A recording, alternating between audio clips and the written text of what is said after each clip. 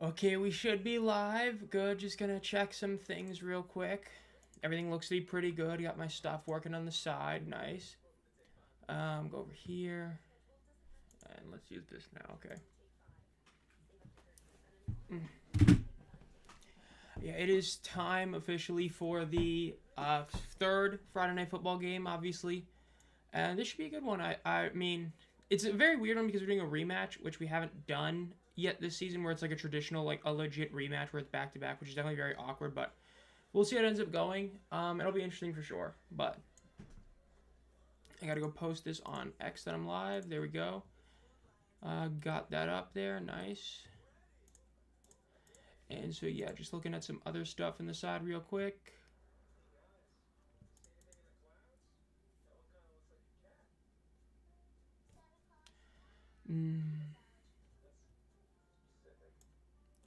Got it, okay.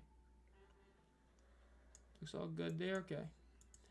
But, yeah, we've got this game going on, so this is going to be an interesting game. The fact that it is a true rematch, like a traditional honest-to-God rematch, back-to-back, is definitely very awkward. We have not seen that before this season, and we're getting it now, so we'll see how it ends up going. Yeah, I was not able to put this up as early as I would like to. Let me put up this poll real quick. Who wins? Who wins? Let's put up Orlando. I spelled Orlando wrong. And Louisville. Didn't spell that one wrong. So, got that. There you go. So, vote on who you guys think is going to win one. Sup, T-Dog. Yeah, this is, we'll see how this game ends up going. This will be a very interesting game in many ways, obviously. The fact that it is a true rematch. It's back in Louisville. The crowd looks to be really good. From everything I'm seeing, it looks to be like a very, very good one. So, we'll see how it ends up going. It should be a good one. Yes. So, we'll see. Let's look over here.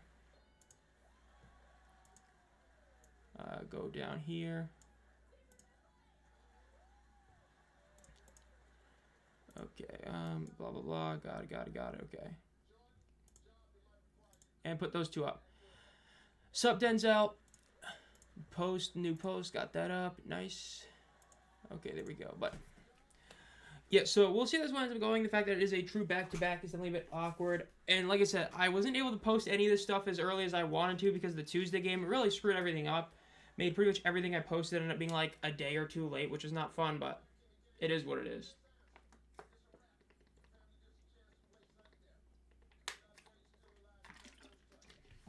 I'm doing pretty good. I gotta go turn my fan on. I forgot that it's that time of the year. I gotta put at least some fan on, or else I'm gonna get way too hot.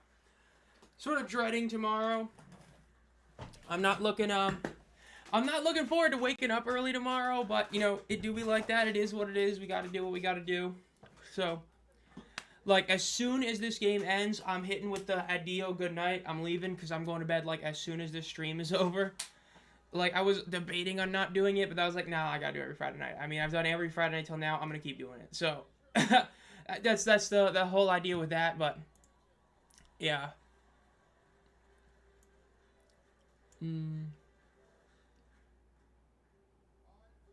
Okay, got it. Put those back up. There we go, but, yeah, so we'll see how tomorrow ends up going. It should be fun, but, yeah. I hope this ends up being a good game. I mean, obviously, it's like last week's game between these two teams wasn't that high scoring of a game. It was, you know, like 19-9. Obviously, Jack Plummer did his, you know, now classic, super, you know, check down oriented offense. But we'll see. I'm going to the DC game tomorrow, so got to get a bit early. I say a bit early as if like I don't got to get up super early, but I got to get up super early so I can get there. Yeah, it'll be interesting for sure. Like, of course, the two UFL stadiums I've been to aren't traditional ones. In a sense that normally they have on-site parking, and obviously you should prepay, but with, like, these ones, you got to get a parking garage stuff, so I'm just hoping that that goes well tomorrow. Just a bunch of awkward stuff, but we'll see how it goes, but yeah. So, going to the DC game tomorrow, so that's why I end up having to get up pretty early. Alright, we'll see you in a bit, Denzel. Let's go over here. We're gonna get a vlog on the channel. A true vlog, probably not, but I might do something. I don't know for sure. But I don't know. I kind of at least got to get there first. I got to make sure I get there, get parked and all that, and see how it goes. Sup, Adam?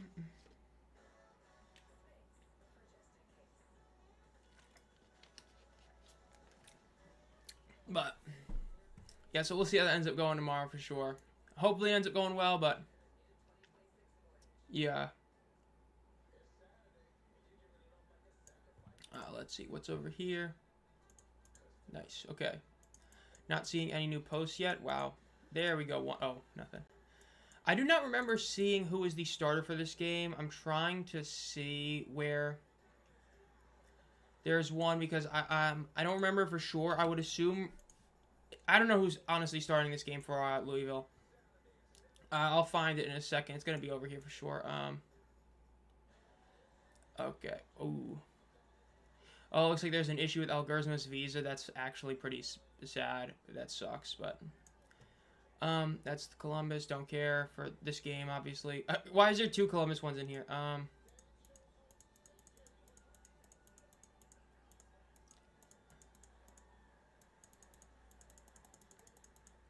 There we go. Wow, they're starting Jason Bean again. Okay, that's definitely a choice. They're starting Jason Bean again. We'll see if it ends up working out for him. I don't know for sure if it is, but we'll see. Shane Bowen is defensive assistant. Oh my god, what a legend, Shane Bowen. That's an icon right there for all the wrong reasons. Sup, Nope, and I see you here. Hey, I don't know about the GOAT, but hey, we'll see. We'll see for sure. It'll be interesting for sure, but I don't know, man. It'll be a fun one.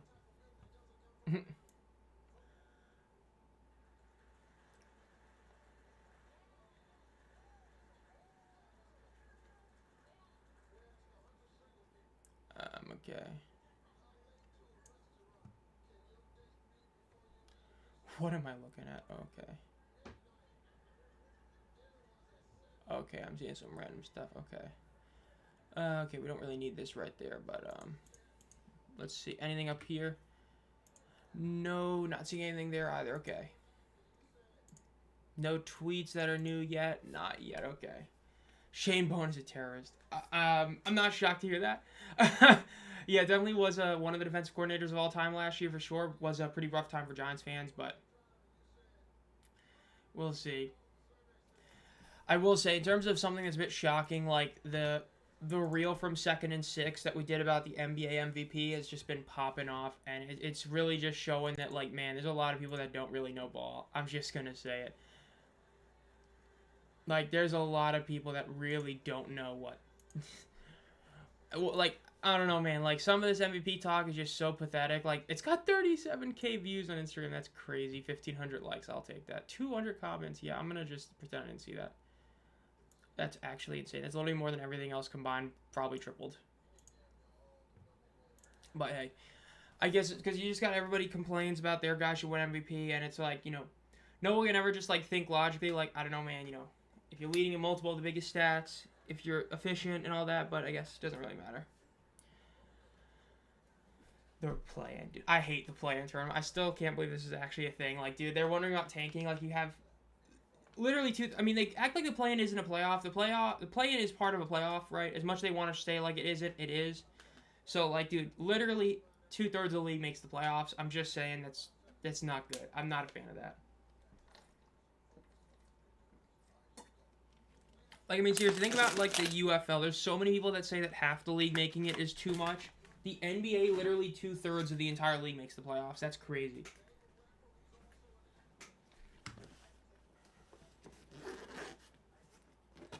Let's see. Get another drink out. It's not. 0-2 and they showing up. The Kings fans, yeah. Seeing all the Kings fans show up, because apparently, for those of you who don't know, it looks like the ticket map is really good. That's actually what I wanted to look up. That's the thing I wanted to look up real quick. I wanted to look up the Renegades, because I believe that I was thinking about the Renegades issues. Tickets. Not those Renegades. Dallas Renegades tickets.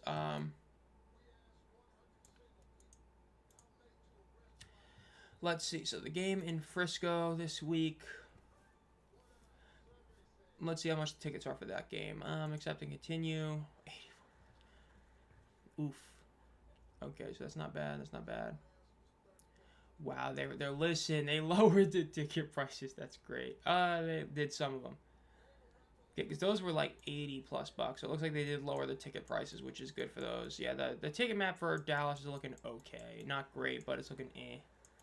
But what the? Oh, general admission. Okay. Level 100 verified seating. Just 17 bucks per ticket is crazy.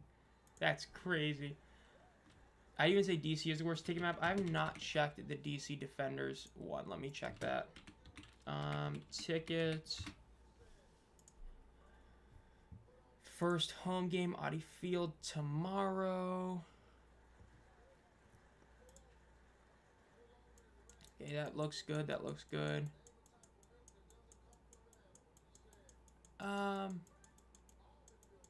Supporter section.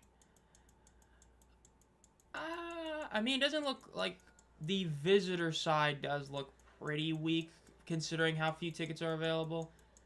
And even the end zone is surprisingly barren, but like the main 100 still look pretty solid. It's just that one other area definitely looks a little rough. At least it's what it looks like to me when I'm looking at it right here.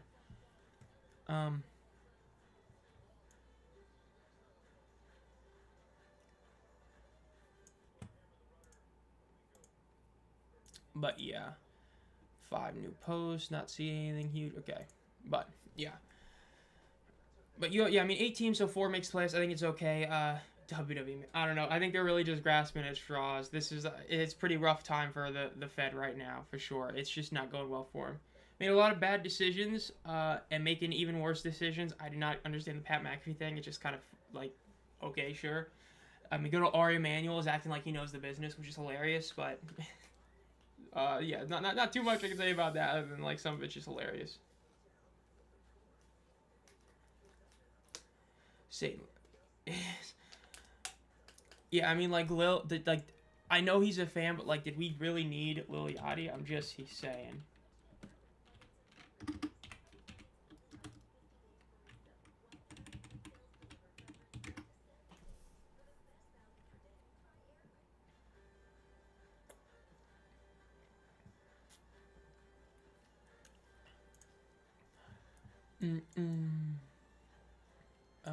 Okay.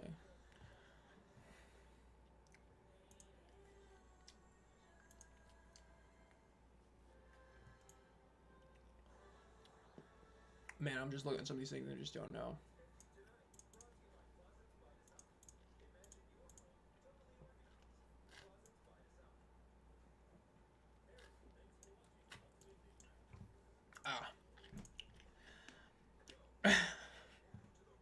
Yeah, the whole Pat McAfee thing is hilarious. It really is.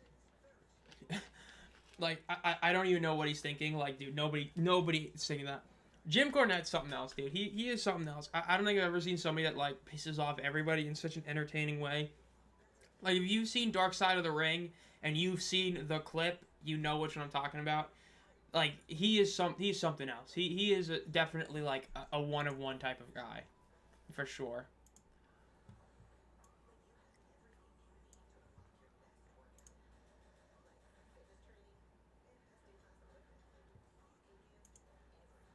It's a cornball. Oh my god.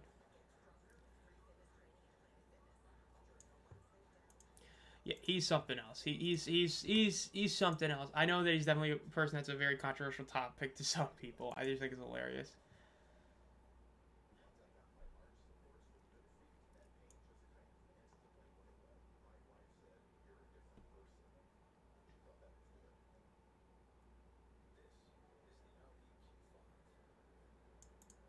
View parking pad. Okay.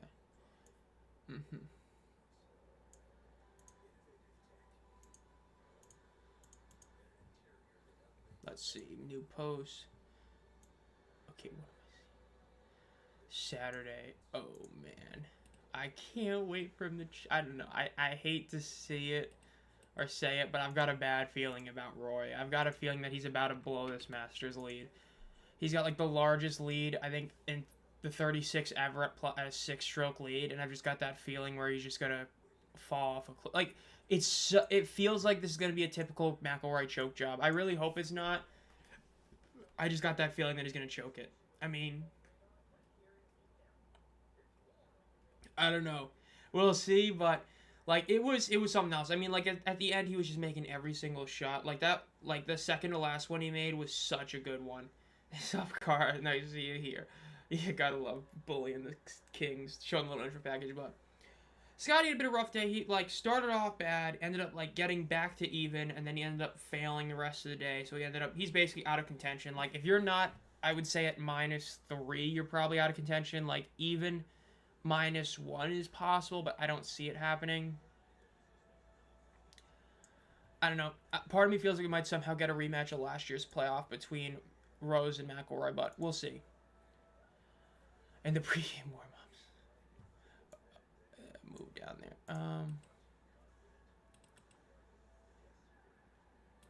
This game, streaming, it's on the Fox 1 Sports, I believe is what they call it now.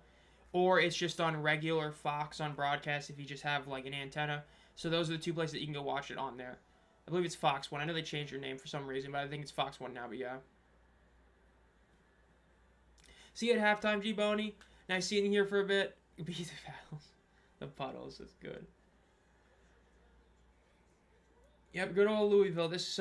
I think there's like 7-ish of these types of matchups, if I'm not mistaken. Something around that where you have all of those, back to back, where you've literally 1 week it's at one place and the next week it's at the other place. Some very weird decisions. I think it's mainly because of travel things. I think they're able to do specific travel things, but we'll see how it goes. But Benny Snell, I love how they're showing Benny Snell like he's been good this year. Like I know it's only been 2 games. With 2 games, no. So remember, vote on the poll if you haven't already. I picked Louisville to win this game. I don't remember exactly what the score was, but I picked them to win like a lower scoring game. So we'll see how that ends up going. But yeah, good old Jack Plummer. This is gonna be something else. Let's go over here. Let's see. I wonder what is McElroy still trending? I bet. Oh, he's second. Okay. Yeah, not shocked with how he played today. That he's up there. I will say, I'm shocked nobody's talked about the Orlando thing. I mean, the OKC thing, because that was definitely some random news to hear on a Thursday morning of the Masters. Like, dude, if you're a sports fan, most of them are watching the Masters, and it's just out of nowhere. You just hear, oh, by the way, OKC, and it's like, okay, really, what? Artemis 2 splashdown, okay. Largest 36-hole lead in Masters history, and it's tied for the 3rd largest in any major. That is the last 4 players went on to win. Oh, that's not good. That's bad. That's bad. That does not bode well for him.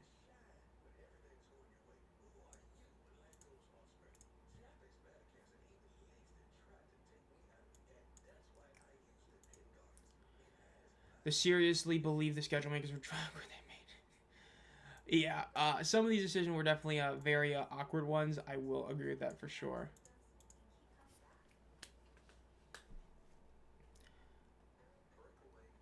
That's like 400k extra viewers. Hey, nice to see you here, Marvin. Man, I don't know. I don't even know why I'm like sort of tired right now. I guess it's because I got that dread of having to wake up so early tomorrow that I'm like my body's like already trying to get me tired. But it is what it is. Sup, Norman? Give me the Oklahoma Outlaws. I mean, I've seen a lot of people being like, we want to bring the Outlaws back, which I think is really cool. I just got that feeling that I don't see it happening, but I don't know. The digital antenna feed is way ahead of the Fox 1 feed for me. Yeah, I mean, I know my Fox antenna is like super fast. Like, I've got traditional, and I know it's like super fast for me, so I definitely am very happy about that.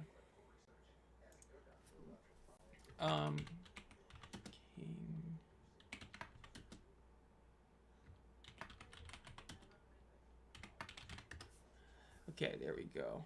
Sent that. Ooh, crap, that's right, I didn't post that. Okay. I have not posted my picks. I gotta do that, like, right now. Images. Okay. So game 4, game 2, open. Those should be the 2. My 2026 UFL week 3 game picks. Gotta get these posted. Okay, and that's one of them. Bam. And then we got to do the other one. Let me do that real quick. The game has not started yet. It is supposed to start in about 5-ish minutes officially, if I'm not mistaken. Post. Let me go to the last post over here. Oop, no, didn't mean to go all that far down. There we go. Control C. Post. Game 2, Game 4. Open. There we go. Put those there. Nice. Now we're being shown some splashdown stuff. Okay. I think that they just showed it a second ago. Like, I say a second ago. Like, 2 minutes ago, they showed on the field that had an 11-minute countdown. So it looks like the game isn't going to officially start until about 8:15-ish, like, officially. So I guess they're going to show this and then start the game is what it looks like. Because at least for as long as that shot that we saw was on the field, like, live, that game still is about, like, 6 minutes before it starts officially. But in terms of the OKC news, yes, the UFL is planning to go to OKC in 2028 as an expansion. That will be one of the 2 expansion markets. Going to be at their new stadium in OKC. One downside is a very small stadium. It's going to be a 10K, so oof. But it's a 10K seat stadium, so the UFL is going to it in 2028 as an expansion market. Overall, very smart idea to announce it ahead of time. Number one, it's going to potentially boost TV ratings in that area. Already, Tulsa and OKC are very strong UFL markets. This should, in theory, boost them even more, potentially to being like 2.0, 2.5, maybe even higher numbers. So in terms of TV viewership, that should be an automatic boost to the league. It should also be helpful in just, getting the idea that the league's going to last because you're already announcing it back there, so that's pretty solid. Sup, Royce? Heading to my brother's to watch the game, but I thought I'd pop in and say hi. I hope so, for sure. Yeah, OKC being the first one is definitely a bit of a shock.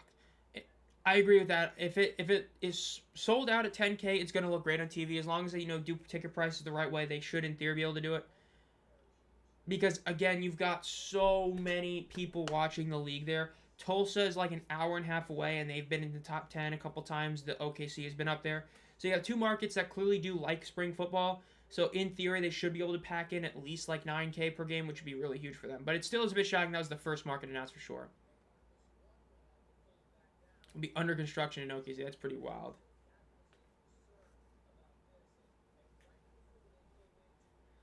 Man, it's just I don't know. I love watching the live play-by-play of, the Artemis landing. Friday Night Lights are coming up. I love that they just post that on there.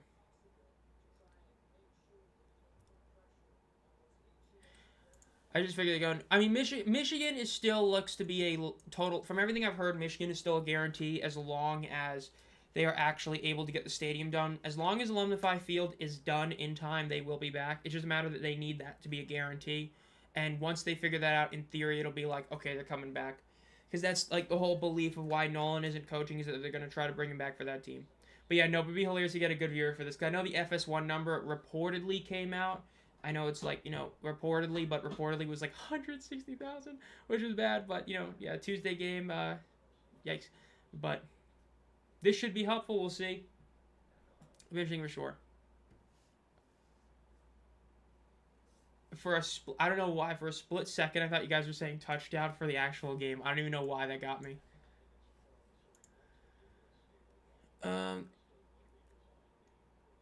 Pre-game, okay.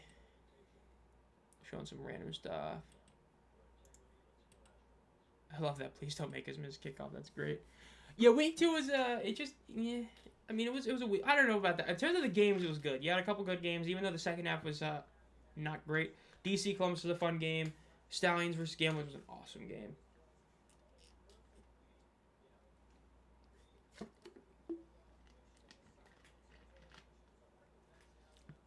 Okay, well, it touched down, so now let's put on the football. You know what I mean? Like, it touched down. They made it. I don't know why we got to be here. But, well, I guess what we got... I guess we'll never know. But we'll see. Scroll up here. Yeah, put the game on. I know what you mean. Big one. Look at that. What? What do you mean this page doesn't exist? Did he already delete the tweet? showing about the game tomorrow. Save a spot for me at the Beer Snake. He's gonna be at the game tomorrow, apparently. I'm so shocked. Oh, he already deleted it, bro. He must have misdid something. That's hilarious. So no missed the game for me. Nice. Love to see that format.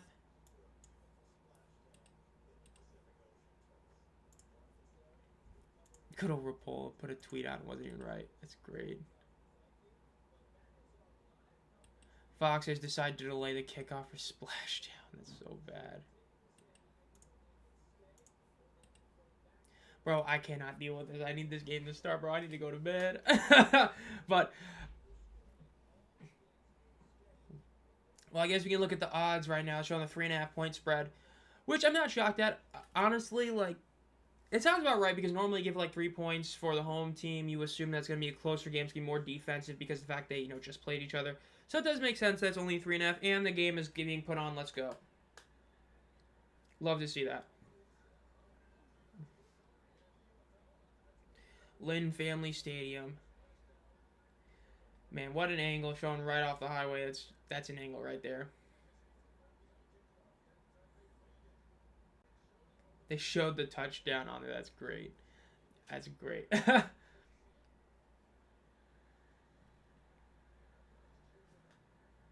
Crowd getting all excited for the little spaceship coming down. It's great. Hey, it is a cool shot seeing that for sure, but who went to a Louisville Kings game with a CD Lamb jersey? They did not just show. I did not just see that. Who showed up with a CD Lamb jersey to a Louisville Kings game? Like, okay, bro. I guess, we a Cowboys fan, but let's see how this goes. Orlando, obviously the road team with their much superior road uniforms versus their home ones. They are going to be getting the ball first. Chris Rowland is in the backfield looking to get this, so let's see. Yeah, I agree, Maverick. This is a great venue, and, I mean, hopefully they get a win here. It'd be nice if they can actually get a win for their home crowd. It's recovered about the 15-yard line up to the 20. The 25, cuts the middle to the 30, gets to the 40, or gets down about 35. So we'll see what Orlando can do with his drive. Again, so far Jack Plummer has been sort of a check down guy, even though, like, yes, there has been a few deep throws. It's mainly just been sort of close ones, but we'll see how it ends up going. Yards per attempt, 9.4. A lot of that is just really great yak from his team. Not going to the Renegades game. Oh, my God. So, Trevor, nice to see you here. It's going pretty good. Just, dreading having to wake up early in the morning tomorrow to head to DC, but it is what it is. I'm not going to miss a Friday night game and Friday night stream. This is, now 13 of 13 that I've done, so haven't missed one yet. In shotgun, 3 receivers to the left, 1 to the right. Or remember, I have 2 on 2. Calling an audible, 2 seconds left on the play clock. 1, ball is snapped. Hands it off, and it is going to be a solid 6-yard gain for the Storm on their first play. Nice. What's up, Deep Sea Sleeping? Thank you for that.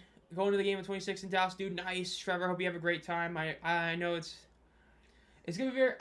I'm looking forward to tomorrow. I'm just not looking forward to getting there, but I hope I have a good time. But I hope you have a great time in Dallas at the new stadium. I'm giving my respect to Louisville fans, even with the OT. Yeah, I mean, this is still a pretty solid crowd for them. Hopefully they can get a win here. It'd be really nice. Nice to see here as well, Worky. In shotgun, 2 receivers on both sides of the ball. Running back 2, Plummer's left. Ball is snapped. They fake the handoff. They throw it, and it's going to be caught about the 50-yard line. Should give him about the 49 in enemy territory with the forward progress.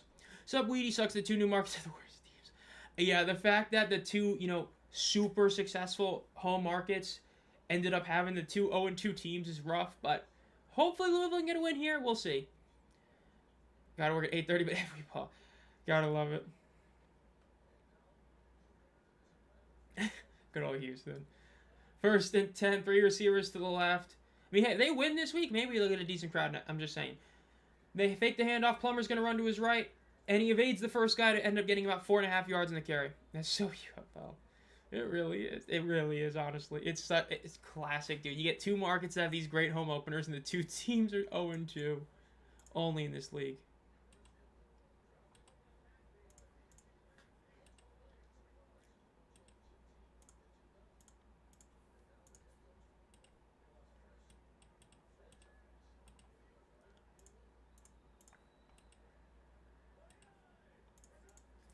Ball is snapped. Throws the check down to Roland, cuts to the left, and he gets about 1 yard on the carry, so it's going to be, or on the reception, it's going to be 3rd and 6 for them. Man, it looks like, damn, everybody's going to this DC game tomorrow. Apparently, Larson's going there. Rapoli's going to be there. Ooh, Rapoli.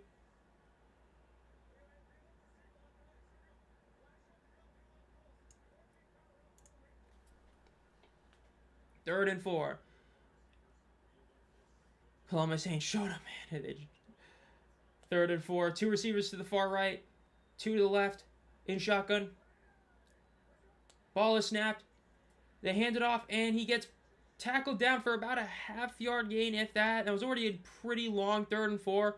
They're probably going to go for this here. This will be just probably too long a field goal for them. They might go for it. This would be a super long kick. We'll see. I would assume they're going to go for this here, and it looks like they are. They got the offense still on the field right now.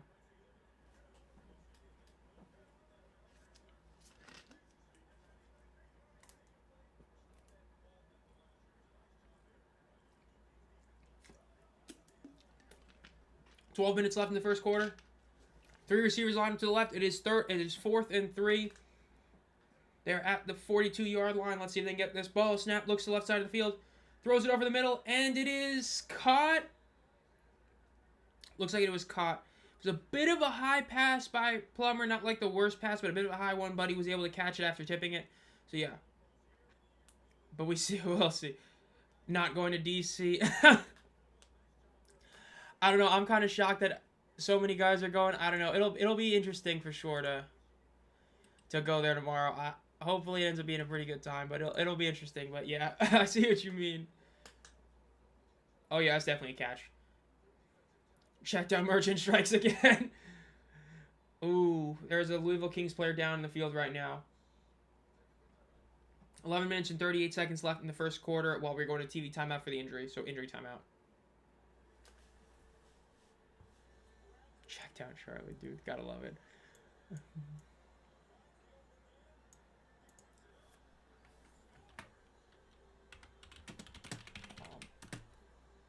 Let's put this one out here.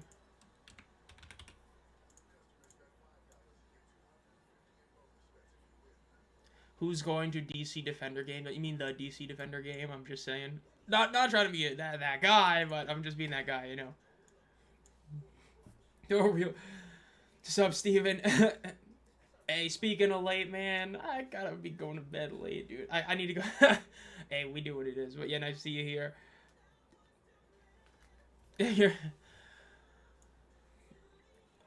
I still love the end. He ended up redoing that post just to do it. That's pretty funny. My brother in Christ, I sent you all my pics.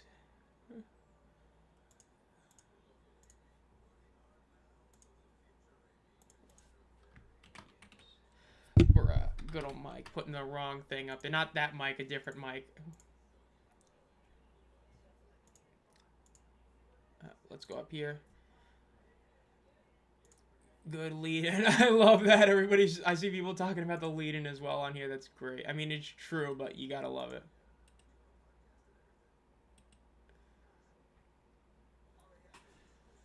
Oh, I see what he's... Wait, no, I don't. I don't know what he's doing.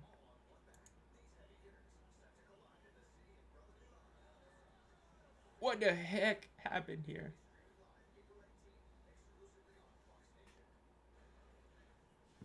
For that one, check down Charlie. Yeah, I definitely have put this out into the world of this, calling him a check down merchant. 2 weeks into the season, I'm calling him a check down merchant. Oh, we'll see. Let the old man take his check down.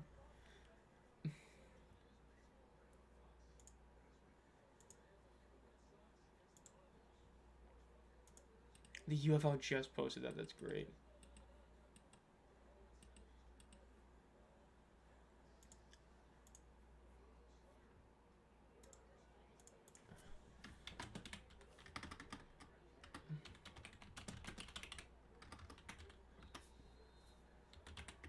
I mean, you think Fox gonna okay. Dude, ESPN, if they recognize me, they'd want to kill me. I've said so much bad shit about the ESPN broadcast over the years. 1st and 10. They fake the handoff. Plummer looks to the left side of the field. Throws a deep pass. And it's incomplete. Though that wasn't on him. His receiver should have caught that. It was in his hands. And he didn't catch it. Shocking deep pass and didn't work. Just hilarious, but yeah.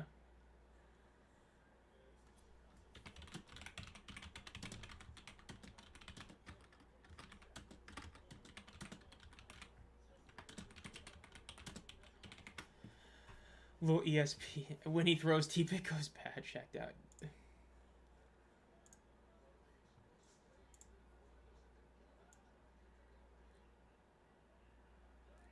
Second and 10. Ball is snapped. Looks to the left side of the field. Throws it right over the middle, and it's incomplete. That was a bit of a Jalen McClendon play. That was a bit of a, like, let's throw a rocket ball 2 yards in front of him kind of play right there. So it's 3rd and 10. Also, not being on ESPN is crazy. I want to see the Kings win a game. Hey, I hope they get this win too. Not just because I picked them, but because it'd be great for this team and this market. I really do hope they get it for sure.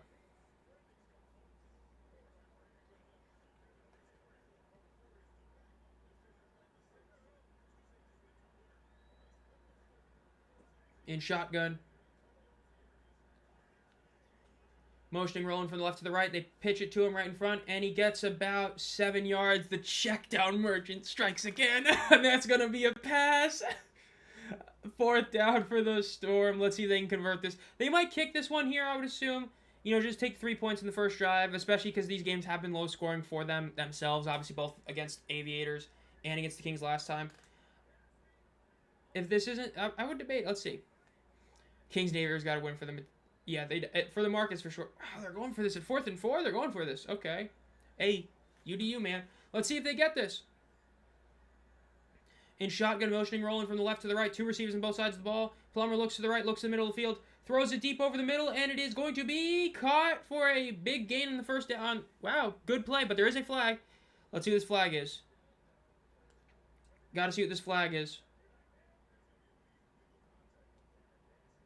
Sounds like it might be on the defense there. Oh, okay, they're calling the pass incomplete, though. Are they getting a bailout then? Yep, so it looks like it's going to be an incomplete pass, and it is going to be a penalty on the defense, so they get bailed out. Gotta love the bailouts.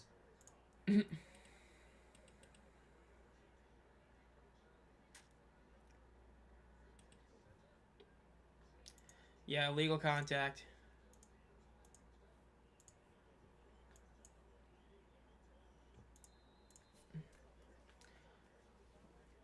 Let's see this replay. I want to see the replay of the throw. Yeah, that was a bad throw. That was a bit of a low pass. I mean, that was like, if he threw it a little bit higher, that would have been right in his stride. To announce it that way, ref. They throw the pass to the left. It is caught for about 5 yards, and he gains an extra 5 yards of yak. Gotta love it. First down for them. Sup, Horizon? I haven't watched a ton of it. It's one of the things I've meant to watch a bit more, but usually whenever it's going on, it's like, you know, the UFL is going on. It's like the heart of the PGA, so I just don't get time to watch it. Plummer throws to the right, and it's incomplete. It's going to be 2nd and 10. Do some team characters like Rossi. Orlando's 2 up 4th downs. Let's see what happened here. Let's see. They're probably going to spend another 10 seconds before they snap this one. Check down Merchant. Hey, I'm just saying. I watched 2024 McCarron. I called that out so early that bro was throwing just 85 screen passes a game. And when I've watched Plummer through 2 weeks, I'm seeing that same thing. I'm just saying. 2nd and 10, ball is snapped. They look to the middle of the field, look to the right, throw. It is going to be incomplete. It might be a bit of a... Okay, yeah, there's no flag. I was going to say, it looks like a bit of exaggerating, so no flag. I think it's a correct call. Going to Mark. Dude, nice. Hope you have a good time there. For sure, Horizon.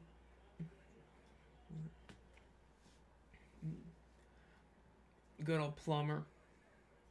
Hey, yeah, and that was another overthrow by him. That was a bit of an overthrow right there. Michael Slayman Thomas. Oh my god, dude. You're not kidding. Dude, Peaks. Dude, derogatory nickname. That might be the best of all time. 3rd and 10 for the Storm. 3 receivers lined up to the right, 1 to the left. Running back to his left in the backfield with him. Ball is snapped. They barely got the play off. Throw it over the middle. It is caught for 5 yards. Another check down. The Merchant. Dude, Slant Man, that's iconic. When you hear Slant Man, you think of Michael Thomas like that. That's the most iconic. that might be the most iconic derogatory nickname. Like, I know it's become derogatory by, calling JJ 9, but that's kind of self-inflicted. But Slant Man, dude, like, iconic. That's one of the all-time nicknames, period, even though it's derogatory. Because dude, if you watched him in that Drew Brees offense for those, 2 years, oh my god, dude. Peak check down, dude. 150 receptions, and damn near 100 of them were slants. The kick is up, and he misses it. It's not even that close. The kick is up, and it's no good. Louisville ends up getting the ball back at 0-0 after an 8-minute drive. Unethical football. Blitz boy. No, best in the nation. That's the better one. Never forget that intro. I'm the best in the nation in his PFF graphic. I know PFF is, it's hard to be, serious, but, he was, so low rated. That's a classic, though. Best in the nation.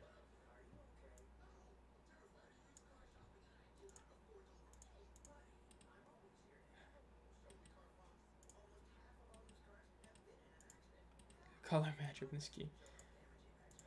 Let's see.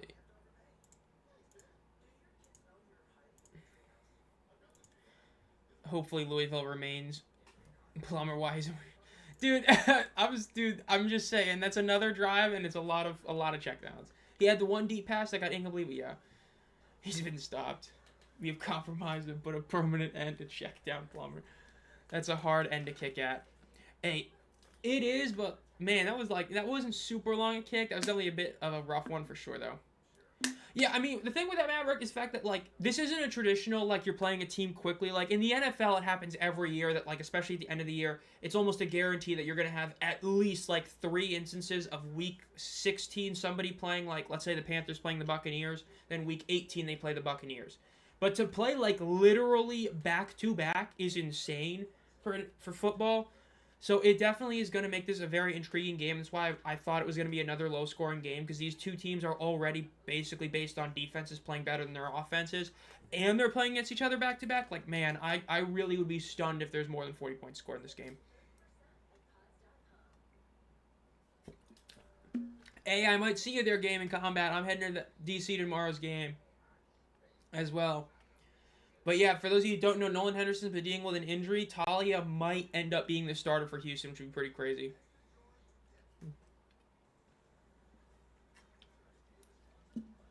The Storm helmets look bad. Dude, the Storm uniforms are, yeah. I like the uniforms, the road unis, but the home one, Trying to bring in the hockey fans. You're not wrong. 2025 kickers could never. I'm behind you today. Yeah, good old Fox broadcasting. I love having such a good antenna for Fox. I don't know what it is, why mine is just so good, but man, it's so good. Okay. Look at the standings. Good old 0-2 and 2-0. We can get that. Let's see. In shotgun, 2 receivers on both sides of the ball. Ball is snapped. They fake they hand it off. It's going to be about a 5-yard gain. Wow, a 5-yard gain from the Louisville Kings ground game? Damn, we might be into an iconic game all time for them. Why am I not shocked about that, dude? It's probably the same thing with the college football. They ended up having college football had a weird thing where they were somehow not allowing, but they were allowing the games being broadcast on YouTube, and it's just super stupid. So yeah, that's a good call on that one. JG9. Ball is now, they throw it quick to the right. It's going to be a first down for the Louisville Kings. Because I know last year, I don't know. Kind of worried about the Gamblers QB situation tomorrow. Look, I mean, I know there's a lot of things because he hasn't been great everywhere else, but Talia has played under Kevin Sumlin before. So there is some cohesion there. And, I mean, hey, back-to-back years, Houston's best quarterback was QB3. So you never know. Just saying.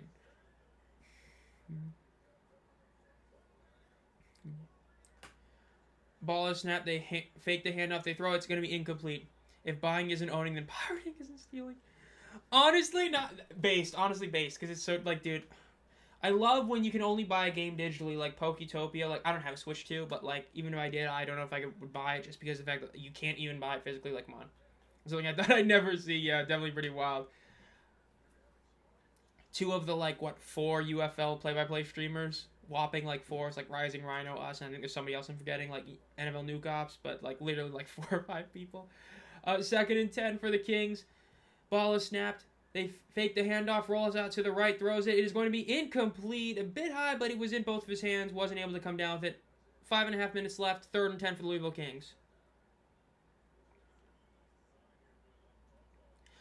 I don't think the Brahmas do, especially with there being 2 Texas teams.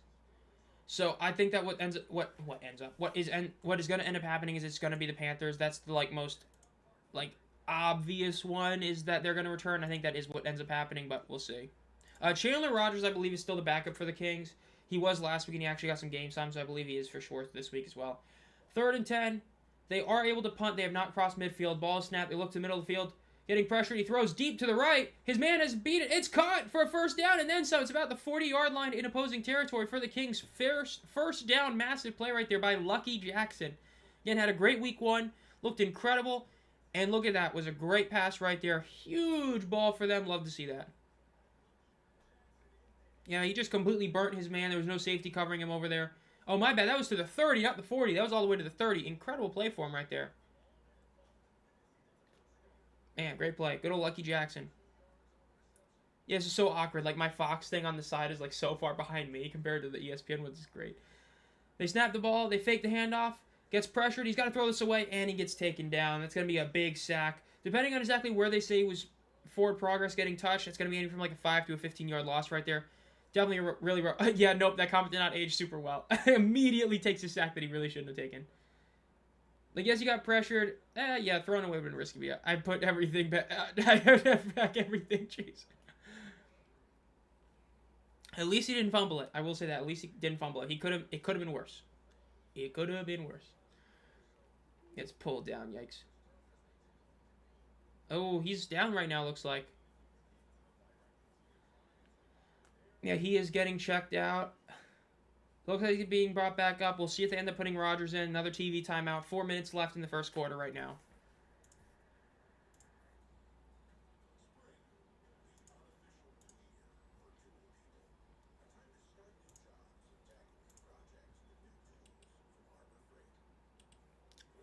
It's looking rough this year, honestly, it is.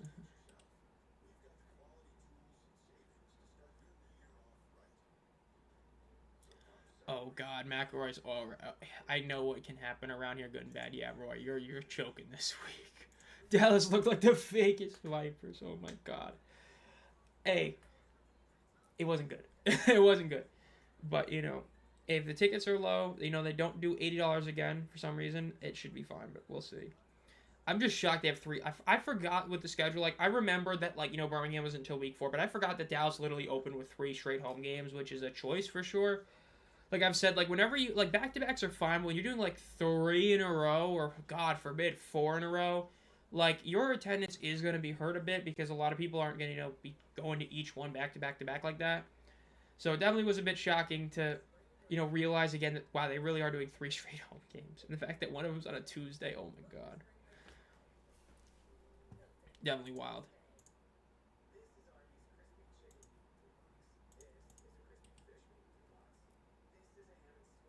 Leon O'Neal Jr. is going to the Aviators. Ooh, that's good. That's a big move for them.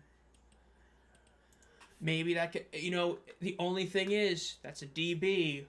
That ground game defense is ass. So I don't know if that's like that's a great move, but it's like, is that the move you needed to make? Cashman.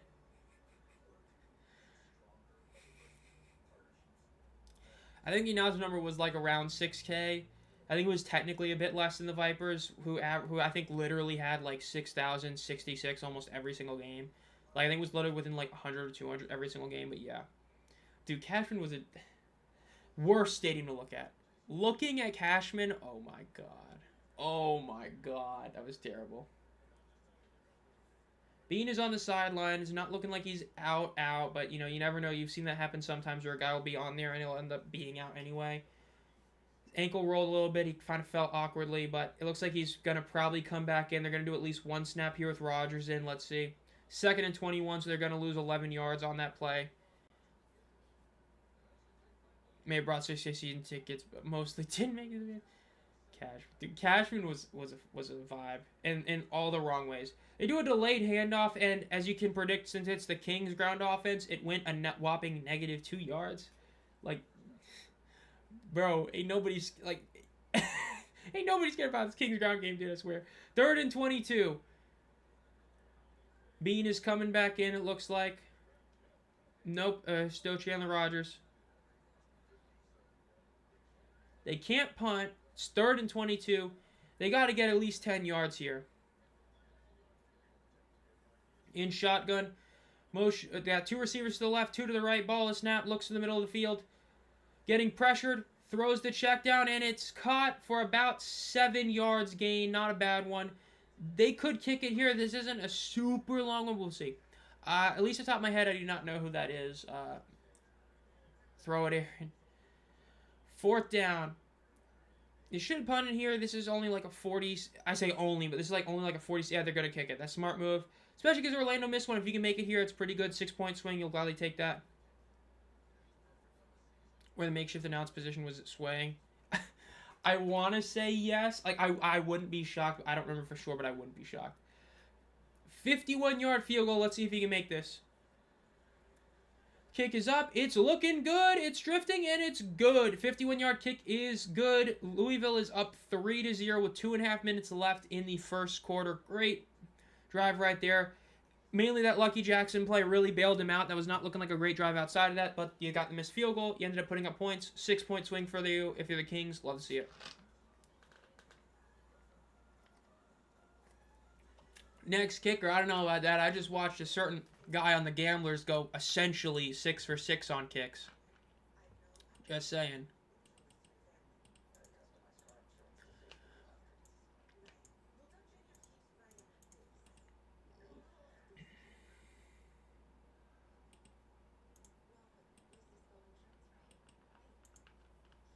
Thunderstorms and flooding. My TV's behind about 45 seconds. Thunderstorms and flooding. Damn, bro. What's going on? Damn, I hope you're safe. Just now kicking. Oh, wow. Yeah, you are behind. That's pretty wild. Yeah, it's like my ESPN.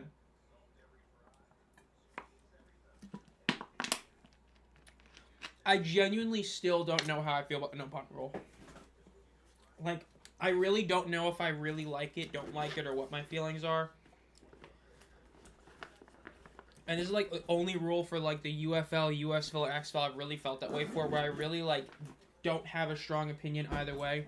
Like, I see the argument for and against it, but it's a rule. I wouldn't be against it, but yeah.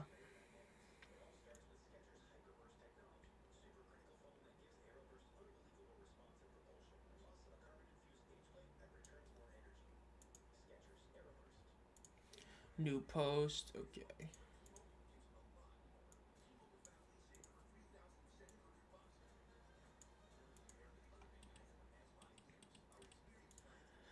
They got cursed by that team. It's fun. I do think it's fun. I think the one thing with the rule that I'm like about is just the fact that it's like, you know, when you do lose yards, it's so awkward about it, but yeah. I don't think they're going to do anything during the season. I really doubt that ends up happening. This is only a 10-game season. But if they do, like, I think they probably lose this week. I mean, they got a really bad matchup going against the Renegades. Oh, my God. Like, I've got a bad feeling. I think they're going to be beat by almost 20. Like, part of me feels like my prediction was, like, being generous to Columbus. I hope that's not the case. The only saving grace is I think that their offense is going to be better, but their defense, man, is so bad. Like, to me, that's been the biggest thing, is that the fear about them having the, on paper, heading into the season, clear-cut worst defense coordinator, because every other one has some level of legit experience but him. Through 2 weeks, again, not a huge sample size, but through 2 weeks, been insanely true. Looks like Orlando's going to get the ball at the 40-yard line. The kick did not reach the landing zone. So, big break for Orlando. Let's see if they can do something with it. But yeah, that Columbus defense, man, oof. It's rough. It's rough, for sure. It's a rough defense, Steven. That's the biggest issue.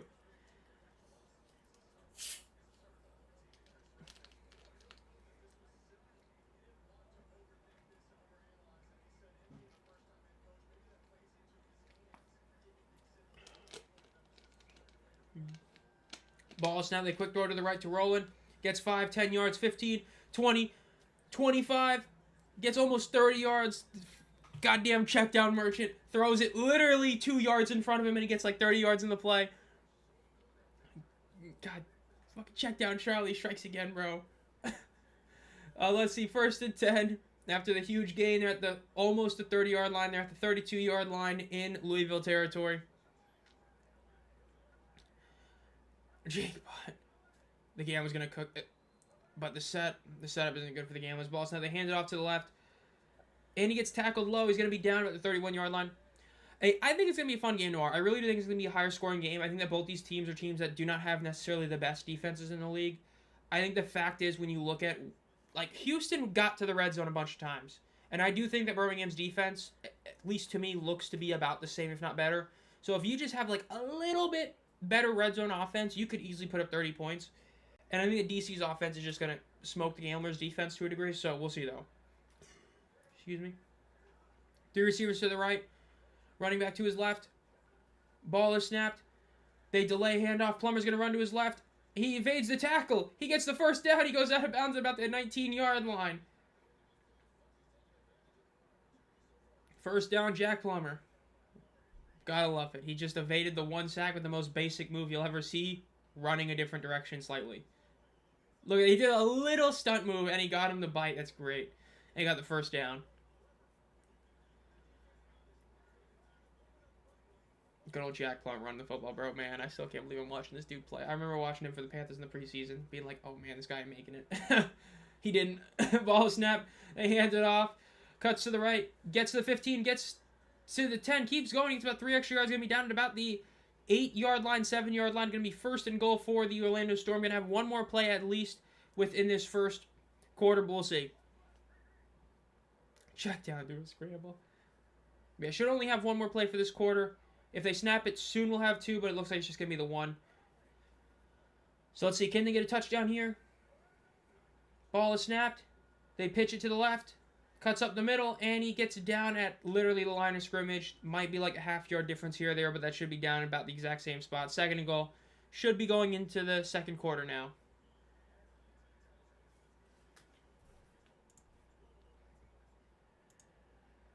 Still ain't too long, man. Hey, he's thrown a couple. He just hasn't, completed one. If we're gonna be fair a little bit, But yikes, good old check down, Charlie. Oh man, I gotta check because we're heading into the half. I gotta check the stats. Okay, 69 passing yards. Oh, they not show it on here? They don't show it on here. Oh no, they're hiding it from me. Okay then. I'm gonna have to go on the other site to do that then. Let's do that then. UFL. This is the game of all time. Hey, I really did believe this was gonna be a low-scoring game. The fact they were playing right back-to-back against each other, I just had that feeling. Oh, typical UFL, just a little rant. If you go to the official UFL site and you check their stats, they still show the second number, which last year was meant for the conference record and all that. But since there's no conferences, it's just the same number for both of them. So you just, if you go to this game right now, it's literally 2-0, 2-0, and 0-2, 0-2, which hysterical. You gotta love it. But right now, oh my God. Yes, I know it's one that Chris Rowland, but right now, Jack Plummer has 69 passing yards, and 54 of them are from Yak. Yes, he had the one deep pass that was kind of dropped. Yes, he did throw a couple that weren't, great throws or caught. But right now, again, Yak Merchant, bro. This is like that. It's not to this extent. If you guys know the ultimate Yak performance, I don't remember if it was a preseason game or I think it was the first week of the season. Like a year or two ago, Justin Fields had 3 receptions for 150 or 3 completions for 150 yards. He took 2 checkdowns that went for touchdowns. It ain't to that degree, but, man, bro, it's a lot of yak for this guy.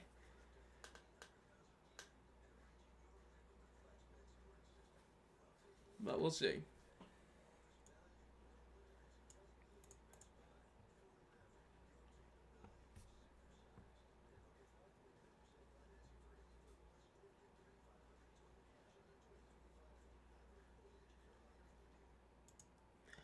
Jack Plummer gotta go.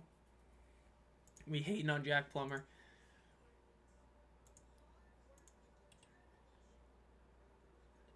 Can't be worse than San Antonio, but my oh man, that's great. Bro, clowning on these uniforms, talking about Memphis, San Antonio.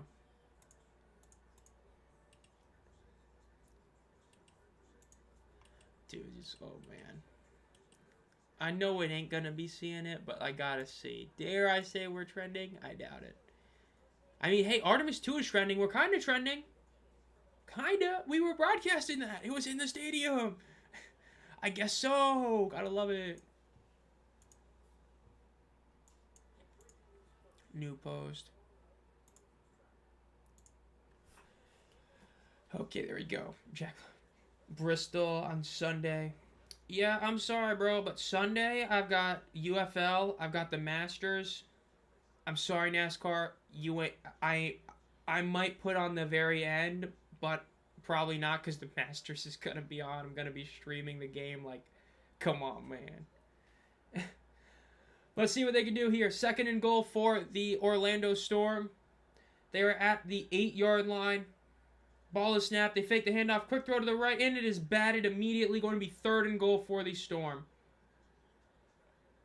With that kind of play call, you do assume that they are going to be kicking on 4th down if they don't get it. If they were planning to go for it on 4th down, they definitely would have ran it there to try and get at least like 3 or 4 yards. If they run it here, I think that'd be a bit of a weird decision, but we'll see how it ends up going for sure, but we'll see.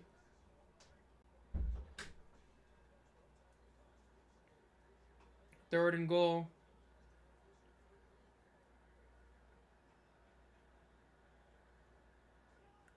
In shotgun, 3 receivers to the right, 1 to the left.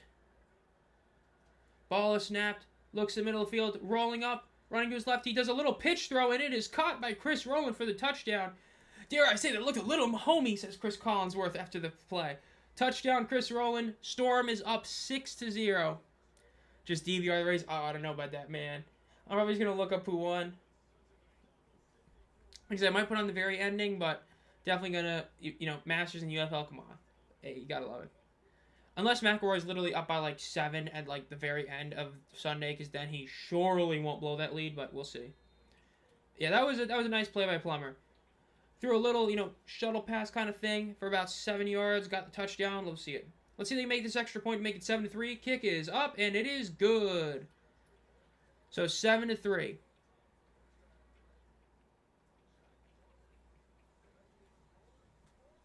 Tough call for me at 3 p.m. Sunday. May depend on how the tire wear is. Man, this is a pretty solid time of the year. Like, I know it's people always talk about like this time of the year mainly. Like they talk about May and June as well as like October for what's the best time for a sports fan. Even though there's no NFL, I would argue this like around this time is the best because you're at the very heart and tail end of like the Premier League, La Liga seasons. The Champions League is getting into its knockout rounds, like its deep knockout rounds. You got the UFL starting up. This is the start of like some of the big area for golf, the first true major of the year. NASCAR starting up. Baseball's in its early stage at the end of the NBA and NHL regular season. Like this to the next like 2 months is like such a good time for sports that even without the NFL, because even the NFL, like you still do have like the draft coming up in a couple weeks. So you've got a lot of stuff. Hell, even if you include wrestling, you're at WrestleMania time. Like this is a really good time of the year for sports. Like, October is really the only, like, month that can compete, and that's just because you have 2 leagues starting up and you have the NFL going. Yeah, that was a long shuttle pass for sure. Definitely a bit of a high risk, high reward, but he got the high reward for that one. That was definitely a bit of a risky one. I forgot that I still got this up, so let's end this. And I closed it in the wrong thing. End poll. So let's see. In the end, it was 61% for Louisville. Wow, okay. A lot of Louisville fans here.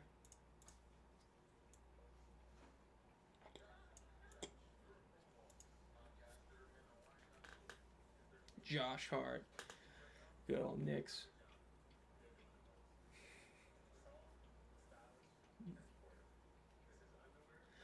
Okay. Well, let's see what the Kings can do on this upcoming drive. It's going to be interesting to see if they can get something else. Since the Brahmas are deceased, I picked the Aviators back over. They suck the Kings, and that's screwed right now. One thing I like is about good old Danhausen. Had that terrible debut, and then it's been great since. Good old Danhausen. He's a legend for sure.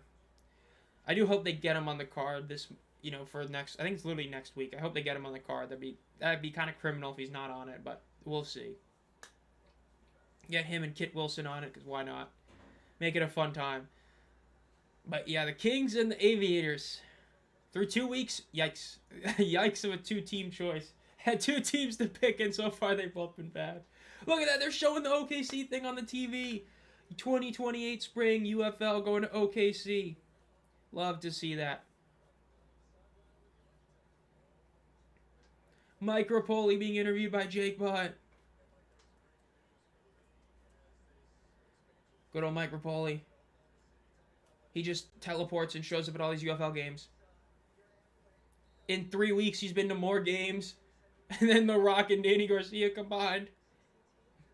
From all those times, it's... Oh, man. Kick is up. If you do purely UFL, probably more than Moose. If you do USFL, probably not. Moose went to a lot of USFL games. But UFL, I don't believe, went to as many. Returned is about to the 34-yard line. I don't know what's wrong with me. Disregard. Love the guy in the background with the Noble shirt on. Just classic.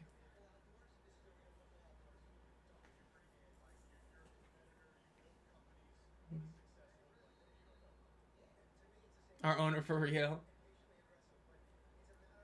Patiently aggressive. That's a good way to view it for sure. I like he is owning up to the fact that he really butchered the shop. I am glad that he owned up to that. Ball snap, they hand it off, cuts to the right. And in typical Kings fashion, it is about 1.5 yards.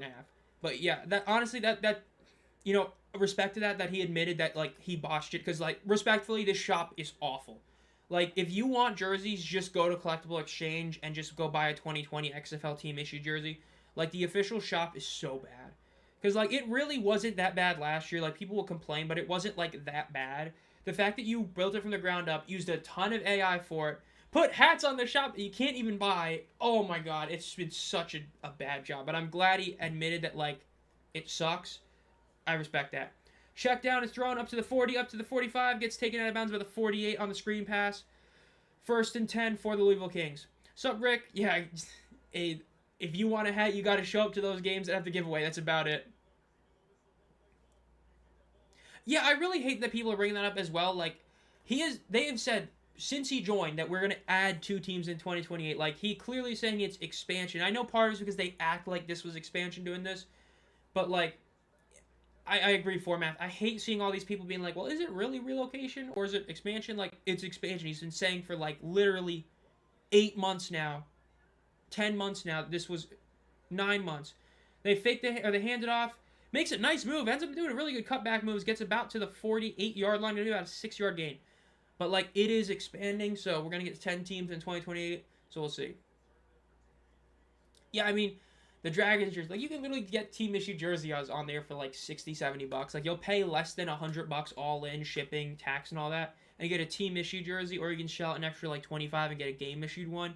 Like, compared to the UFL shop, you can spend, like, that much to get, like, a sweatshirt, maybe. So, yeah. Finally a playworthy. 2nd and 5 for the Kings. Ball is snapped. They hand it off up the middle, and it's going to be about a 4-yard gain. That might be the best back-to-back ground game we've seen for the Kings all night and all year so far. Like, solid plays right there. It is 3rd down. They are going to be forced to go for it on 4th down. I would just run it again. You've gotten 4 yards in back-to-back plays. I'd go for it one more time. If you don't get it, you can go for it again. I wouldn't be too shocked if they do some sort of deep pass, do a play action, but I'd probably just go for the 1st down here. Keep the drive alive, try to get into field goal range to at least make it a 1-point game, but we'll see.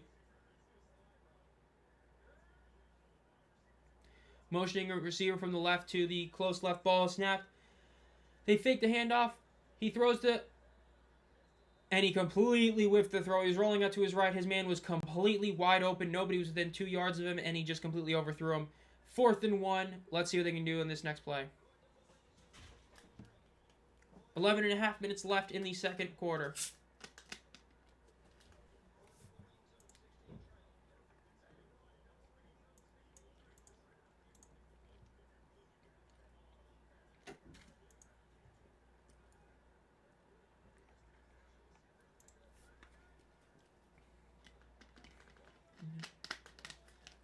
Ball is snapped, handed off the middle, and it's going to be taken down for about a 2-yard loss. They're going to turn the ball over on downs. Should have run in on third down, but hey, they end up losing about 2 yards there, so Orlando got the stop, and they're getting the ball back close to midfield. You know, even though, like, yes, it was I don't like the play call to pass it. That was on Bean. That was a free first down type of throw. He completely whiffed the throw and ended up being incomplete. Forced him to go for it on fourth down, obviously, because you have to. And then you do the super predictable play. That's why I would have gone for it on third down with the rush, because it's not as guaranteed that you're going to run it like that. Yeah. Because they didn't say expansion, I was just confused considering everyone was saying expansion yesterday now during the game. Yeah, it really is, in all honesty, format, it's because the UFL themselves have... It comes down to the fact that it feels like they are trying in a way. The best way to put it is to pull a OKC Thunder sort of thing, right? Or like a Ravens thing. Like the Browns consider themselves to have a history dating back to like, you know, the 60s and like the AAFC, even though they don't. The Ravens do. The Ravens' all-time best running back is Jim Brown. The Ravens have Bernie Kosar. But they don't do that, right? They instead acted like they were an expansion city. They weren't. And they kept the Browns. So that's part of the issue. The UFL did that to these markets in a way, where they're trying to act like these are truly brand new markets. They are expansion teams, when they're not really expansion teams. So that's part of the issue. So then when you do say expansion for OKC, you don't view it as true expansion because you called the Storm an expansion team, which they weren't. The Kings an expansion team, which they weren't. And the Aviators, which they weren't. You know, you let them keep the rosters they had. So that's part of that issue, and why they do that is because they did that. I thought Bean was going to take off. The very ending of that game, week 1, was definitely what really hurt him. That deep pass that was intercepted, and then, the bad sack he took. Those are rough. And what he did play last week, he was bad as well last week for sure. I really need the Kings to win for that. I agree. The Kings, their fans have showed up tonight again. They really deserve to have their team at least win one early season game, but yeah. Yeah, I mean, Lane's talking about the overthrow, like, it's been yikes.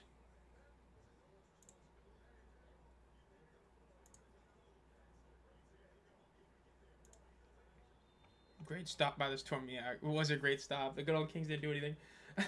Let's see what Orlando can do here. They're at about the 45-yard line exactly in their own territory. 55 yards to get to the end zone. Let's see if they can do it. Ball is snapped. They hand it off. Goes directly in the middle. Gets about 3.5. Keeps pushing about 4 yards. They might give him a bit more, but about 4 yards on the carry. Should be about 2nd and 6. 11 minutes left in the half.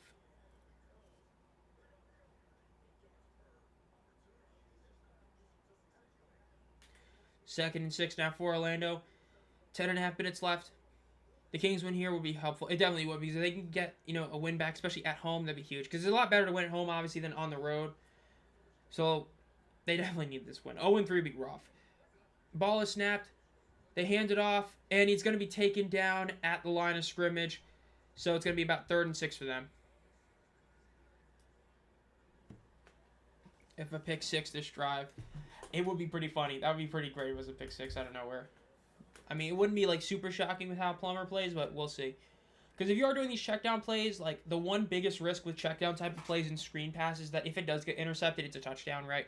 That's just how those plays develop, that if they get intercepted because somebody jumped the route and then it's a guaranteed touchdown. But we'll see. Wow, they gave him a yard in that play? Okay, we're being very generous today, officials, aren't we?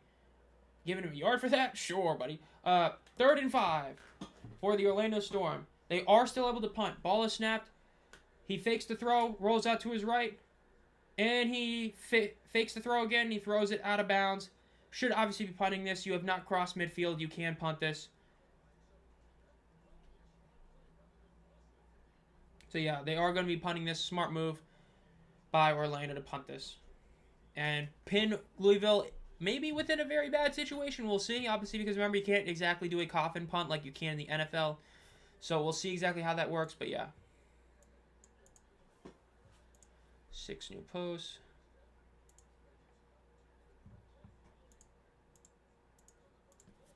And they are going to be punting this for sure. Let's see. The punt is up. Drifting. It's going to be recovered at... Ooh, it's muffed! Okay, he gets down about the 15-yard line. Lucky Jackson did muff it. He did get the ball back for sure. But it's about the 15-yard line. Bit of a scary situation right there, especially with one of your best players making a muff like that. Ooh. Bit scary, but all good, though. So, let's see.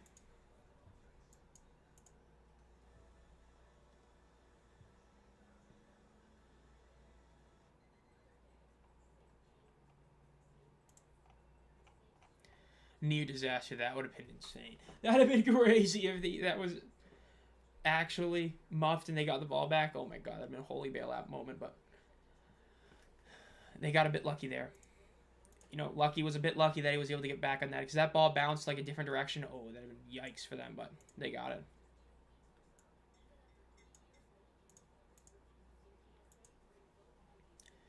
Go to live post. There we go.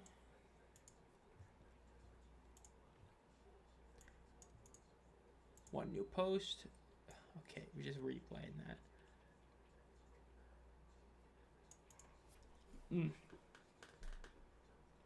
Still a commercial break now. That with the Kings. Man, I honestly wouldn't be shocked if Chandler Rogers comes out here. Like, that was a pretty bad drive from Bean. Like, that's another one of those drives where, like, that's on the quarterback. Like I said, the play caller deserves it. Like, Logan has not been a great play caller whatsoever this year because they should not have passed it on third down because then if you didn't get it, it makes it very obvious you're running in fourth down. With that being said, the fact that Bean missed that throw with an overthrow, the fact that he's had a couple, he did have the one that was legitimately dropped, I'll give it to him, but most of these deep passes have been overthrown or underthrown to some sort of degree. And once you get past the great, and it was a great play, Lucky Jackson, it's been a bit of a rough day for him so far, and especially consider last week, he was oof. So, I wouldn't be too shocked if we see Rodgers come out, but we'll see. The noble advertisement, you actually got UFL players. You gotta love for Poli getting those UFL guys in there. You know, of course, Teama is the most recognizable, seeing him in there. Gotta love it.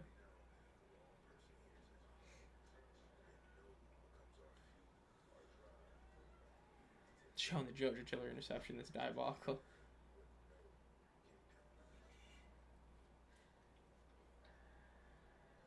Gotta love this. We weren't getting this kind of shot during a couple of those games last week. Actually showing the crowd. Again, it looks like a great crowd again.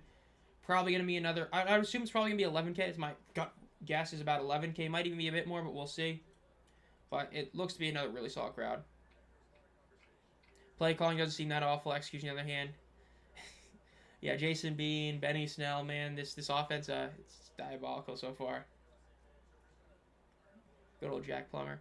I can't believe it. They're interviewing him after he's off the field and not when he's literally heading into the huddle. Oh my God, it's almost like it's not that hard, ESPN. Bean gets a snap. It's a deep shot, and it is... Okay, I guess I should talk trash about him more. It is caught at about the 45-yard line. As soon as I said something bad about him, literal perfect ball right there to Prather. Huge gain about to the 40-yard line. Massive play right there. Almost 50 yards right there. Beautiful pass. It was literally almost a perfect throw. Let's see this replay. Great pass. Like, you could... Because he, like, had that little pull and trip, he literally couldn't have thrown a better ball than that. Because the only reason it didn't look perfect is because the receiver had something happen to him. Great pass. They hand it off. They do a little pitch play. It's going to be a throw. And the receiver throws it. It is caught for the 25-yard line. And he keeps going. Gets a couple more yards. They do the trick play and it ends up working. Jackson with the throw, bro. He's just trying to do everything. He's trying to show that he should be this team's starting quarterback and running back. Great play right there for the Louisville Kings. They need to feed Benny. I hope so, because it's been a rough first 2 weeks. Let's go. Yeah, that was a great play right there. Love the trick play action. Lucky Jackson throwing a 21-yard pass. Dude, Lucky Jackson immediately threw a deeper pass than Jack Plummer. I'm just saying. I don't hate the messenger.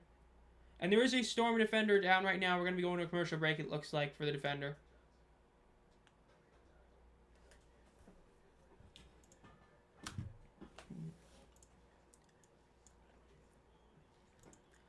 Six new posts. Not seeing anything massive. Okay.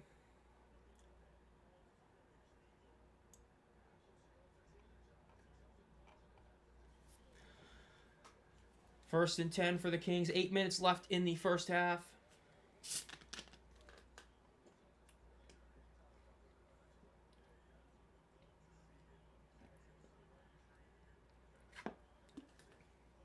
Great play. Love to see that. Lucky throwing with his left hand. First and 10. Ball. They're at the 20-yard line. Ball snap. Bean looks in the middle of the field. Getting pressured. Evades the sack. Rushing for it. Up to the 15, the 10. And gets tackled at about the 6-yard line. Going to be first and goal from the 6-yard line. Let's see if Louisville can get this touchdown, get the lead back. Well, they need to get 6 yards, so hopefully they get it. But we'll see. Solid play right there. Again, just, take what the defense gives him. They're going to give him a wide open space. Go run for it. Showing the replay. Ooh, man. The DB was making sure he didn't want his man to cook him, but, man, he could have pushed in further. Damn you don't. What's up, WV? Another night at the 911. Can't chat till 2200. Shift is over then. Enjoy. Thanks for the stream in the meantime. They hand it off to Snell, and he's going to be tagged for a 2-yard loss.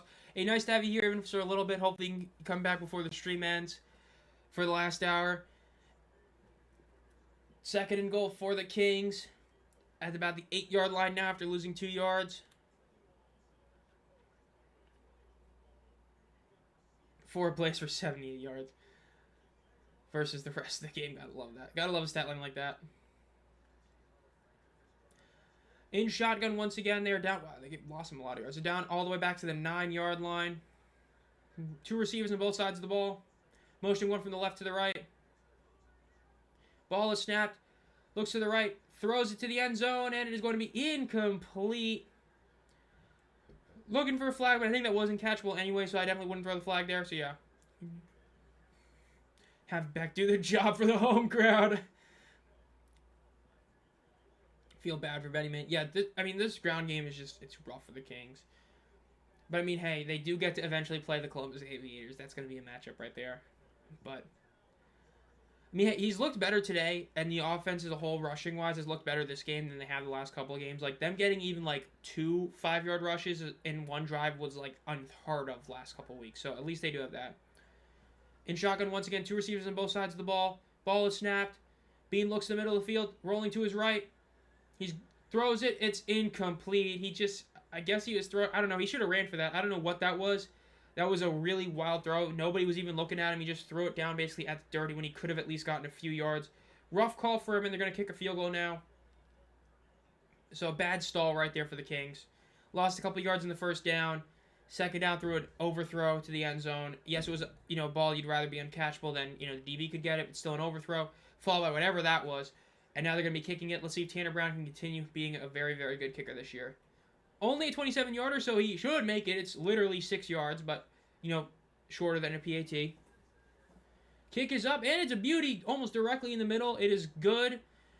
So it is 7 Orlando, 6 Louisville. We'll see what Orlando can do. In theory, they could try to end this half with a super long drive. I doubt it. Louisville will probably do some good timeout. Well, you hope they do some good timeouts, but we'll see. Let's see. New post.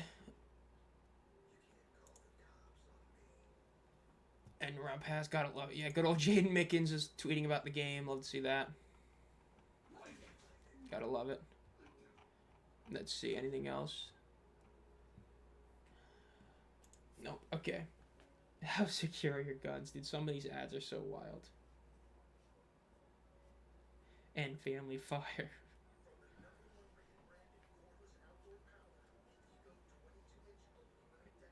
Aluminum mower. Okay, we're having a laugh, bro. Former Steeler Benny Snell. Met him while he was on the team. He was staying at the hotel.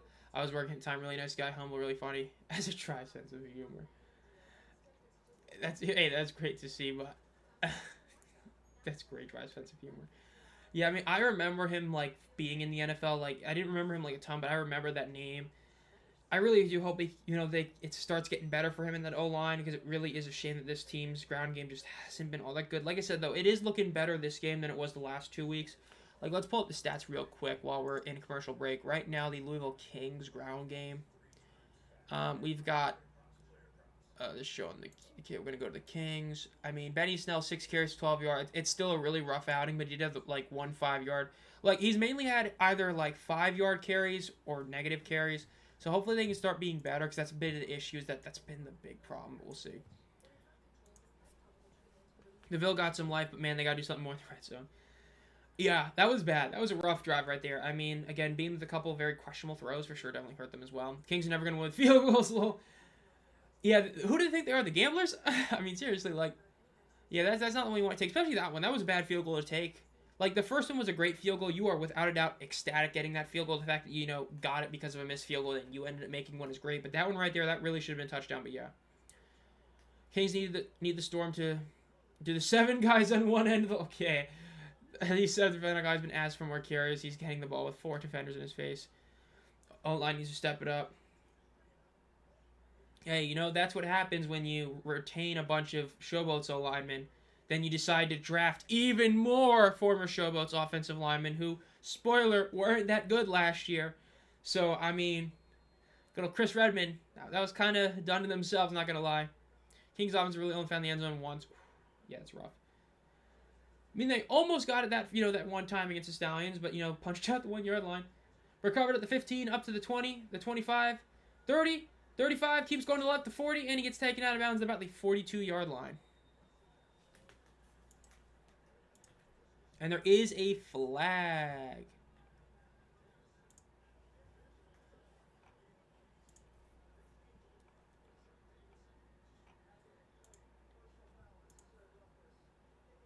Ooh, unnecessary roughness on the Kings. It's going to be a 15-yard penalty right there. Going to make this an even bigger return than it already was.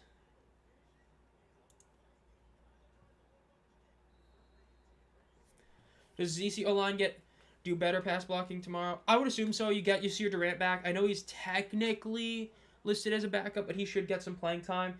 With him being back, that should be a huge boost for them 100%. So I do think they're going to be a lot better tomorrow. Is Louisville going to go 2-8 or worse, but attendance good? Will that consensus be?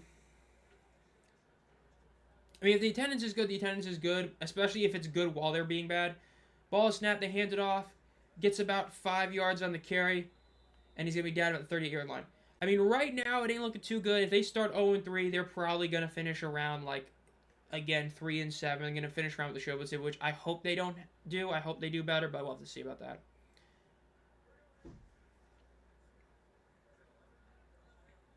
Let's see, under 5 minutes left. Let's see if Orlando can end up eating this clock out. Both teams do have all 3 timeouts. Neither team has used their Super Challenge. Obviously, we saw Super Challenges go into huge effect last week when both the Stallions and Gamblers used and successfully used them. But Houston used it last, and they ended up winning the game.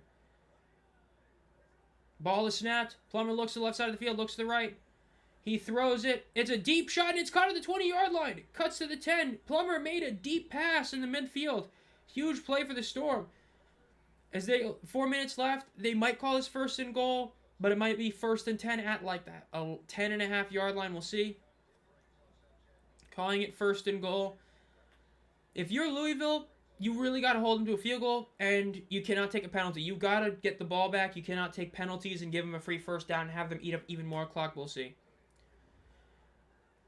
It's probably gonna be Michigan. As long as that stadium is done, Michigan is gonna get the other one.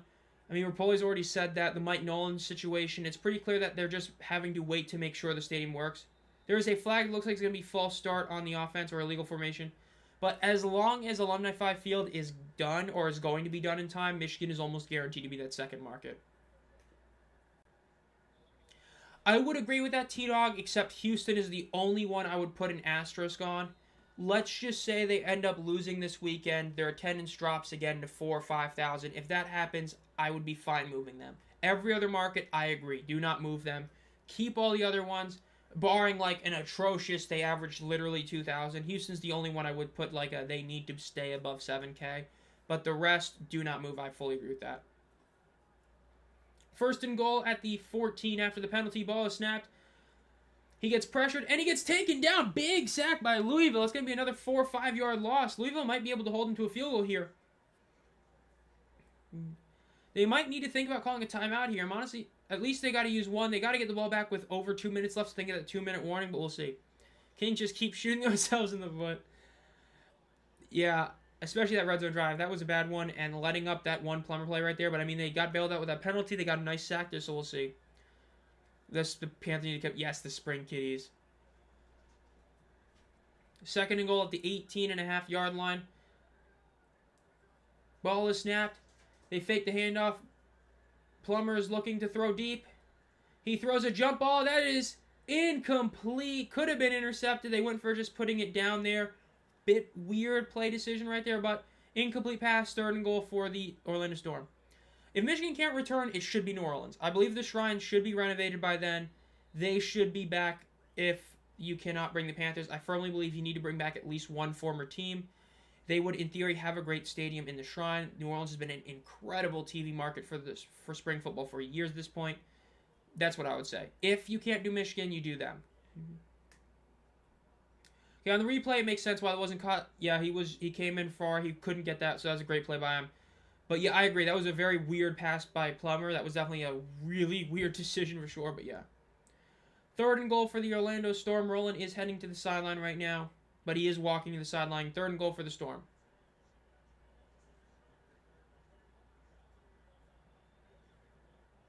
Yeah, I mean, it was a great number in theory from like the official number. It's just that in stadium was rough, so hopefully it gets a bit better next week. I believe next week's the next home game, but we'll see. Yeah, New Orleans really should get the Breakers back, but hey, OKC has been good TV ratings. It sucks for New Orleans, but hey, at least we're getting one, announced team, especially like this week was wild. I mean, we'll see. I know that some people are thinking we might get a championship game announcement this weekend, which would be cool, but we'll see. And the 2-minute warning. Bit weird that they didn't use a timeout. Louisville, they could have used one to try and save it, but it's fine. So, third and goal for the Orlando Storm. When we get back from the 2-minute warning, we will see what they do. They are about 20 yards out, so the idea of them getting a touchdown is a bit gone. They're going to have to either do an end zone shot or to try to gain a few yards. I wouldn't even be stunned if they do a screen or a run play here, just to make sure they get the 3 points, get a 10-6 lead, and then see what happens with Louisville.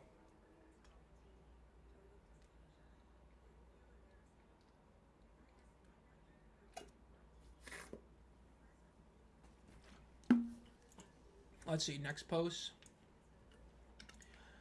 Who else thinks the Storm unis look like trash? I thought that the unis look okay. The helmet, but yeah.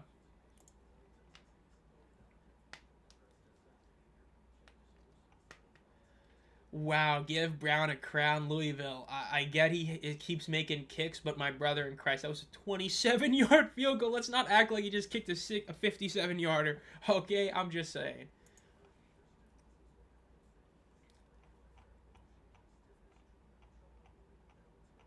Now, let's see. 4 new posts.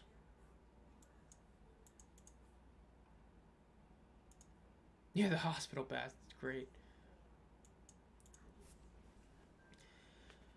Good crowds didn't stink of the Battlers win a playoff game. Oh, yeah, I gotta love it. Unscripted football's rough, yeah. I know what you mean, because, man, like, it does suck that Columbus and Louisville are just not looking too good. Like, at least Louisville has looked like... The thing with Louisville is they at least look like they have a good defense. Columbus just... Oof. Yikes. Unscripted football. But, yeah, we'll see. Good old NFL. The script writers for the NFL, man, they're doing some heavy lifting. Adding games to Australia, because why not? Good old sports.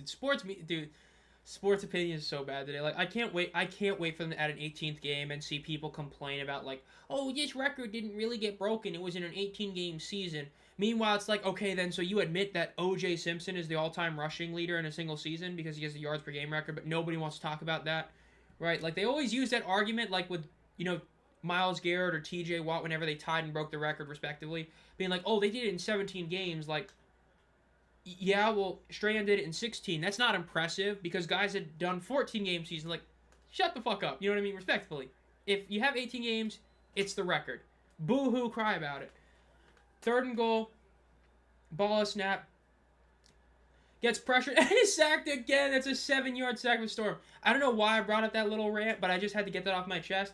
Because especially seeing people on like Twitter complaining about Myles Garrett getting the sack record of, oh, we did it in the 17th game. Like, okay, I don't hear you, clamoring that O.J. Simpson, the juice, is, the best running back ever because he did it in 14 games. So I don't get when people bring that argument up. Like, however many games there are is how many games there are. You know, it's like hockey. Are we really going to sit here and like be like, oh, well, Wayne Gretzky's records shouldn't count because, you know, he did them in so many more games than what they played in the original 6 era? Like, no. If anything, it makes the old records just more impressive. Like Night Train Lane's interception record is never being touched. That thing's insane if you haven't looked it up. 4th and goal for the Storm. They're going to be forced to kick a field goal here. Again, back to back to back plays of their lost yardage and 2 bad sacks as well. Well, they technically not back to back to back, but one of them basically was. You threw a hospital past your best receiver, which was the decision. Let's see them make this kick. It's a 44-yard field goal. We've already seen one miss from Lance today, and it was from a much shorter kick. So let's see if he can redeem himself and make this a 10-6 game. Ball is snapped. Kick is up, and it looks to be beautiful down the center. It is good. 10-6, Orlando over Louisville. Louisville has 1:40 and 2 timeouts to do something with this. Hopefully they get at least a field goal. I believe they'll announce the location of the championship game during TV broadcast from the places team is playing. We'll see. Because I know apparently they acted like there's going to be some announcement tomorrow. I think most people are hoping it's a championship game. Being in Audi Field, because that's where if most people pretty much from what I'm seeing either want it to be in Canton or in Audi Field. I'm not seeing anyone really suggesting anywhere else for various reasons. And I agree. I think those are the 2 clearest of day choices. Though I do think Louisville could be a solid option. I think that the fact they have this good crowd, I think that could be an option. But I could see not wanting to go to the new market just for favoritism reasons. I could see it, but yeah. Now let's see if Louisville can get some points on the board. They need to score something here for sure. If they don't, that's not good for them. Now they do get the ball back at halftime. Remember correctly, so that is one benefit. They do get the ball back there, so they could definitely do something. They could double up here. If they're able to somehow score a touchdown here, they could potentially get back-to-back. At least the field goal should be easy. Again, remember, it's college rules. First down stops the clock. So we'll see what ends up happening. Total yards is almost identical, which is pretty crazy, but, both teams had, one huge play. Kickoff is up. It is deep. It's going to be recovered initially at about the 5-yard line up to the 10. 15, 20, 25, the 30, and he gets down at about the 30-yard line exact. Should be, they only need to get about 45, 50 yards, but yeah. Let's get some sacks. The sacks is just the most, recent one, but I know we're going to have that happen with, a passing record or something that somebody's going to break it, and you're going to have people complain about, oh, it's not really the record because he did it in 17 games, and it's dude, the NFL hasn't been 16 games forever, okay? It used to be 14.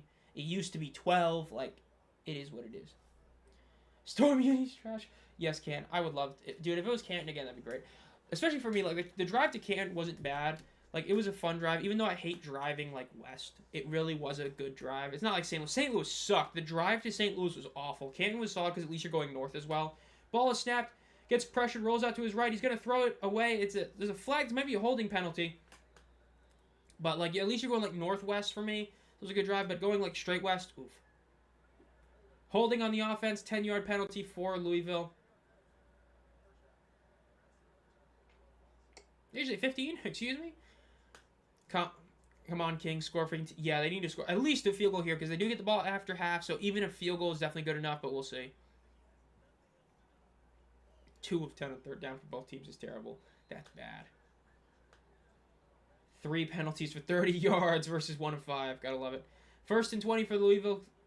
Again, you cannot give Orlando the ball back either with 30 seconds left. It's 3 timeouts in 30 seconds. You can easily get in field goal range. Ball is snapped. They hand it off, and they get about 3 yards. Okay. Louisville, that's a bit of a weak call right there. I think that was a timeout called by Orlando right there. Which, if it was, that was a small call. Yep, Orlando called timeout right there. Good decision right there. With 7K in Houston. I love tickets distributed, bro. I love that. Gotta love it. Wrestling and UFL is where you can really hear that tickets distributed and be side-eye, are we being dead ass? Yes, dude. If eventually we do get an expanded record, or if we get to let's say 12 teams in 5 and 4 years, and we get a 12-game season, dude, hearing people complain about it's gonna be so funny. I know what you mean. That's a good point. When I went to the Seahawks Drags game back 20 I drove 8.5 hours trip out, but it was dude. St. Louis was over 12. That was a rough one for me. That was rough. Columbus was double digits as well, but the way you drove and where you drove made it a bit better to stomach. Oh my God, Bean wildly overthrew the check down. He threw a ball like literally 6 yards in front of him, and he overthrew him by about 2 full yards. Incomplete pass. Clock is going to stop. 3rd and 17. Honestly, if you're Louisville, you got to go for the first down here. But that's just me. Because even if you throw it and it gets caught, you gain about 7 yards, and they force a timeout. You really got to just go for the first down. A minute 18, one time. If Orlando gets the ball back with like a minute and 10 seconds left, one time versus 2 timeouts is not a big difference. But yeah. Less than $5,700 Tuesday. Still love it Tuesday, bro. I'm like, again, I can't believe they didn't even make it like anything having to do with basketball. The whole point of it was that was the post-March Madness game. And Louisville calls a timeout here. We'll see what they end up doing here. They got to get a first down here. I don't think doing a check down is going to be the right play unless you're doing a check down with the intent of getting first down, like you're doing some, weirder play. You need a first down here because Orlando getting the ball back with a minute left, even with just one timeout, is way more than enough time for them to do something, but we'll see. And again, part of that is a first down play. I don't like the decision they did to run the ball. Like, you haven't been running great all night, and to run it like that with a slightly delayed handoff was definitely a choice. And you only got 3 yards, and you were forced to throw it on second down. Let's see what they do here. In shotgun, 2 receivers on both sides of the ball. Ball is snap. Bean looks to the middle of the field, looks to the left. Throws it deep over the middle, and it is caught. Beautiful. That's exactly what I'm saying. They got to get the first down. Great throw by Bean. Great catch. First down for Louisville. Bean looks a bit shaken up, but he's getting up there. Try and get this ball quickly done. Sup, Rising Rhino, and I see you here. Yeah, that's now the second of the few guys that stream that's been here for a bit. Pass is thrown for about 4 yards to the right, and is caught. Yeah, no, JG9 was in here. It's like us 3 and then like 2 other guys. So pretty cool, nice to see you in here. But Houston on Easter Sunday gets no such consideration. Good old Easter Sunday. Ball and snapped. Bean looks in the middle of the field, throws it deep. It is going to be caught at the 30, up to the 20, down to about the 18-yard line for the Louisville Kings. Still got 1 timeout and 43 seconds left. Why they keep trying in Houston, the people just don't care. Yeah, I love it. They just keep changing the team. That's my favorite part. They just keep changing it.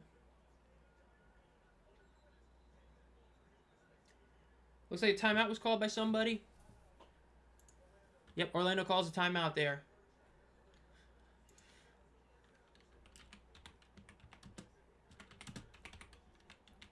And I misclick. Let's go.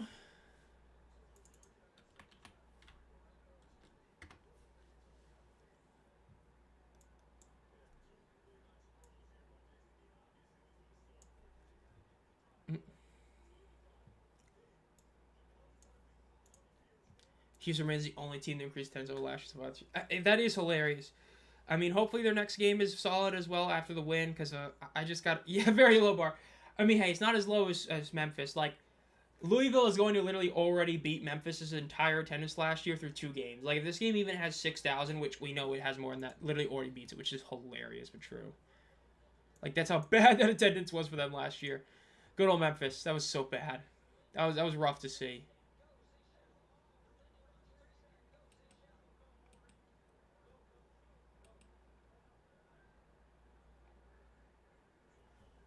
First and 10 for the Kings at the 20-yard line.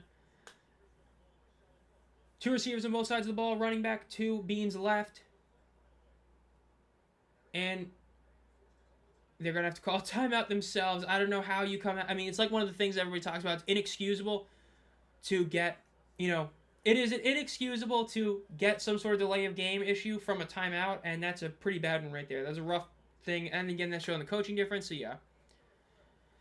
Meanwhile, they were only 557. You gotta love it, dude.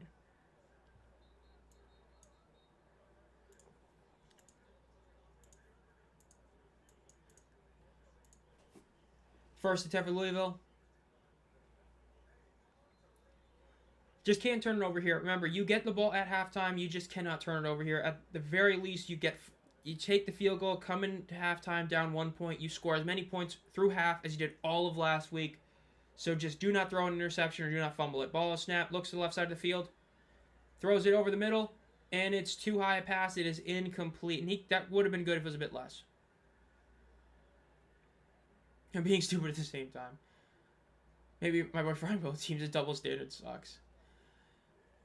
Like, the issue with at least the first home game for the Renegades, and I think the second one, is the pricing. Like, I checked now and they have lowered the prices, but, like, for the first couple games, they were charging, like, $80 for the 100 sections. The one caveat to the goodness of having smaller stadiums is that your seats are only the better seats. So, like, for those first two games, they were charging, like, $80 for a 100s ticket for, like, most of the sections. Ball is snapped, looks in the middle of the field. Gets pressure, throws it over the middle. It is going to be caught for a first down about the 8-yard line. Remember, they can easily spike this and still have about 25 seconds left. So you have that issue where you end up having almost a third or two-thirds of the stadium being the expensive tickets. And that was a big thing that ended up hurting the Renegades for those first two games, which hopefully shouldn't be as bad because of the fact they have lowered the ticket prices. But we'll see.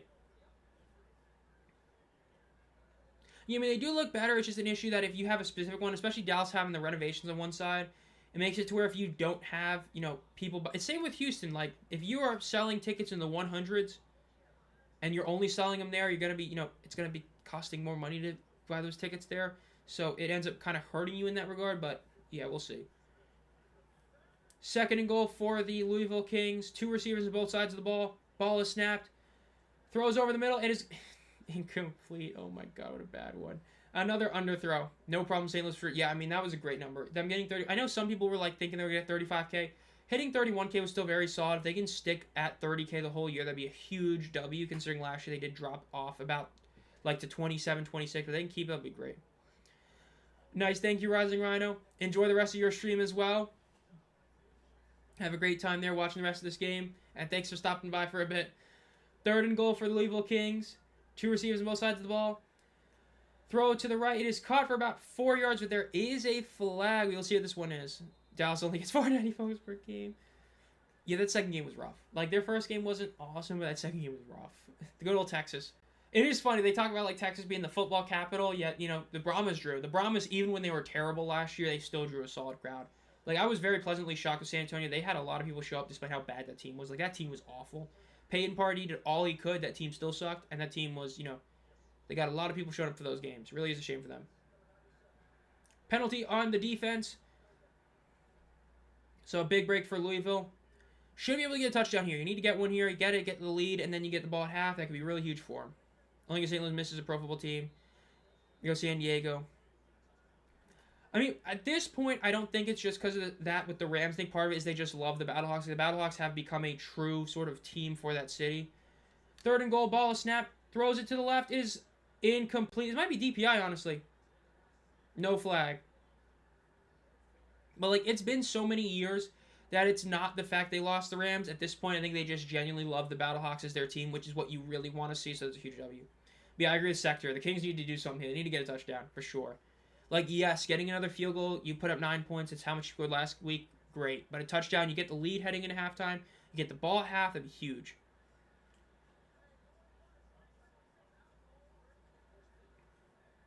Fourth and goal for the Kings. 1 second left in the play clock. Ball is snapped. Throws it. It is incomplete on the fourth and goal, and it is going to be 0 points. Elena's going to kneel this. Yikes. I'm just saying, like, with how that went, I would have kicked it there probably. Like, you really had been rough right there. At least take the points. Again, that could have worked, but he just... Oh, my God. Yeah, dude, I agree with Brandon, this team, man. Honestly, Bean, like, from back-to-back red zone trips, at least half of those, failed touchdowns can be pinned on him. Like, yikes, when you get into the red zone, that's really rough to see. You get the ball at half. If you kick it there, you get the ball at half, meaning that all you have to do is kick a field goal, and then you'll have the lead despite only kicking field goals. So, should have kicked it.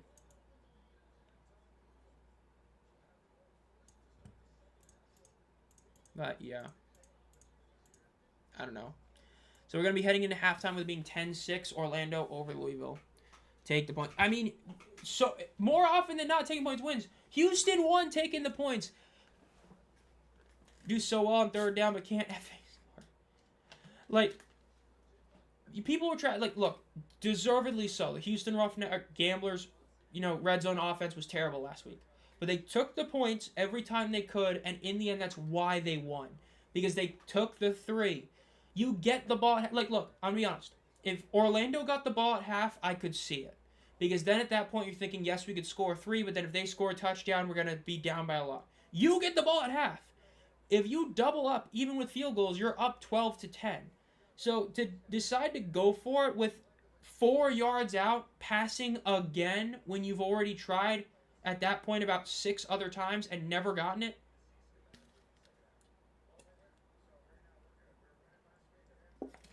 And you got a penalty.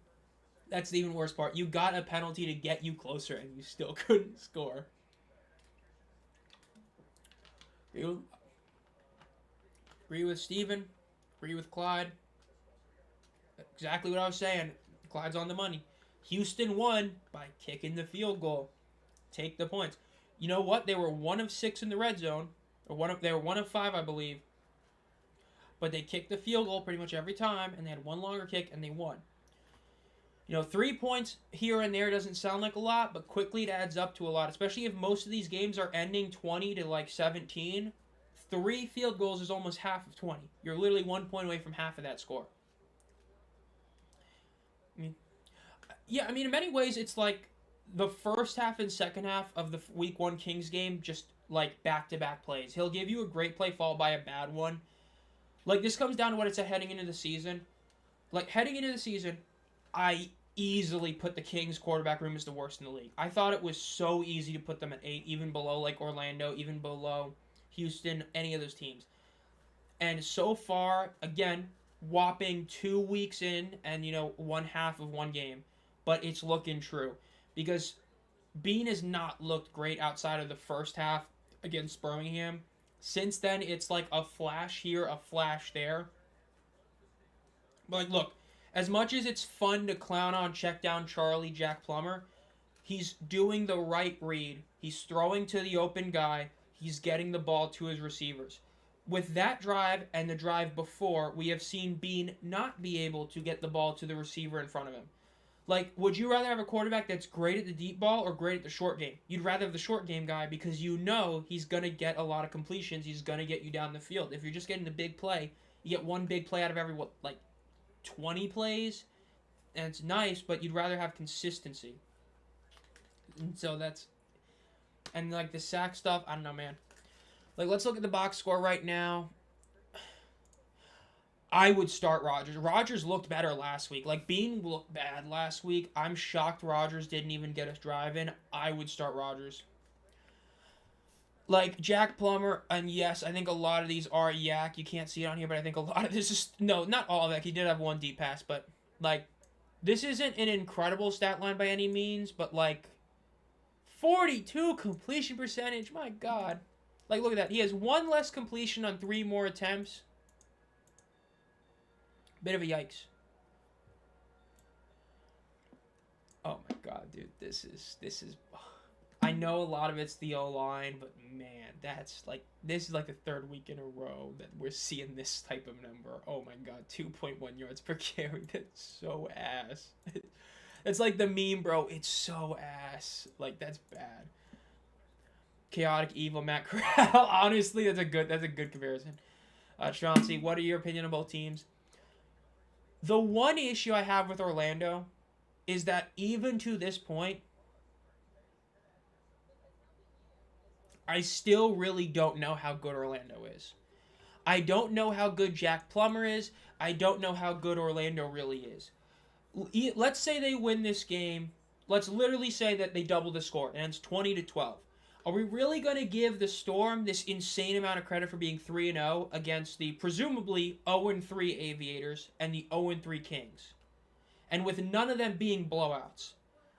At the same time, they're 3-0.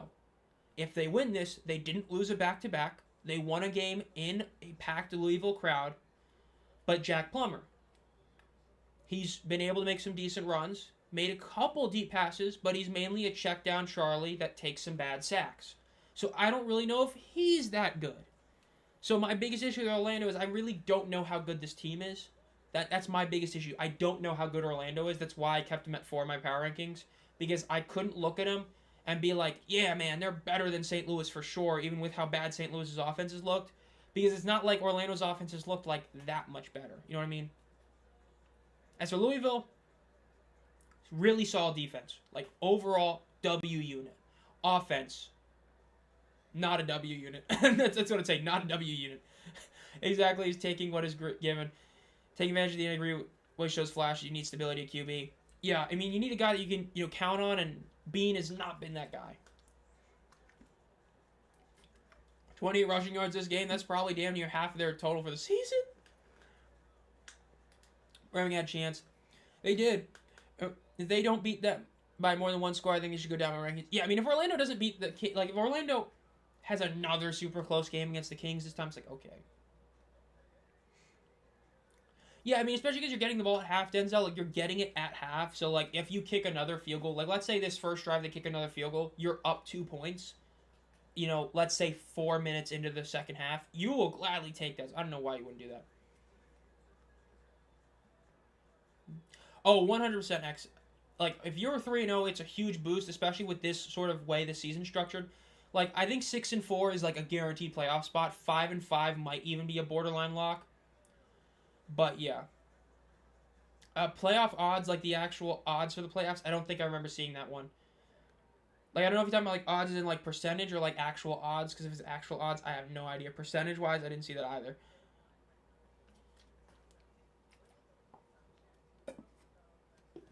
The only issue with the face of the same team twice is the fact this is the first time we're seeing it to this degree as well. So, like, we won't know for sure if, like, it ends up being actually the normal for them to win back-to-back, which I doubt it will be. Like, that's why I picked Louisville to win this game. Well, yeah. With a couple massive screw-ups in. Yeah, watching Matt Corral play football this year is, like, so weird because he's, like... When I've watched him in both games, I'm like, man, this is a quarterback playing football in the UFL. Like, I'm not like, oh my god, he's great, or oh my god, he's bad, or oh my god, what a mistake. It's just like, nice, Good play. Let me see, can I find this? Scroll up. No, okay, what if I hit this? I can't, that's, okay.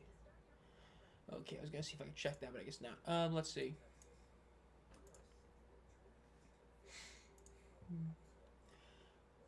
UFL content, okay. Just seeing what's being posted on the Twitter.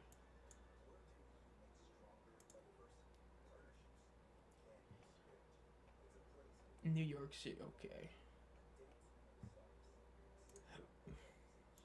What am I seeing? Oh.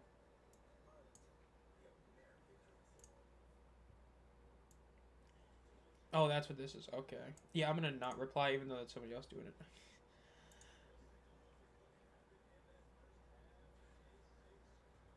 Zero touchdowns in the last 2 hours. It's hilarious. Yeah. Like, if...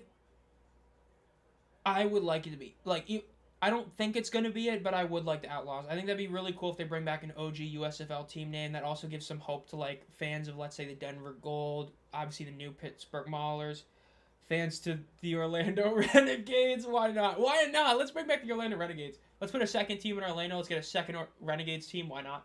The Washington Federals. Let's get a second team in DC. Like, I think it'd be cool to bring back the Outlaws. It'd be a cool one to, throw back. You have those trademarks, I believe, so it'd be cool. Right now... I mean, you're 2-0. It looks like Orlando and Dallas should be in the playoffs. I still believe it's going to be one of the Stallions or Battlehawks, not both, and then one of, like, the Gamblers or... That's about it. But, I don't know. We might see both the Stallions and Battlehawks make it again. I don't know for sure. Orlando has 73% chance, Louisville 26% chance. Wow, Orlando at 73 is a bit crazy. Like, I kind of get it because they probably assumed that the odds of them winning this game were pretty good. And if you start 3-0, then yeah, I wouldn't be shocked. Because then you really, 2-5 for the rest of the season might get you in playoffs. But, yeah. The run game I hear. Oh, I forgot DC. Yeah, DC's a playoff team. Yeah, DC. So, yeah, it should be, based on what we've seen through 2 weeks, it should be DC, Orlando, and then...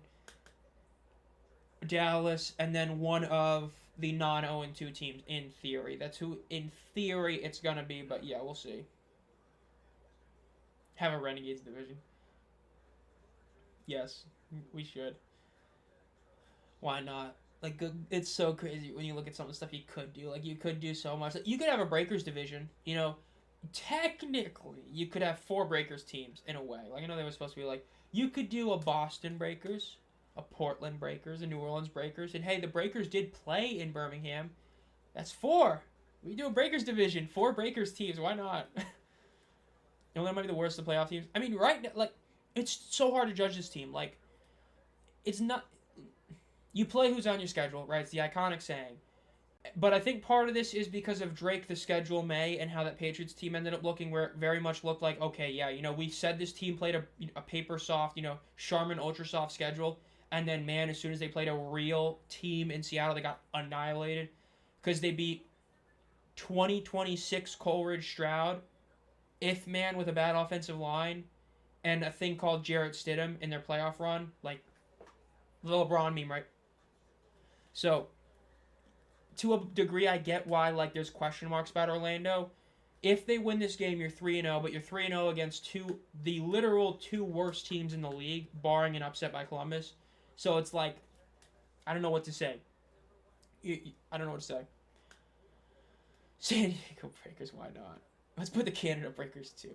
I see Dallas, Orlando, St. Louis, DC based the first 2 weeks. And St. Louis' defense is good enough to potentially do it, even though they had a bad one. Just woke up. I feel that, Def Pred. I feel that. I woke up pretty late today. That's why the game picks video came out a couple hours late. I had like most of it done yesterday. But yeah, look at the schedule, bro. But yeah, I'm not looking forward to looking up in the morning either. Wait, the 4 corners of the Breakers.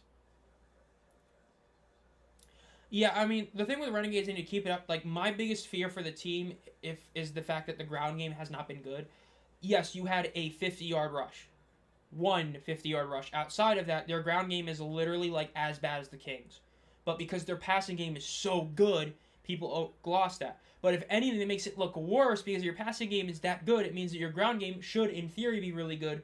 So there's an argument that they actually have the worst ground game in the league right now. If that gets fixed, which Columbus is a great team to fix that run game on, my God, they could be great. But if Austin Reed keeps up what he's doing, this team would be really good because they are a solid defense. Just, you know, imagine if they had Chris Odom, bro. Imagine if they signed Frank Gidna. Oh, my God, that'd be great.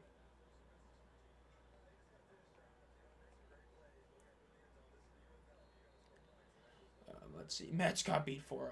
Okay, bro. Let's go. Let's go, Mets. Yay. Man, it's so weird not doing, like, any of the halftime shows because, like, we're already back to the game about to start instead of it being, like, a literal 30-minute halftime. So weird. Could very well make it, but AJ Smith. Yikes. Yeah, AJ Smith, man. Like, I'm glad I caught on that train early of, like, I don't think he's, you know, that guy to that degree. I think it really was that championship game kind of exposed, and that game against Birmingham kind of exposed that, like, his offense really isn't, like, this insanely, like, oh my God, how do we defend this offense? Like, there are clear exploitable weaknesses with it. And yes, part of it is the Jacob Sailors, but it also kind of shows just Sailors how that good, but yeah. Being the receivers are going to make me pull my hair and I'm already bald. Dude, I know what you mean. Like, this is... They got to put in Chandler Rogers. Come on, give him another shot. Put him in there. I think it's going to be Orlando versus the Renegades. I got a feeling that Orlando might fall to the 3 seed, maybe even the 4 seed, and that could be the first round matchup, but I wouldn't be too shocked right now if that ends up being the matchup. Rest of the odds, Dallas 74. Sounds about right. Birmingham at 51. Houston at 49. St. Louis, DC at 50. Okay. Houston getting low ball is hilarious. They rush up to the middle, gets to 35, and he gets down about the 39-yard line on the kickoff. Let's see what Louisville can do. I want my Aviators to win from Ohio. See the Browns lose. Oh, no. Dude, the Browns, dude. Imagine growing up in Ohio. You're either a Browns fan, a Blue Jackets fan for hockey, or a Bengals fan. Damn, that's rough. Hey, at least the Bengals have made 3 Super Bowls. They haven't won one, but they made 3. And at least the Blue Jackets have 1 massive playoff upset. But yikes.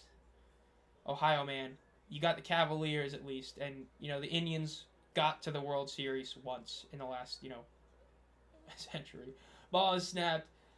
Bean throws it over the middle. It is caught at the 35-yard line. Great pass. Looks like that was to... What was that? Yep, Isaiah Winstead. Nice pass. It's a solid, like, 25, 30-yard pass right there. Love to see that one. Good matchup to orange versus cyan. Very solid play right there. That's what you need to see more of Bean. And now in comes the bad interception. Two of those three, my Niners were waiting. Yeah, the good old Niners, bro. Orange would be nice, but instead we get this dull black. Yeah, they should have gone with purple and orange. Like, dude, come on. They should have done. Ball snap throw over the middle. It is caught. And it's going to be up to about the 25-yard line. And might be first down. See you, Denzel. Nice popping in for the halftime. Hope you enjoy the rest of the game. Hope Jelly Bean is good at drive. Jelly Bean, Jelly Roll. Jelly Roll, the WWE Superstar. God, in WrestleMania. God. What? Gotta love it. Let's see what they can do here. 9 plays for 28 yards on the ground. And, like, what, half of that is, like, one Jason Bean rush? My God.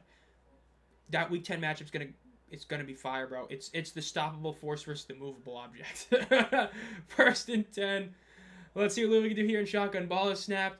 Looks to the middle of the field. Throws it deep. It is caught for a touchdown. Great play. Another solid play by Bean right there. Back-to-back solid plays. Davidson, the guy that had the awful tipped ball that got intercepted in week 1, getting a bit of redemption there with a touchdown. 12-10. Louisville has the lead. It could be 15-10 if they took the 3 points, but they are up by 2 points, and they will probably kick the extra point. I'd rather have an orange and purple look than black. Dude, I still regret not getting one of those USFL Maulers jersey. I was debating on getting. I got the Panthers one, obviously. Should have gotten them. Like, I love that the Maulers rework was still a great jersey. That black and yellow hit hard. But that purple and orange, man, chef's kiss. Awesome jersey. Holy smokes, talk about a flag. Hey, you love to see that. Finally, some good offense from this Louisville team. If only they had an extra field goal, that would help them even more. Dude, if they lose by like 2 points, I'm going to laugh so hard. The kick is up. It is good. Damn, that was like literally almost perfect. So it is 13-10 Louisville over the Storm. Quick drive, basically 2 big plays. Love to see that. Nice to have you here, Marvin. Have a safe drive home while you're watching it or listening to this. Yeah, that was a crazy back-to-back play right there by Jason Bean. He needs to keep doing that. If he keeps doing that, we won't be saying go to Chandler Rogers, but we'll see. Yes, there was an Orlando Rage, if I remember correctly. I don't remember all those teams. I remember the Enforcers, but yes, there was like the Demons, Orlando Rage. It was like the Chicago Fire. There was like the Demons, I think the San Fran. And there was a few other teams, but yeah. It's the spear size of a toothpick versus a shield made out of toilet paper, bro, dude. Yeah, that Kings versus Aviators matchup is going to hit like crack, bro. The worst run defense versus the worst run offense. Like, dude, seriously, if you didn't watch the 2nd and 6 episode that we did this week, like we did a segment on like the Aviators game, dude, they literally allowed 140 more rushing yards through 2 games than any other team. If that was passing, that would be like, oh my god, that's terrible. For rushing through 2 games, that's 70 yards more than any other team. And even then, like, 2nd place was like a distant 2nd. So, like, they were a country mile away from 3rd. Oh my god, it's terrible. Just like how this Kings rush offense, like, at least Dallas is close to them being bad, but at least they have a great passing offense. It's yikes. Demons were my squad, made the championship. Dude, the XFL, bro. This is the XFL. He hate me, bro. Iconic jersey, dude. They need to bring that back, bro. He hate me. Birmingham Thunderbolts. Bring back the Hawaiians. That's a classic from the WFL or WLF. The Hawaiians. That's literally what they were called, the Hawaiians. You can probably guess where they were from. Or the Shreveport Steamers. Memphis Maniacs, OG XFL. I mean, hey, you can buy some XFL stuff in Collectible Exchange. They still got a ton of the OG XFL stuff on there. Week 1 interviews. I don't think I may have saw it, but I don't know for sure. But that's I wouldn't be shocked if it was bad. They have some pretty bad ones for sure. The LA Extreme, that's a great name, dude. The LA Extreme, like, that's a great one. Hitman's another good name. I have a He Hate Me jersey, dude. Sick. First touchdown in the last 140 minutes of game time. Oh my god, that's terrible. That's so bad. That's literally over 2 full games worth of time they couldn't score a touchdown. Orlando point differential. You know what I love? You know, looking back, the XFL giving the guys concussions by having the ball roll and you have to run for it to get it. Guys getting concussed on that. Oh my god.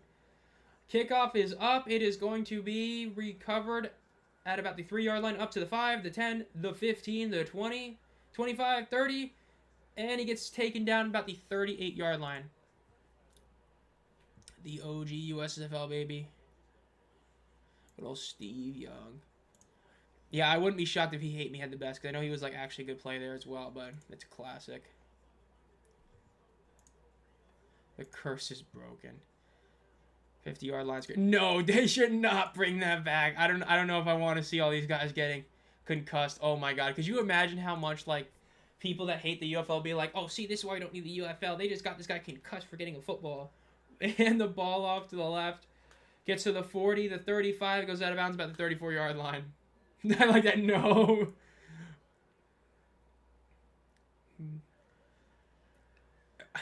I used to, but that's not my bag right now. My bag is just too much of USFL lore, not XFL lore.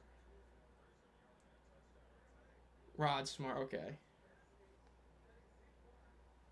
Outside the pocket, 2 for 4, 34 yards, or 37 yards. 2nd and 3, 13 minutes left in the quarter. In shotgun ball snap, they look to the right side of the field. Plummer looks to the middle of the field. He's throwing a deep ball, and it's overthrown. Don't text me for real. Dude. Hey, at least if you do lose, you're still 2-1, meaning that you're guaranteed to still be a higher team. Now, like, well, I mean, technically you could fall to like 6 in the standings, but even though it's like a super weird tiebreaker, which I think you would be forced at 6 because of scheduling, but you'd still be higher than the team that you would lose to if you did lose tonight, and you'd still be higher than, the Aviators. 3rd and 3. One guy to his left and right. Ball is snapped. Looks to the left side of the field. Throws the check down. It is caught the 50 up to the 45, the 40, the 35. He breaks his guy. Keeps going, and he gets it to 25. He literally was dragging that guy for almost 20 yards. Great play right there. Overthrows a deep pass and then throws a 5-yard pass to Chris Rowland. Hey, take the yards, bro. Take the yards. Gotta love it. Look at that. He sees his man wide open, bro. Bro, we got the real-life check down right now. Gotta love it. 1st and 10. 3 receivers in the bunch to the left. Ball is snapped. Looks to the right side. Throws it. It is caught. Another check down up for 5 yards almost. 2-1. Yeah, 2-1's a respectable record to start the season. Like I said, I do think 5-5 might be a playoff team. I think it's probably going to end up being 5-5 as a tiebreaker, but at least 6-4. 6-4, I think, is a guaranteed playoff. I think that if you make it to 6-4, you're going to make a playoff spot. Literally, unless the Kings and Storm go Aviators go 0-10 and 1-9 or something like that. 6-4 should be a guaranteed lock. So if you're 2-1, you're looking pretty good to get there. You only need to go 4-3. That's not terrible, but we'll see. 2nd and 6. Ball is snapped. They hand it off, and he gets taken down a bit behind the line of scrimmage. He's gonna lose about half a yard right there. He loses it to the Kings. 3rd and 6 for the Orlando Storm. They are in field goal range, and a field goal will tie it. So if they do have to take a field goal, it's not bad for them, and they could take the points certain teams should have. But we'll see. Let's see if they get the first down here. 3rd and 6. 10 minutes and 40 seconds left in the game, or in the 3rd quarter, my bad. In shotgun, 3 receivers to the right, motioning 1 from the right to the left. Roland is to the left now with another receiver. Ball is snapped right at 0 seconds. Throws the check down, curl route for 5 yards, and he gets the first down. Great play by Roland right there. And Roland is... Okay, he got back up. Good. I'd like to see that. You're talking about Roland and how good he was last year. He was great last year for sure.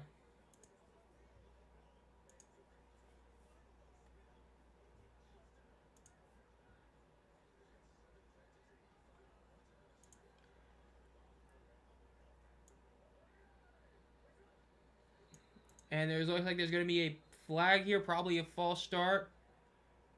Yep, false start, lose 5 yards. That's such a bad stat. Showing that time, that's so bad.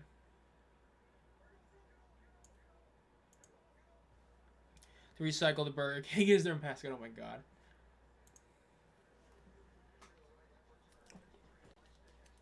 First and 15 for the Storm.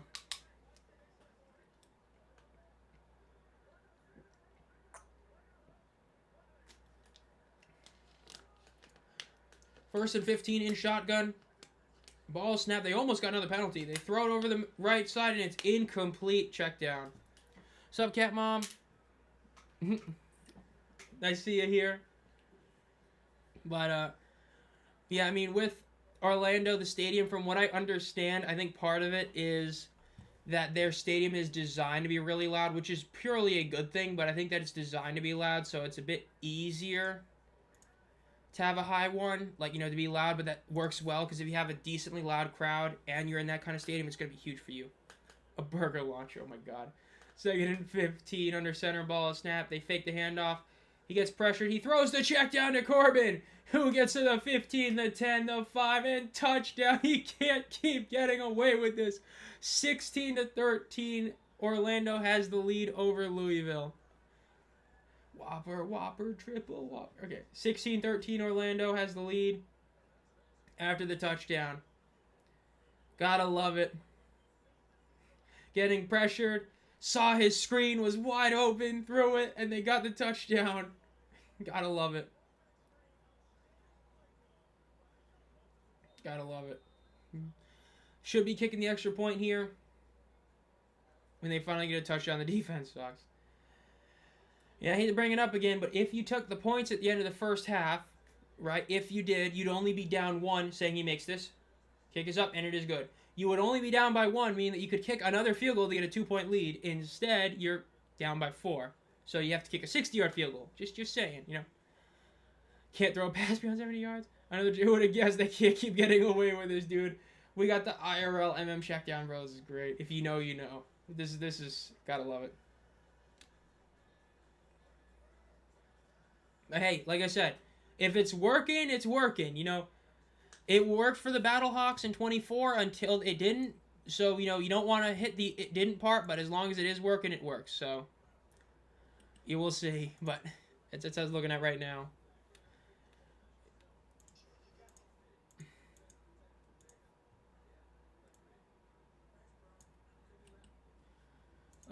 Keeping up the pressure. Hey, they got to do something, so hopefully they can keep it up for sure. If it ain't broke, don't fix it. Honestly, true. Oh, that's tomorrow night is UFC 327. That's still a great card. Do I see people acting like that's a bad card? That's an awesome card tomorrow. Even without the one fight, it's still a good one. Like, yes, you did lose the second title fight, but that's a card that, like, every fight has a name on it. Most cards, even the numbered ones, don't have a name on them. Like, that was a great card, and it still is. Is it a shame they lost the title fight? Yes, but it's still a great card. Chiller breaks. Yeah, Battlehawks fans know that, sadly. They know that it does eventually break, right? You eventually get to a point where you're doing the check down strategy, and, Wade Phillips cooks up this great scheme, and you're done. You lose. So, works until it doesn't. But when it's working, it's nice. I mean, hey, the Patriots won a ton of Super Bowls with that strategy, right? I mean, they won a ton of Super Bowls. Brady was doing the right throw, right read, would have occasionally throw a deep ball, but was doing the checkdowns, and it won him a bunch of Super Bowls. So, fake it till you make it, I guess. But, hey, that's what I can say about that. Let's see. Which defense will get the most TDs against Orlando, St. Louis? DC or Houston, Dallas? You would think Dallas the way they're playing, but I could see DC putting up, or St. Louis, depending how, I would say St. Louis, the offense didn't suck, because St. Louis, in theory, wants to put up a bunch of touchdowns, but they ain't going to put up a bunch of touchdowns, not with that offense. But DC or Dallas, probably. Do another crowd shot, love to see that. It is the third quarter. We've got 8 minutes and 47 seconds left in the third quarter. It is 17-13 Orlando over Louisville. Kick is up. It's going to be recovered at the 10-yard line, up to the 15, the 20, the 25, gets to the 30, keeps going to the 40, and out of bounds at about the 45. Great return right there. So if you're a Kings fan, love to see that. Shorten get a really nice carry.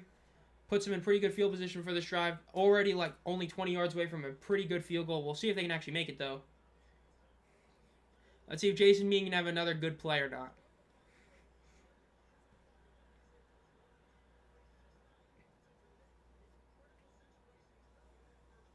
I love that one where he's like acting like bro, I can't believe like he didn't turn around when it's like, dude, you threw it at his feet. Even if he did turn around, you ain't getting that. Well, let's see what they can do here.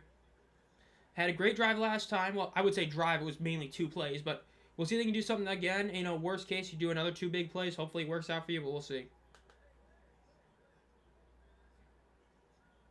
I love how most of those 180 yards are literally the last 2 plays. Like, he's had like 3 big plays with most of his yards. 1st and 10, ball snap. Looks to the right side of the field. Throws it over the middle. And it is incomplete. There is a flag. This might be DPI, I guess. I don't know, though. Looks like 2 Orlando guys collided, and one of them is down.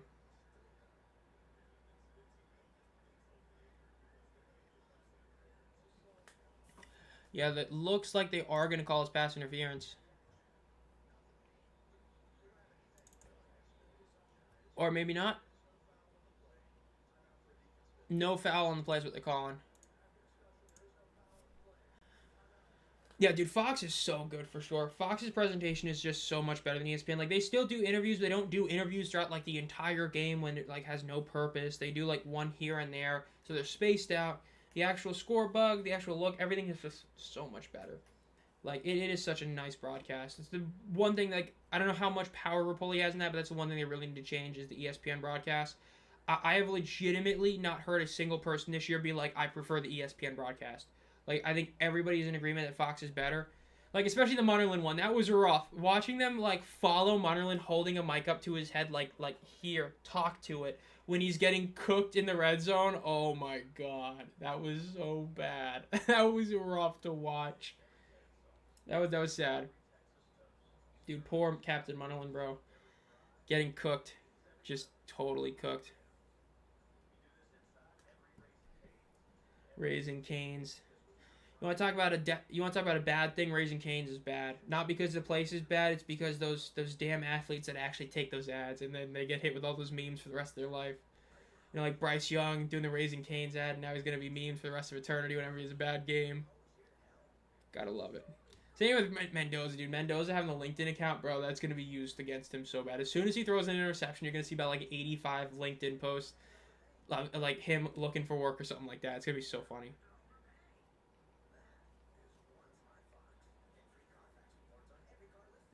Gotta love it. Jason Meenan. Come on, Kings. Come on. Hey, hopefully they can do something. Talk about friendly fire, says Isaiah Henning. Gotta love it.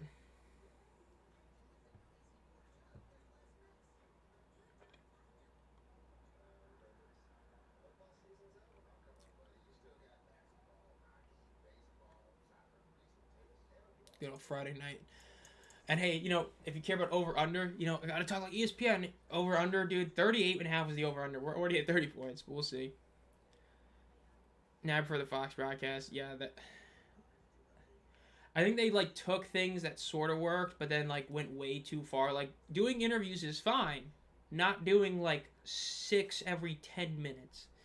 And then this talk about betting. Like, the very beginning showing all those, like...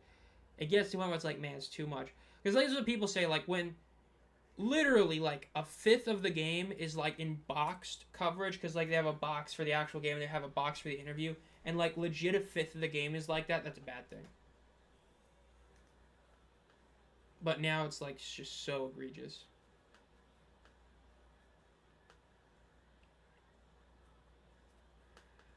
Did Danhausen curse the Kings' defense?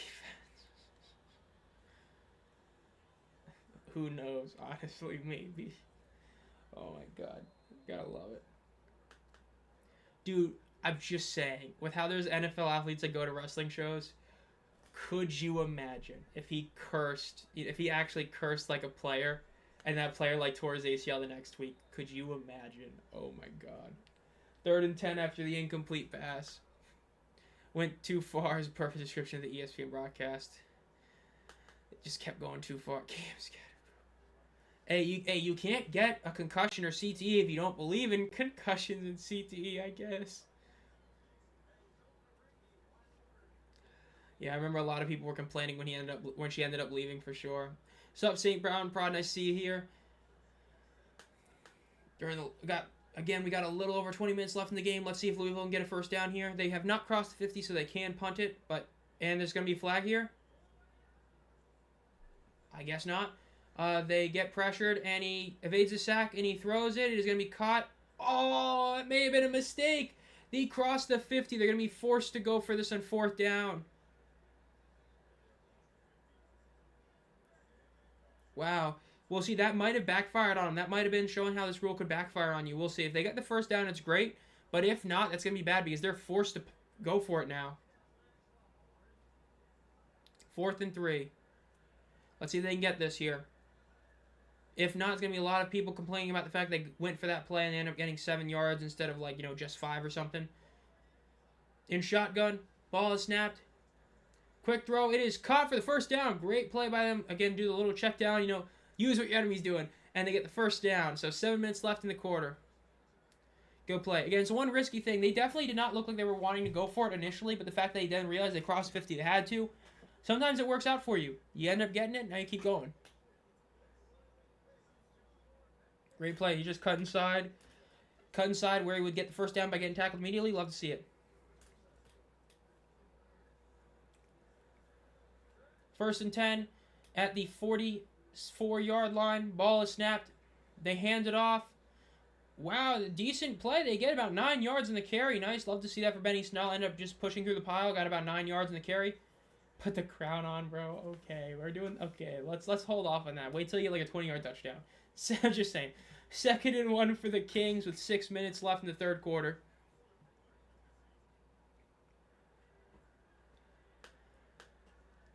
In shotgun, Snell is directly behind Bean in the backfield. Motioning Davidson from the far left to the close left. They hand it off again. It's a 1st down, and then some. Keeps going to the 30, the 25, the 20, the 15. A great rush for the Kings. That's literally the 1st time all season we've had that happen. Now he puts the crown on again. Solid, about like a 25-yard rush for them right there. And they're going to meet about the 15-yard line. Great play right there.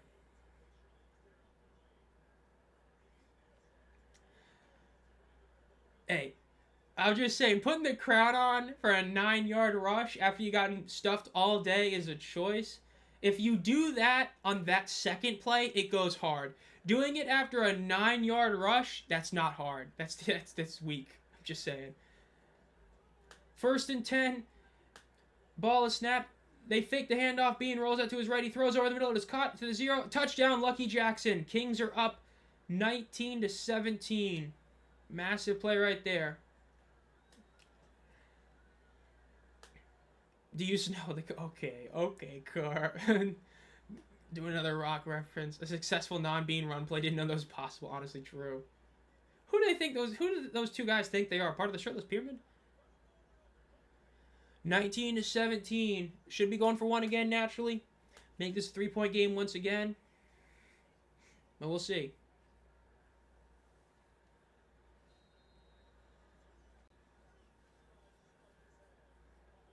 Yeah, 2 good drives. Got that right. 2 touchdowns. I mean, they went from not scoring a touchdown in over 2 hours of game time to scoring back-to-back touchdowns. That's huge.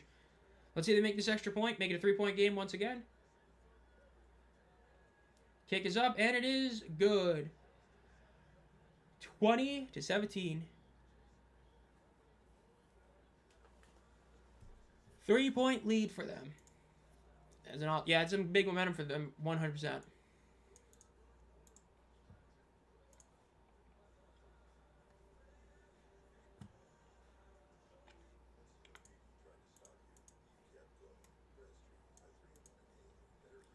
Let's see, nothing else there. Okay.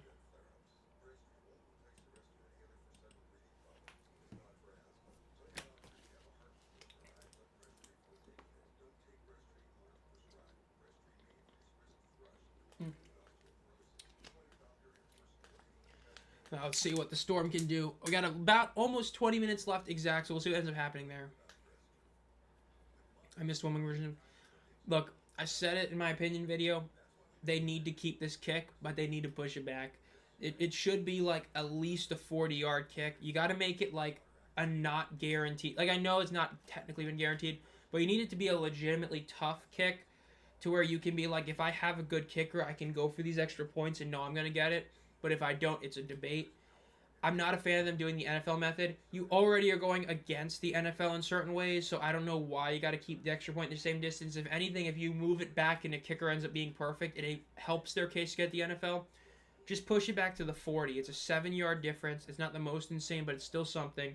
It'll make certain teams decide to go for 2 more, and it'll create more like actual choices, but what are you going to do? Do you just know the Kings could? I don't know. Go Kings. I mean, it's like the Stallions, right? Garbe missed multiple extra points in the first game, and it was like, oh, yikes. And then if you have a kicker that can't make extra points, it's Bubba.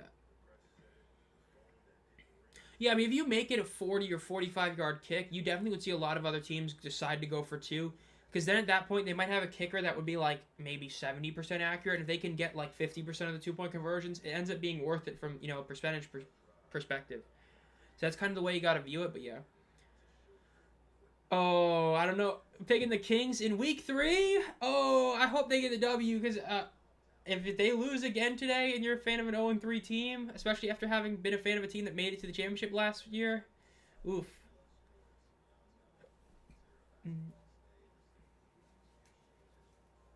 Dude, I've not seen like anyone talk about Chris Redmond whatsoever. Like, he's again a rookie coach. I've never seen like anyone talk about that's great. And false start. Yeah, the delay of game, like, again, it may have been a graphical error, but if it wasn't, that was egregious. They were like waiting 5 seconds, but Louisville didn't challenge it, so I guess not. But and also it was technically first down. That might be part of it. Like, part of it might be they didn't want to challenge it for only 5 yards. It's a first down, but yeah. Kickoff is up. It is going to be returned initially at the 10-yard line up to the 15, the 20, the 30. Gets through the line, the 40, keeps going, the 45, the 50. Ooh, he's out of... They might call him out of bounds earlier. He got potentially to the 40 in enemy territory, but he might be out about the 50 at his territory, or, the 50. Kings, Aviators, or Gamblers. Ooh, yikes. Yeah, I think Louisville did actually have a couple good ones for sure. Love to see that.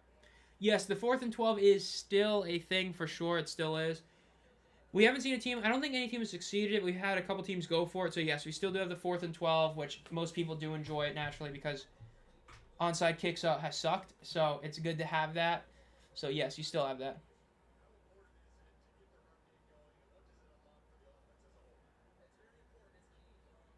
Yeah, you got to have that run game for sure, Benny.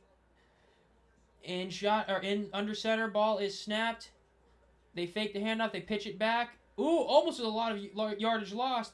He keeps running, and they're going to lose 5 yards in the play anyway. It could have been even worse, but they ended up losing 5 yards on the play. Yikes, but they did start the drive just behind the 50, so they are able to punt, so there is a benefit there, or just behind the 55, so they are able... 55, the 45, so they are able to pump it, yeah. Good, even though that check down, man, he really is. Well, sellout, I don't think it's a full sellout, but it's still another really solid game. I think we'll probably get the attendance during the 4th quarter. I think that's when we got it last time. I know each stadium is different. I think this one we got it around the 4th quarter, but we'll see. In shotgun. Ball is snapped. Plummer throws it over the middle, and it is caught for a first down. A 14-yard pass by Jack Plummer. Dang, love to see that once in a while. First down for the for the Storm with 4 minutes left in the 3rd quarter. You're getting some points in here. I mean, I did not expect this to be one of the higher scoring games of the week, but we very well might see it. I mean, we were assuming that the offenses were going to be beat by the defense because they just played each other, so they know sort of what they're doing, but you might be seeing the opposite happen. 1st and 10 for the Orlando Storm. Ball is snapped. Throws it deep again, and it is incomplete. That should have been caught. It looked like he just didn't know exactly where the ball was coming from, and Badger was not able to make the catch. That could have easily been a touchdown right there. Bit of a shame they didn't. Yeah, I think DC should, with 2nd being Canton. It should be Canton or DC, but if it wasn't one of those and it was Louisville, I'd be totally fine with it. I think Louisville does, if they get the title game, which I don't think they will, I would be okay with it, even though I think DC should after what they've done, and Canton should be just because they're great one. But I definitely wouldn't be against Louisville getting it. Especially the expansion markets, they definitely should get it. 2nd and 10 for the Storm. Ball is snapped. They hand it off up the middle. It gets about 6 yards, keeps going. Gets taken down at about 7-8 yard gain right there for them. Becoming a Birmingham Stallions fan, live in Atlanta Coast, Alabama. I'm a huge football fan. It's a shame that you just joined this year when it comes to the Stallions because they have won 3 titles, and this year they don't have their OG coach in Skip Holtz, but they are the juggernaut of this era of spring football, followed by the DC Defenders. So we'll see how this week goes. They're gonna have their big rematch, or not? Well, that kind of rematch, but their big rivalry game against the Battlehawks this week, which should be a good one. Which is the other live play-by-play I'm doing on Sunday. So that should be a really fun game. We'll see. Timeout called by Orlando that could end up hurting them in the end, but yes, they did just get a bad timeout right there, with 2 minutes and 40 seconds left.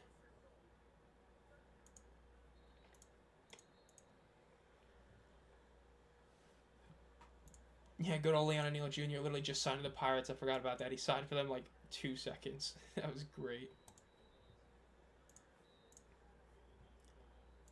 Let's see.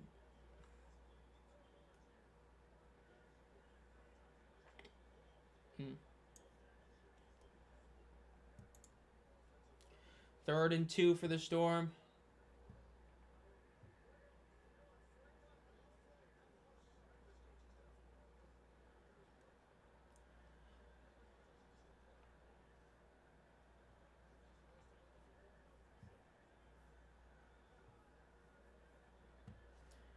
In shotgun.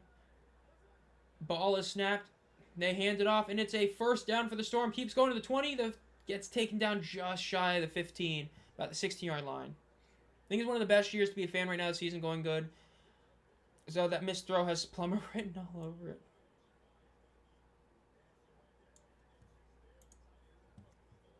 Yeah, I mean, this is definitely a pretty good year to be a fan because you have all the new stuff coming. The fact that you do have, Mike Rapoli being a huge influence in the league is definitely being a good time. So, yeah. Because I hate TikTok. I'm going to be honest. I hate TikTok. I'm not a big reel guy in itself. First and 10. Ball is snapped. They hand it off. Gets to the 15. And he breaks tackle. Gets to the 10. Gets down at just shy of the first down for about a 9-yard gain. I don't like TikTok. Like, to me, even though it's, it's technically the opposite. To me, it's an off-brand YouTube Shorts purely because YouTube Shorts has YouTube. So it's like I'd rather be on the off-brand Shorts one than being on TikTok. So it's like I'm good. Like all the reels I've been posting, like we have somebody else doing them, making them for 2nd and 6, and that's where I'm posting them on Instagram and here, and then Matt posts them on Facebook and Twitter. But like I'm not a big reel short kind of guy like that, and if I was, like, no to TikTok. I'm just not a fan of it. 2nd and 1, they hand it off, and it's gonna be immediate loss for about 4 yards for the Storm. Because, like, I remember when it first came out, it really was, like, it was a platform with so many stupid trends. Like, it'd be the like, lamest dances would trend. But, like, I know now it's a lot better than it used to be, but to me, it's, like, not. If I'm going to watch shorts and stuff like that, I'd rather just, go on the deviant side and go on Instagram and, play Russian roulette with whatever comes up in my feed, where you literally never know what comes up, or YouTube Shorts. 30% risk small creators, no point doing TikTok. Wow, that's pretty wild. Like, yeah, YouTube, like, people give crap for YouTube because they take a lot of percentage, but, like, they take 30%. That's not that much compared to other platforms. And they're going to have a false start again on the Orlando Storm, going to lose 5 yards. Like, Twitch, for instance, if you become an affiliate, you are 50-50, and even when you're a partner, you have to be, like, a super partner to get to 70-30.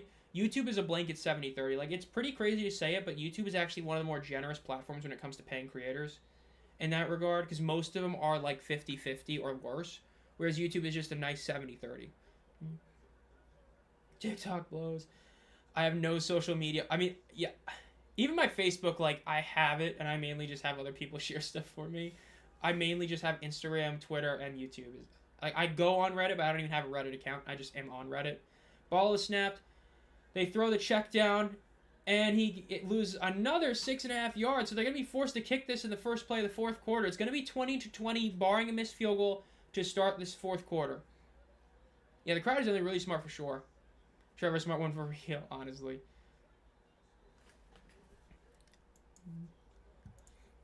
Let's see. New post, 3 new posts. Not really anything of note there.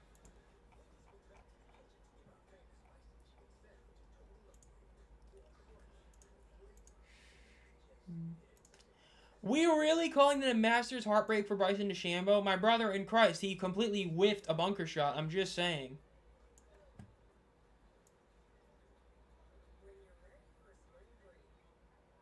Like, okay.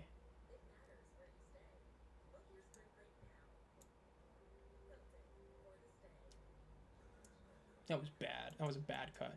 Dude, watching Bryson at the end was rough. That was so bad. He completely whiffs his first bunker shot, hits it right back into the bunker, and then his second one, he completely whiffs it onto the green. It's way too far. The ball just keeps rolling, and oh my god, it was bad. It was rough. It was rough. I have X for Zomb and threads. Oh god. Try to stay off it. Yeah, dude.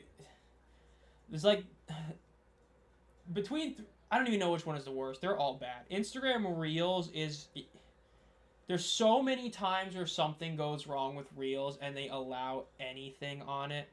Threads is still the super off-brand value version X. Like it's just like, bruh, why? It's like why? And then X is just full degeneracy. It's so bad. They're all bad. They really are all bad. But most toxic is probably X. The one that you never want to open up in public is probably Instagram Reels or Reddit. Because like both those can be really rough, but yeah. Based on his facial, it's a 15-20 each difference. Yeah, gotta love, especially because I literally only shave like once a month or twice a month. I hate doing it every day. S-Class UFL 2020. Kings, yeah, I mean the Kings defense is definitely a really solid unit. They had that one bad drive last time, but it's still a very solid one for sure. I have Instagram. Yeah, Instagram is one of those where like I'll be good at posting on one of my accounts and I just won't because I don't know, it's just kind of weird. Like at least for interface wise, Instagram I'm not the biggest fan of because like with Twitter the feed is so simple. You can just set it to like relevant or just recent. So like if you have let's say 100 following accounts, you can easily find all your information. Instagram you literally can't do that. Once you have more than like 100 following accounts, like once you are following 100 accounts on Instagram, you will never see anything you want. You'll get like a sponsored thing or a recommended for you every like 3 posts. It's awful. Like user interface wise, that's the biggest issue Instagram has. It sucks. Even the search engine, if you try to search for something on Instagram, you're going to want to, oh my god. If you dare make the mistake of putting in a third word on the search bar, you will not find anything you're looking up. It's terrible. That's my biggest complaint in Instagram. The user interface sucks. Like at least with X, if I look something up, I know I'm going to find it if it's there. And I know I can see posts from people I follow. Instagram, not like that. But yeah. So let's see. Orlando's going to be kicking this. If they make this, it will be a 20-20 tied game. Yeah, I mean, it's like we were talking about Maverick, and you're 100% right. That kick that they didn't take might cost them, because right here, if Orlando makes this, they would still be in the lead by 3. So let's see. Is this good? It looks to be good. Ooh, it's raining now. We got a weather game, folks. It's raining a little bit. Orlando, it is tied 20-20 now. But yeah, I mean, you would have the lead if you just, kicked it like you should have. But, hey, it is what it is. You know what I mean? It is what it is. Great, bro. Probably the greatest saying of all time, bro. It is what it is. Yeah, the storm is coming. Oh, man, you're right.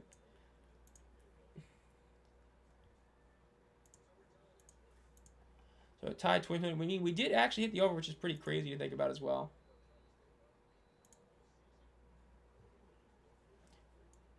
I'm just saying, like, that's pretty crazy. That like this game might be one of the higher scoring games of the weekend. I still think that tomorrow's game is going to be the highest scoring one. We'll see. Yes, Audi Field. Oh, let's go. Red Hot Renegades look to go 3-0. Yeah, you got AJ going against his former team. You got Corey Chamberlain going against his former team. Great matchup right there. I love to see it. Dude, my most viewed video or short is an NBA MVP one that I posted last night. And it's a bunch of people being pissed that I said Jokic should be MVP. Like, legitimately, that's what it is. It's hilarious. I think it's up to, like, some stupid number right now. I can check. Kickoff is up. It's going to be recovered at about the 5-yard line initially, up to the 10, the 15, the 20, the 25, 30. Breaks a tackle, the 40, the 50, out of bounds about the 49. Yes, they are the same as the last couple of years. They are still the traditional one where it is, back-to-back 2-point conversions and all that.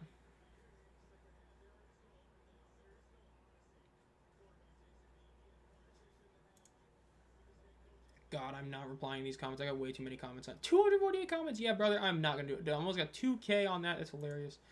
I've gotten like 3 followers from it. Yeah, it's at, let's see. 42,000 views. Oh my goodness. The overtime rule is so good.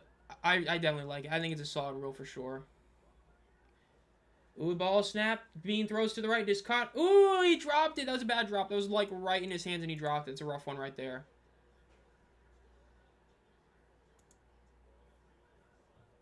That's a rough one right there.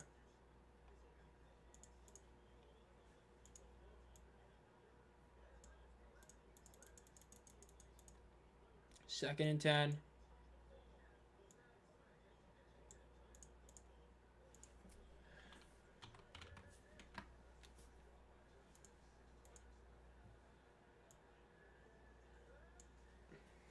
Second and 10. Ball is snapped. Check down throw, and it's about a 2-yard gain right there. T-Dog official, thank you for joining the member squad. Just saw that come out of nowhere. Thank you for joining. Get access to the team emojis. Got to use the Battlehawks emoji now. Gotta love it. I got you, bro.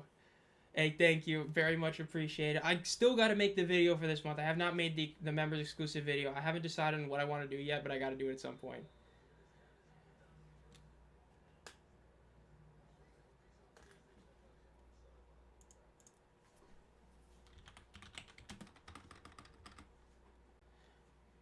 It's a buck 49. A buck 49? Where the 49-cent come? It's supposed to be just 99 cents. Is there some sort of tax, or is it because it's Canadian or something? I don't know.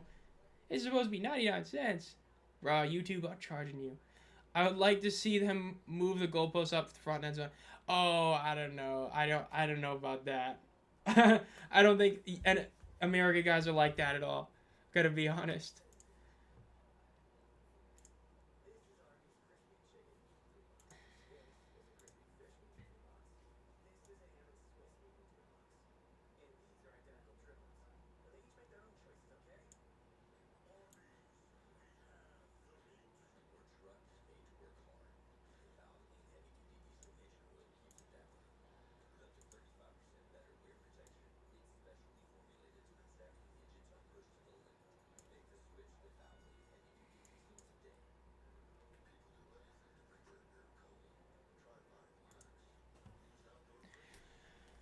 It said 40. Okay, I gotta see that, but it is what it is.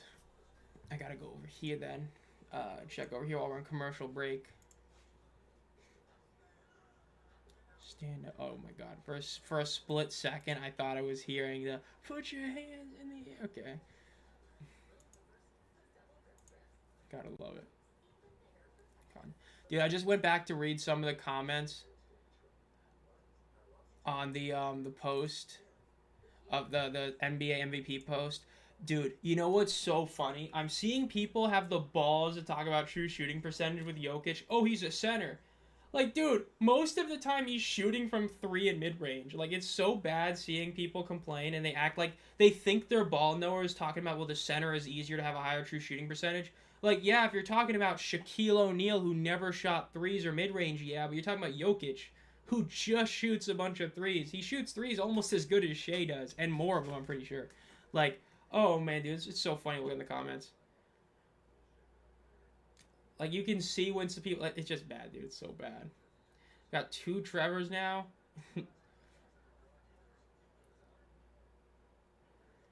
The tennis numbers should be good tonight. Oh, 100% sure. One Starbucks covers a couple of months. 3rd and 8. Ball is snapped. Looks to the left. Throws. And it's a batted ball. Ooh, almost intercepted. Yeah, those comments are so bad. People talking about true shooting. Like, I just put like a literal paragraph and I quickly read it and I'm just like, dude, man. Like, it's like that saying, bro, you can't argue with stupid people. Like, bro put a whole comment about positions and it's like, dude, you're talking about Nikola Jokic as if he's shooting, like, at the rim. Like, some would argue a big complaint is he doesn't finish enough because he shoots so much. And you talk about true shooting percentage, like, bro, people just hate Jokic. NBA media, bro, they hate Jokic. They hate anyone that wins multiple MVPs. That's what they did to Giannis, bro. Giannis should have been a 3-time MVP winner, and they said, nah, not gonna happen. Ball is snapped. Bean rolls out to the right. Throws it over the middle. It is incomplete. Yeah, the good old team emojis. Now we're down to 3 away from getting the Renegades emoji, then we'll have all 8, which will be sick. But it's definitely a cool one. Especially the Battle having to change that one. I completely forgot to change this at one point. I'm so glad that happened the last one. But yeah, the team emoji is definitely a cool part.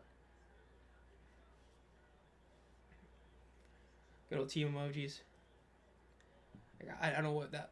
I gotta figure out what the other video is gonna be. I might do one in the draft probably. I'll probably do one in the draft, so I'll end up probably doing. I might. I don't know. There's not enough quarterbacks to do in the draft.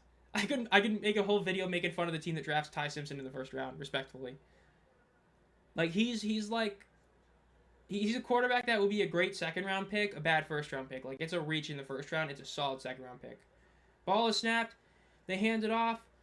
Cuts to the left. Gets about 4 yards. Crosses the midfield line.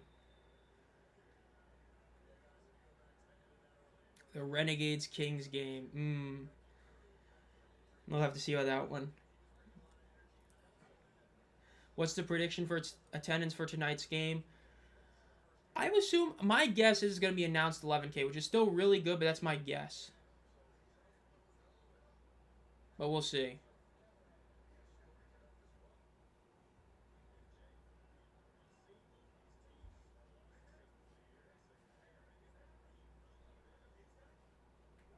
Another injury, bro. This is like an injury bowl.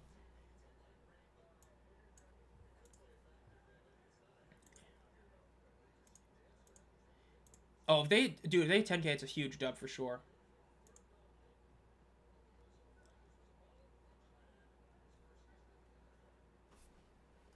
I mean, you gotta remember that if they're able to get that, I mean, they'd obliterate Memphis at all time last year. Last year, Memphis had like 19-8 or something like that. So if they had 10K, they will already be like thousands above them last year in 2 games, which is great.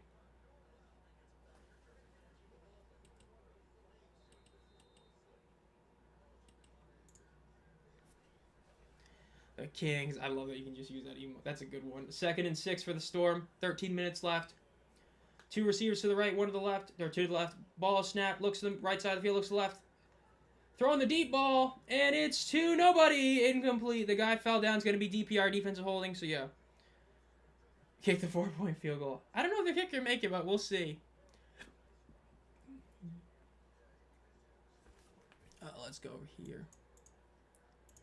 No post. Repost that post right there. I mean, they made a close one. I'm pretty sure. I know what you're talking about. They made like the 57-yard in week 1. So, I mean, they definitely could do it. That's a pretty bad defensive holding right there, bro. Like, I don't know if he really thought he was going to get away with that. Worst part is he didn't even need to do it. Because that wouldn't have been a catchable ball. It would have been too far. So, that was definitely a bit of a rough penalty to take right there. That's another dumb penalty. Have 4 attempts. I haven't heard that over and over like a broken record. Honestly, I know what you mean. In shotgun. Ball is snapped. They hand it off. Fake the handoff. Plummer rolls out to the left. Gets down for 2 yards. I mean, dude. Oh, broken records. Memphis attendance. Houston attendance. Birmingham attendance. Now Dallas attendance. Orlando. Dude, it's been 2 games, and I'm seeing people complain about Orlando's attendance. Oh, I love the UFL fan base, bro. They throw the deep ball, and it is caught for the touchdown by Jack Plummer, throwing the deep ball in a beautiful throw. That's what you love to see by him. That's what we needed to see. We needed to see him make some deep passes. That's a beautiful throw. Great play by Plummer right there. Orlando has the lead 26-20 with a little under 12 minutes left. Yeah, I love the attendance. The UFL, it's so bad. I love it. Yeah, that was a great throw and a great catch for sure. Online fan bases. Yeah, I mean, they've got some good followers online pretty quickly, if I remember correctly, for sure.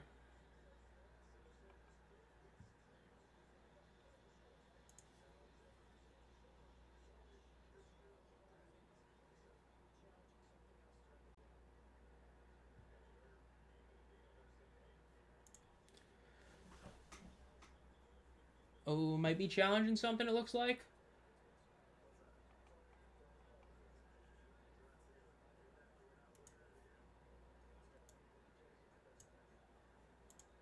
Three new posts. Nah, no attendance yet. This Friday Night SmackDown is an actual banger. It's great.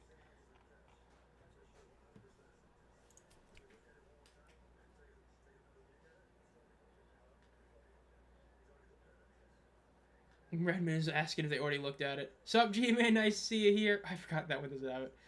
Wait, nice to see you here, G-Man. T-Dog joined the member squad with you. Got another one. Todd Haley, dude. I love the Todd Haley army. Let's go, Kings.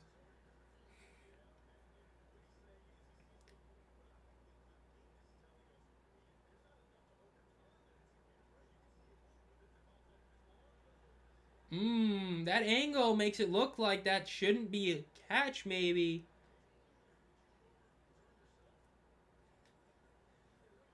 Can you overturn yourself is great. And I'm there now, tired of it. You gotta love it. Yeah, it is so bad, but it's rough. But at least this year it's much more positive. Well, outside of Texas, it's been positive.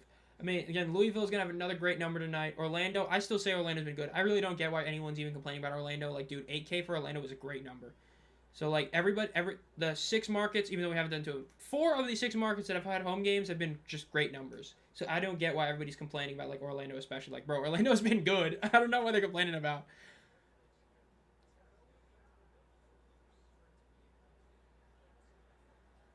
I don't know, man. That I feel like that. The ball clearly. I would have overturned it, honestly.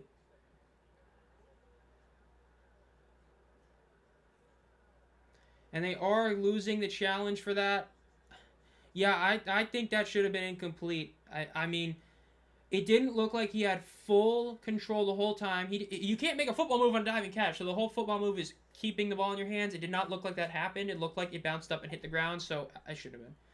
Funny enough, I'm on a trip to DC right now. Are you go? Oh, I can't go to the DC game. Damn, that sucks, bro. Okay. Yeah, they're calling it a catch, but I wouldn't have done it. Yeah, they interview DTR every possession catch. All right, it's good. It's 27-20. Yeah, good old DTR. All he does is get interviewed. They got to keep him on the TV. Yeah, I agree. That looked to be incomplete. I think that was a bad call by Dean Blandino. But it is also true. They automatically reviewed it. Like, I don't know if he watched the game last week, but if he watched the game last week, they already reviewed that play. So it is true. It's a two-way thing. It should have been incomplete, and it was stupid of Redmond to challenge. So 2 things can be true at once. That shouldn't have been a catch, and Redmond was stupid to challenge that, and that shows sort of the fact that he's not a top-tier coach. I am going to the DC Defenders home opener tomorrow. To answer that question, Def Brad, I'm going tomorrow. So as soon as this game ends, I'm gonna hit you with the good night. See you guys like as soon as it ends. Not gonna do my usual 5-10 minute afterwards because I gotta head to bed. So yeah, he rage challenged. Yeah, true. All guys are streaming the box score. Yeah, I love how it's on Fox One, a website that I believe so many people have. Hey, you might see me on a bit. We'll see. I don't know exactly where I'm going to be and all that, but I'll be there. If you don't follow me on Twitter, follow me on Twitter, X, because I'll be posting stuff there, so that'd be pretty cool. Same name, I have it in the description as well, but I'll be definitely posting stuff on there. Return is up to the 25, down about the 26-yard line. That's you, Judge.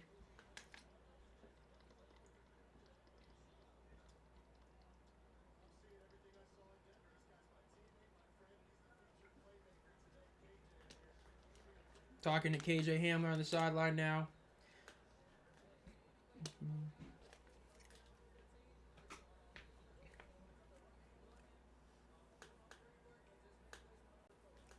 Let's see, any new updates on here? 9 new posts. Not understanding the rules is great.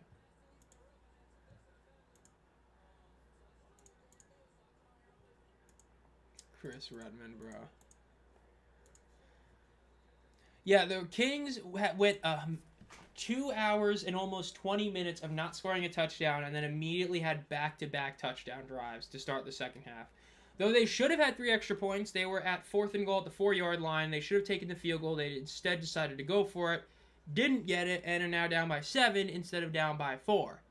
So they have put up points, but they have not done what they really should have done because they should have more points, but they left points on the board by not kicking the ball for some reason. 11 minutes and 30 seconds left in the game.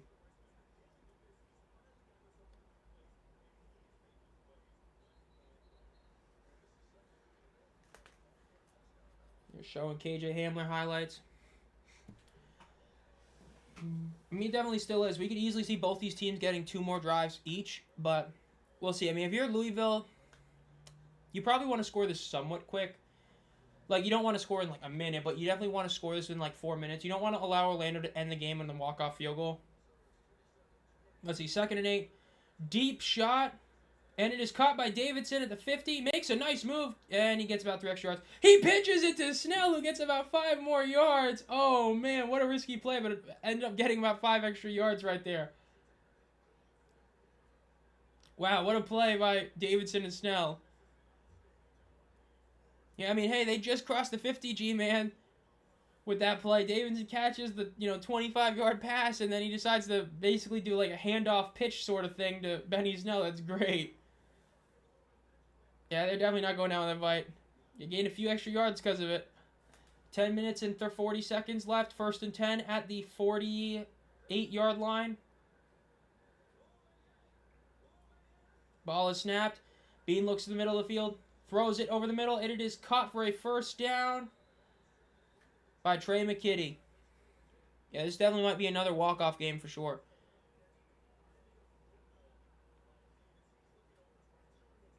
I love the showing this play again. Him just throwing it to Snell, who's just standing there. That's great.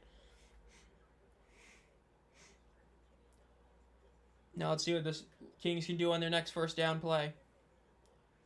They're at the 36-yard line. I do believe they still have the double forward pass. They should still have it. I don't remember they changed it, but I mean, they didn't announce the Super Challenge change. They might not, but I think they still do.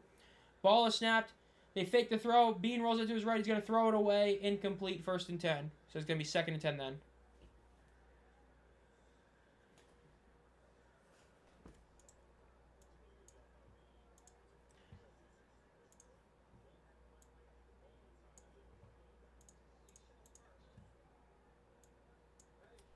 That was not a touchdown. I'm seeing a lot of people also talking about that shouldn't have been a touchdown, which I agree. It definitely shouldn't have been a touchdown. But still hilarious that Redmond challenged it when it was already reviewed.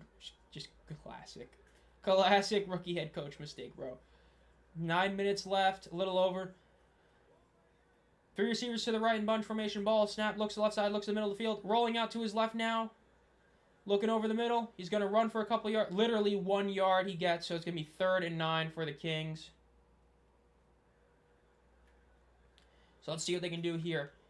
Again, just saying, if you had the field goal earlier and you kick the field goal here, you'd only be down by 1. So if they score a touchdown and a 1-point conversion, it's only an 8-point game.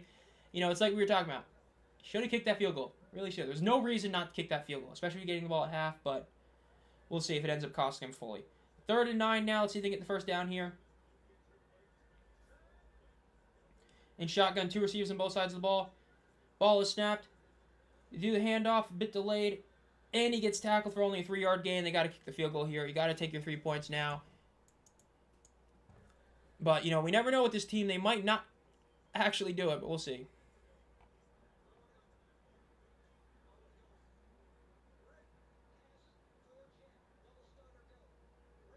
Are they really going for this? There's no way, right?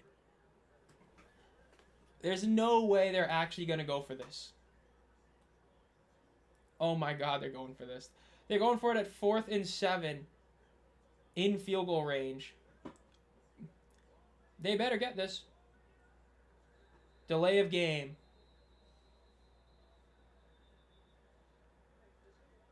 They were going to go for it. Instead, they got a delay of game penalty.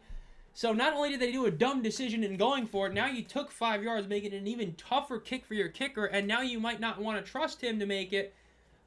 So now you got to potentially go for it in 4th and 12. Like, what the heck are we doing, Louisville?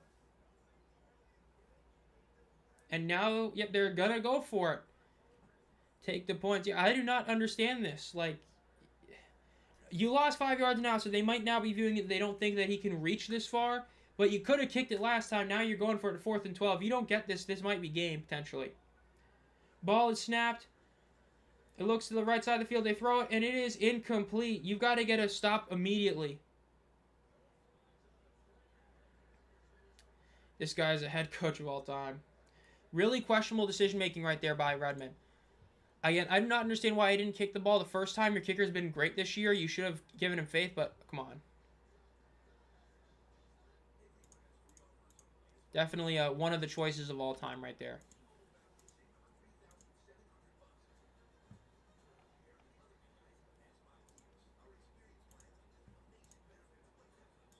Let's see. Anything else? Nope, not yet. But yeah, Orlando might be able to. Orlando can potentially put this game away with this drive for sure. Wanted to tie the game and take the point. Yeah, I mean, again, it's being too aggressive. You take the points in the first half. It's only a 4-point game. You kick that field goal. It's a 1-point game. Instead, you're now down. It's like, come on now. 2 missed field goal opportunities should be stat. And KJ touchdown was a catch because there was nothing obvious saying the ball touched the ground. I don't know. I mean, it definitely looked. It was pretty clear that the ball did at least hit the ground. It's a matter of did he have possession. I think it bobbled. I don't know. I will say, like I said though, the fact that Redmond challenged it when all of those plays are automatically reviewed, like I mean, seriously, you just watched last week the Stallions get penalized, a penalty from a formation error during a regular review. So I don't get why he would do it, but whatever. But yeah. Definitely one of the choices of all time. Didn't work out for him whatsoever. Yeah, I agree with what Miller said.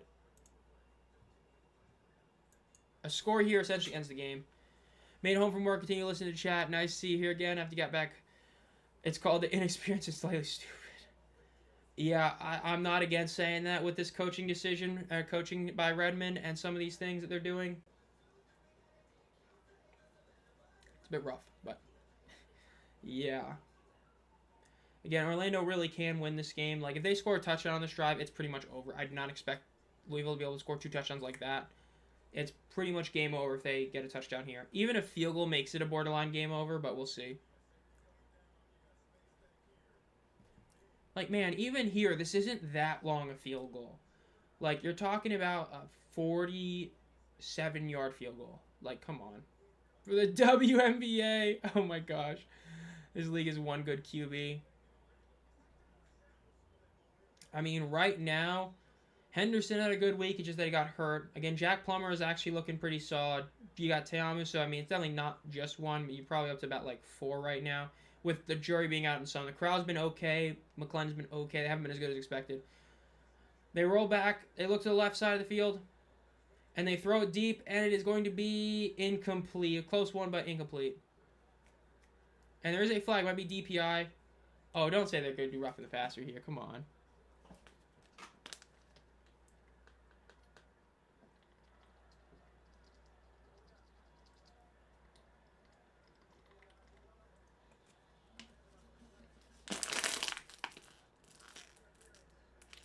Pass interference on the defense.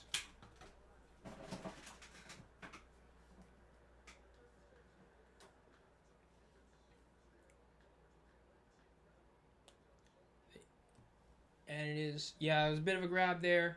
Didn't even need to. He was covering him up. He definitely shouldn't have done that. I'm shocked they didn't call that roughing. It's not roughing the passer, but I'm shocked they didn't throw the flag. But definitely love they didn't throw it, because that's definitely not. But, yeah. 1st and 10 for the Storm, halfway through the final quarter.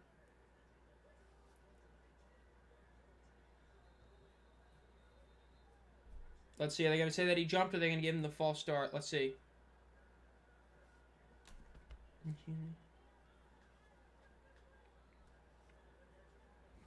They're talking right now.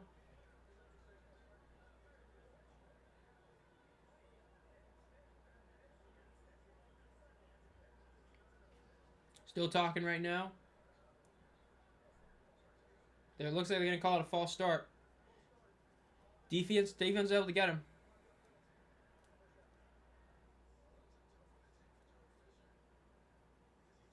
Yeah, good old Perez, the old man for sure. That's the best way to call him. Been around him. I mean, Teamu's been around damn near as long. Same with Silvers. Silvers, I think a lot of people don't remember. Silvers has literally been around as long as Perez. He was in the AAF as well.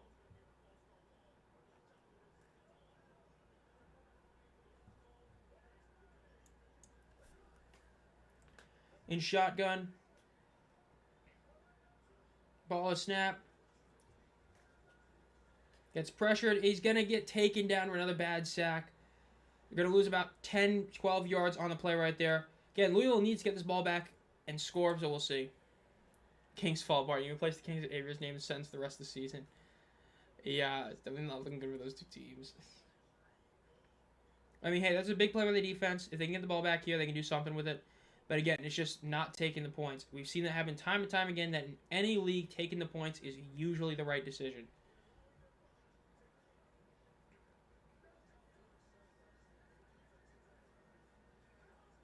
Second and 24. They got to get up. They got the ball out. Looks to the right side of the field. Rolling to his right now. Should throw it away. He's going to throw it, and it's thrown away. Yep. Biggest reason is coaching. I agree. Coaching would be the biggest reason they lose. Bad decisions for sure. If you make the right decisions on when to go for points, you're going to have both teams playing differently. Again, the decision not to take it at the first half was really stupid. That was one. It's like, okay, are we really being serious? But I don't know. Third and 24 for the Storm with 6 minutes left. Hey, I hope so too, because I picked the Kings to actually get the W here, so I hope they pull it off, but it ain't looking too good. Ben DiNucci. Ball snap, they hand it off. It's about a half-yard gain. I mean, the Kings, they're going to get the ball back here. Hopefully they can do something with it. I mean, well, in theory they get the ball back, because remember, they can't punt it. They have to go for it in fourth down. So, in theory, they should be able to stop them here and get the ball back. And if they do, they're already in, well, I would say field goal range, but apparently they don't want to kick it here, so they won't be in field goal range, apparently. But we'll see. And even if they do, they won't kick it, even though they should kick it, but, gotta love it. Fourth and 22. Let's see if Orlando can get this. Ball is snapped. Gets pressure. He throws it over the middle, and it is going to be caught, and it gets down at about the 34-yard line. I hate that, man. Pissing all the Seahawks game back in 2023.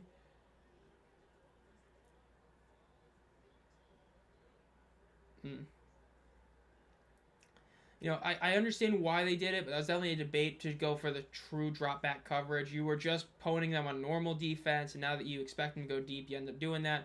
Could have got the ball a bit closer, but it is what it is.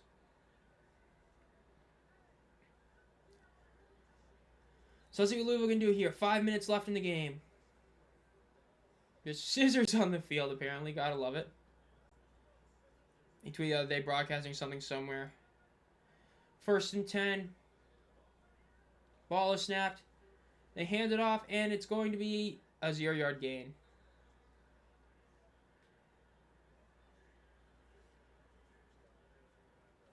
Now, with Louisville, honestly, it's a debate if they want to try to ice this game, but we'll see. 5 minutes with where you're at the field, you definitely could eat 5 minutes if you want. Orlando only has 2 timeouts left. But, again, it's a debate. Do you want to do that? Well, we'll see. We being good. I would like to see Houston bring back P.J. Walker. That would be a pretty big throwback. Second and 10, ball is snapped. Gets pressured, throws it to the deep right. It is going to be, almost a catch and almost intercepted right there. Please score. Third and 10 for Louisville. Gotta give Creator, not sure they're capable. Yeah, I mean, they might be forced to go for it here. I mean, depending on how much time they eat up right here, if they end up taking too long on this one, they might be forced to. It's hard to say to go for it, man, because you still have enough time with 2 timeouts. But you lost timeout by doing a stupid one, but yeah. Just popped to be in my helicopter. Is PJ even at these days? Hey, bro, don't disrespect the Carolina Panthers legend PJ Walker. Ball is snapped. They roll out to the left. They throw it. It is going to be caught for the first down at about the 48-yard line. Most frustrating. Yeah, I know, dude. This Kings team is rough because their defense is still playing good enough. And it's just bad coaching decisions. Good old PJ Walker, dude. Him on the Panthers, man, that was a vibe. I remember that one year he was like somehow the best quarterback on the team, despite the fact that it was like he shouldn't have been. It was just, oh man, it was a time, bro.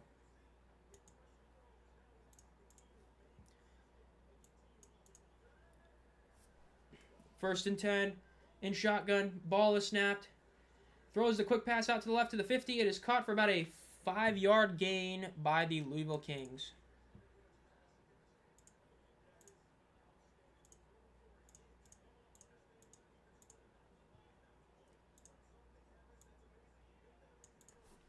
Second and 5 now. Looks like Louisville's going to try to end this game on this drive. At least it looks like. You only got 3 minutes left. They're not even past the 50-yard line. So for all intents and purposes, this is probably their last drive that they're going to get, barring like they immediately turn it over here and they immediately get 3, but we'll see. Yeah, Bryce Perkins was awesome for sure. It's a shame he's not back. Caught for the first down for the Kings. So they got it first down. They passed 50 now. Oh, dude, if that happens with Nolan... Dude, if that happens with him and Nolan, oh my god, that'd be awesome. Louisville, I would assume they're going to probably just do one play right here, and then they're going to let the 2-minute warning hit. Like I said, I think they are probably going to go for 2 if they score a touchdown. I think they are going to go for 2 and go for the win. That's probably what they're going to do. 1st and 10, ball is snapped, looks to the middle of the field, looks to the right, throws it. It is incomplete by Trey McKitty. They might do one more play here. Let's see. I think they don't because within 2 minutes the clock stops in first down, so I don't think they're going to do that, but we'll see. Oh, I don't... 2020 Roughnecks, that was a good team. Like, that's a tough one because they didn't play a lot of games, but from the games they played, that team was good. So I don't know about that. That's a tough call. Because, again, we're talking about 2020 Roughnecks, especially the way it was. I'd say the Roughnecks probably would get that done. It's just a matter that they only played like 5 games, but they were so good in those 5 games. Dude, P.J. Walker was so good for that team. Oh, God, don't say that. Not that guy. Oh, no. Hell no.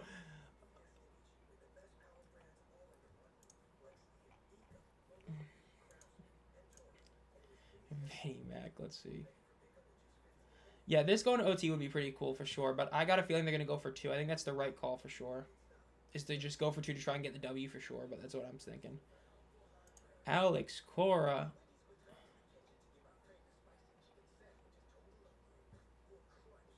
My FCT, why is it the 3rd tweet I'm seeing?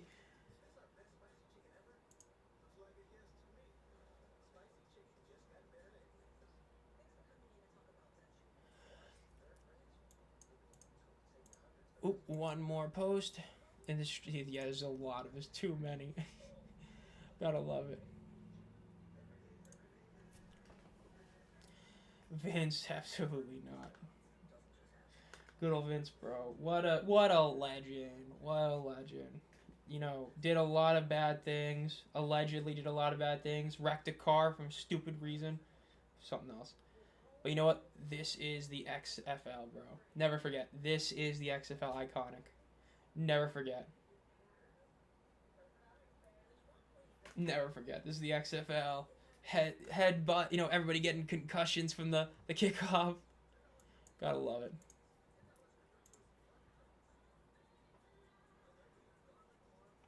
Not seeing anything there.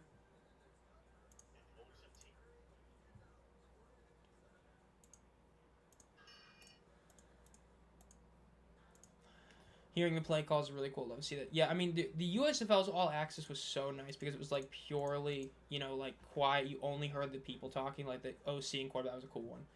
And I see here, Jerry. This is, definitely going to be a close one. No iconic moments. Okay, no. Okay, we just had the Hoyland touch. I would say the Hoyland one definitely counts as iconic. I think that definitely counts. This is the UFL. Oh, God. When you show up and play great defense with horrible coaching, just let me know. Okay. Not the list, bro. That coming back was something else to see that coming back out of nowhere. They throw the pass. It is caught. Lucky breaks the tackle. Gets the first down at about the 32-yard line. Great play by him right there. Love to see that. We'll take the money. Yeah, I mean, apparently we got oil money somehow, but yeah. No chance. No.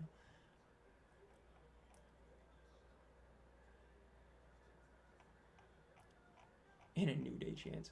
Sup, WV? Nice to see you back here after your work. They throw it. Oh, incomplete. Could have been intercepted after the ball, but it wasn't. So is 1 minute and 43 seconds left. 2nd and 10.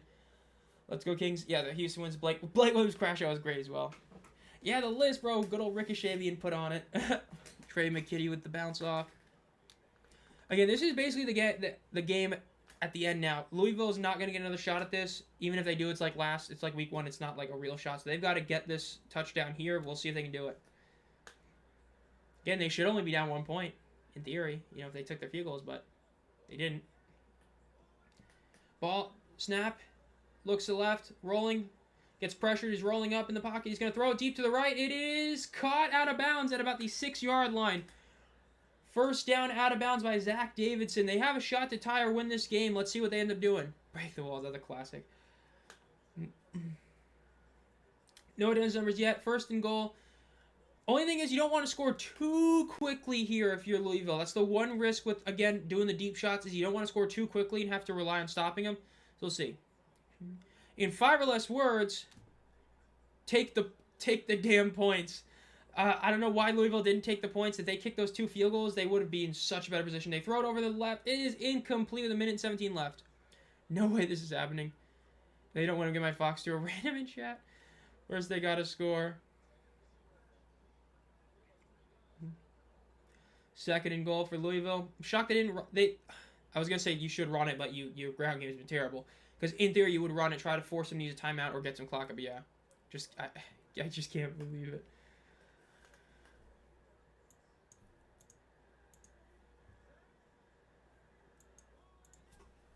Second and goal. Ball is snapped. They look to the right. Throws it into the corner of the end zone. It is incomplete. Too high. It is third and goal at the 6. They still have not gained any yards. Again, if you had taken the field goals, you could score with a field goal to win. But yeah. Yeah, Bean cannot throw a TD. It's true. Come on, says T-Dog. Let's see. Third and goal. They got 2 more chances to get a touchdown here. And they need a touchdown. The Sunday game, I am at 2:45. I will be.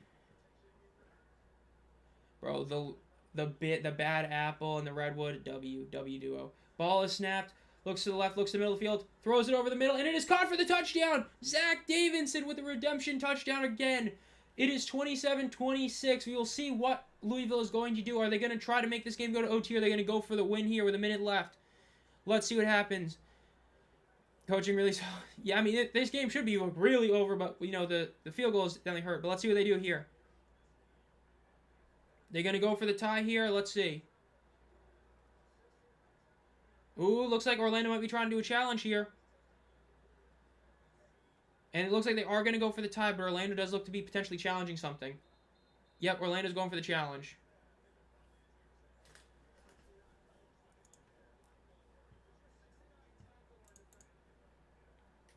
So we'll see if this ends up working out for them, but they are going for a challenge.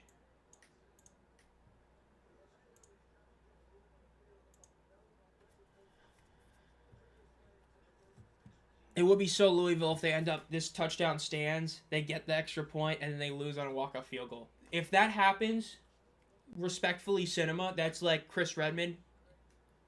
God damn it, kick the field goal. You know what I mean? If that happens, but we'll see. Yeah, they do look to be going for the extra point, but there is the challenge right now. So we will see if this ends up working out for them.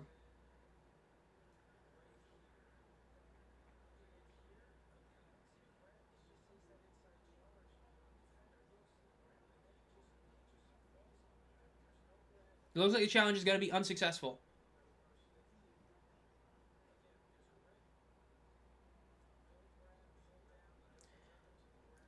Yeah, so it looks like the challenge is going to be unsuccessful. Louisville is going for the extra point to tie the game. They win the game with the last week game. They could, and again, it'd be ultimate karma for Chris Redmond. You had a guaranteed take the field goal. There's no reason to go for this at the end of the first half. You didn't do it, and if you lose on a field goal, you kind of deserve to lose because you had a field goal you should have taken. And you had the other one, which at least you can make a weird argument that you got touched on afterwards because of it. But the first one, no excuse not to take it, so yeah. It's the same. It's always been alternating 2-point conversions, best of 3, and if it's still tied after 3, you then do sudden death until you win. So basically like the third level of college OT rules, but you start with that. Kick is up, and it is good. We've got a tie game with 1:06 left. They do not have the name for that team yet. We assume we don't know when they're going to come up with the name. A lot of people are hoping it's the Outlaws, bring back the OG USFL name. But at the moment, it's just that OKC has been announced in the stadium, but not what the team is named, since it won't be another 2 years. Or technically a year and a half, but, you know. I got a bad feeling about that, G-Man. I got a feeling that they're about to let up a game-winning field goal, and I got a feeling that it's going to be one of those where it's like, Redmond, why did you not kick the field goal earlier? There's no reason not to, and they didn't, and it's, oh, man. We'll see.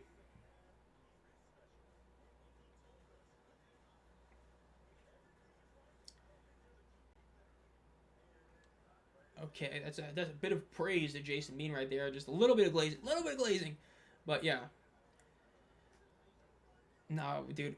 If they do the invaders, they gotta go the OG scheme, bro. The light blue and yellow peak unis right there. It's definitely one of the better ones. Ooh, tennis number sweet. Let's see. Needed kings to cut 2.5. Oof. Yeah, I don't know if that's gonna happen. That's oof right there. Great number.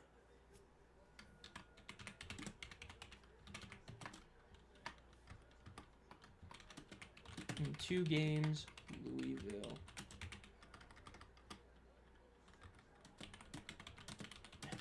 Thousands.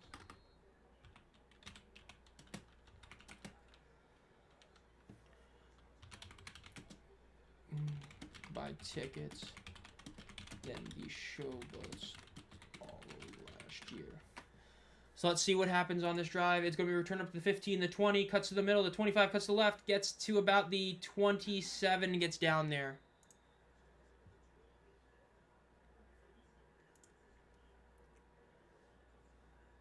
I can see the rivalry between these two. Hey, 2 new franchises? We could. But again, Orlando, they need to just go for the win here. If you're Orlando, do not go to overtime. There's no reason to. You only need a field goal. So if they decide to kneel it, that'd be really stupid. You don't need that many, but we'll see. Twisters. Check down Charlie coming out. Stuff QB stats of terror. Let's see. 1st and 10. Minute left. One guy to both his sides in the backfield. Ball is snapped. Looks to the middle of the field. Throws the check down and is incomplete to Roland. There is a flag. This could be defensive holding, maybe.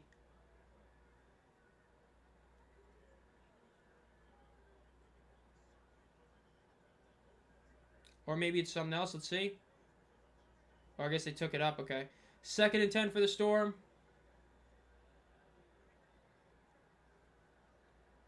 Louisville does have 2 timeouts left. I mean, with that incompletion, you never say never if you're Louisville. You could win it in regulation.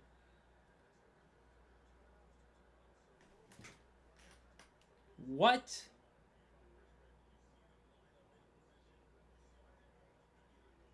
Okay.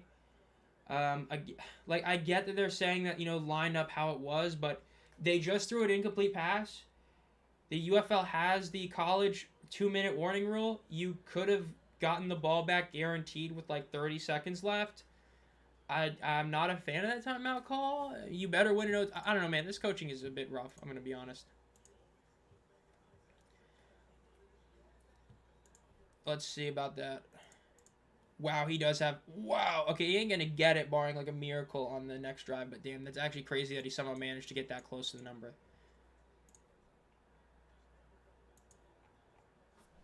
Second and 10 for the Storm. Ball is snapped. Looks to the left side of the field. Throws. It is going to be caught for about 4 yards and goes out of bounds.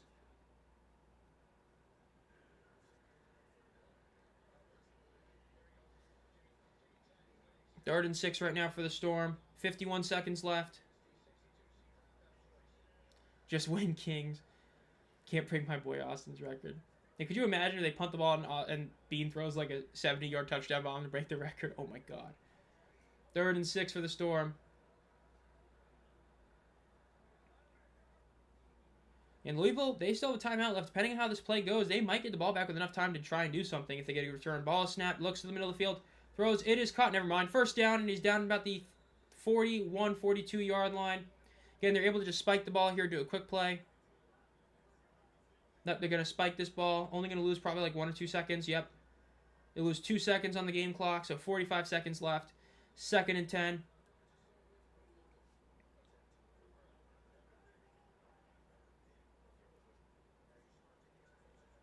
Come on, defense. Yeah, let's see if they can pull it off.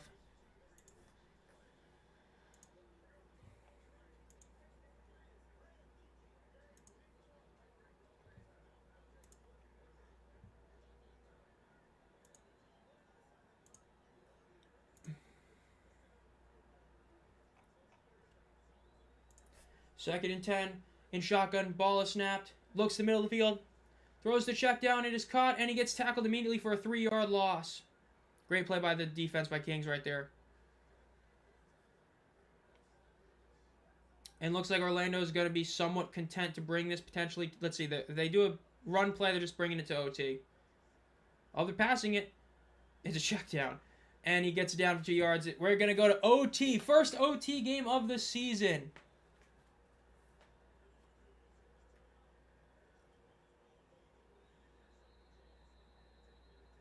Louisville's going to call a timeout. They're going to get able to do a punt return here. So they either score a punt return touchdown or we're going to OT. But we will see.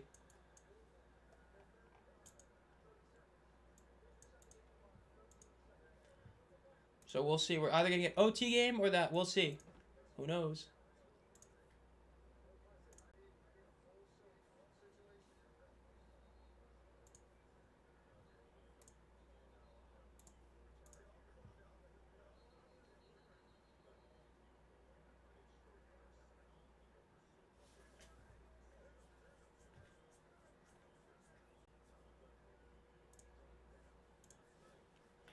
Let's see.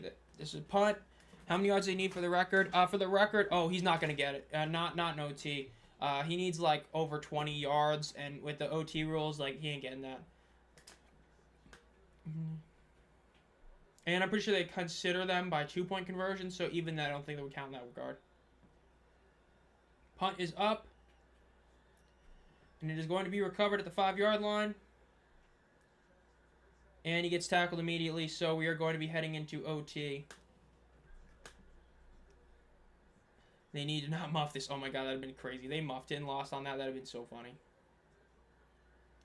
But we are headed to the first OT game of the season in week 3. Love to see that. Neither. The OT rules is alternating 2-point conversions. Best of 3 followed by sudden death if it is not already decided. Let's see, 1st and 10. 27. Okay, I was about to say 1st 10 like they're not doing that. Please do not let the Kings win. This is going to be interesting. Who gets the first win?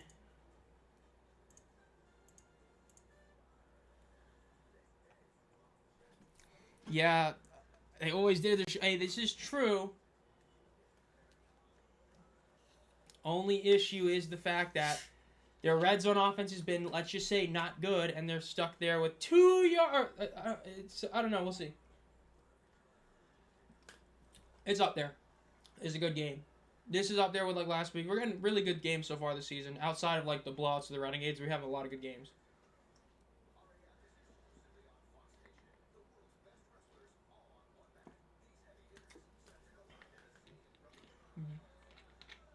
It's crazy that some of these RAF cards legitimately like rival UFC cards. I'm just saying, but it's hilarious.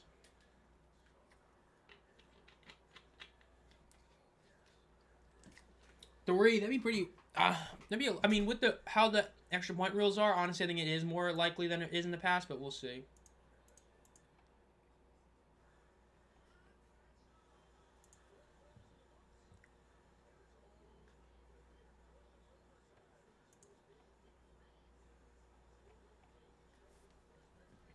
Let's predict the Extreme 5.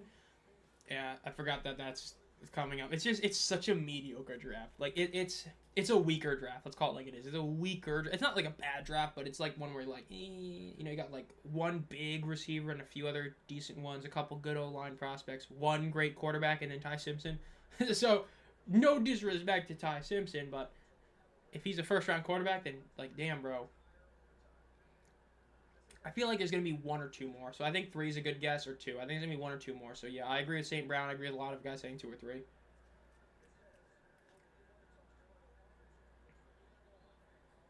Louisville's going offense.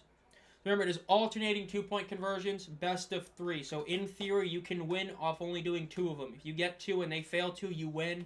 If you are tied after 3, you go into sudden death where you each get a shot, and until one team makes and one team doesn't, it's it.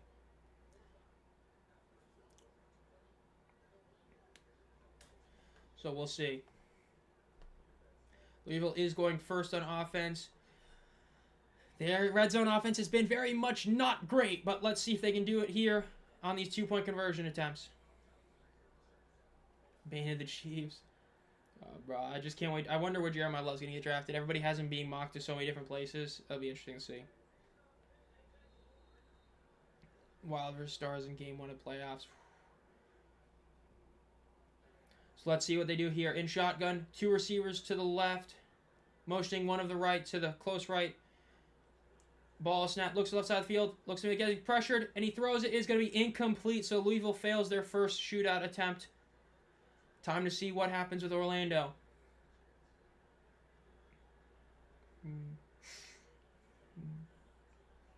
The only weird one, it looks like the first read was... With how they've been playing, I would have assumed that your first read should have been to Lucky or to Davidson, and instead it looked like they were looking at the left side of the field, like Winstead's area instead. Definitely a very weird decision make, I'm just saying, but yeah. So they're incomplete right there. Time for Orlando to see what they can do here. Louisville has 1 success. Let's see if they can get 1. I don't know about Kings fans.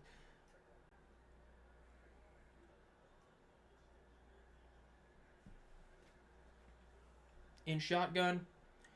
3 receivers to the right, motioning one of the tight end to the left. Ball snapped. Looks to the left, looks to the right side of the field. Throws it. It is going to be incomplete, so it is back-to-back incompletions. So we are tied at, well, 27-27.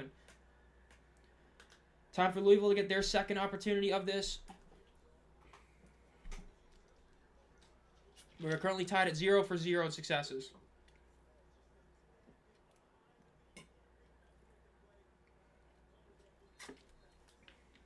Bit high of a pass. That was a great idea. That was a bit of a whiff right there.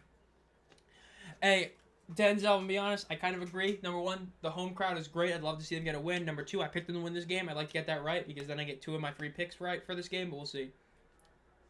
It's best of 3 for each, so this round right here doesn't matter as much, but yeah, there are no ties in UFL. We are still tied after the 3. It is a sudden death, whoever gets the first success and then first unsuccessful.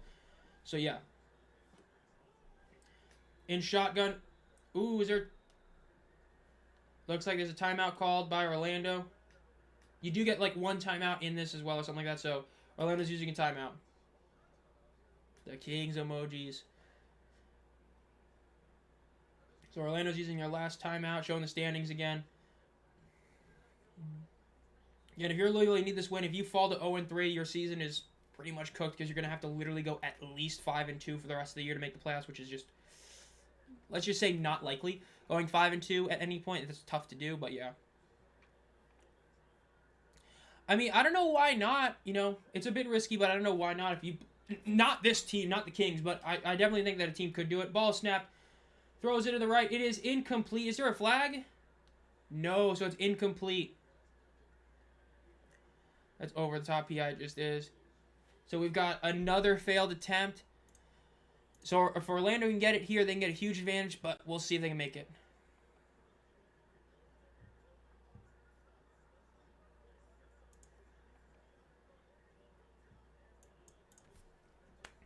Not sudden death yet. It's sudden death once you get past the best of 3. Then it's sudden death.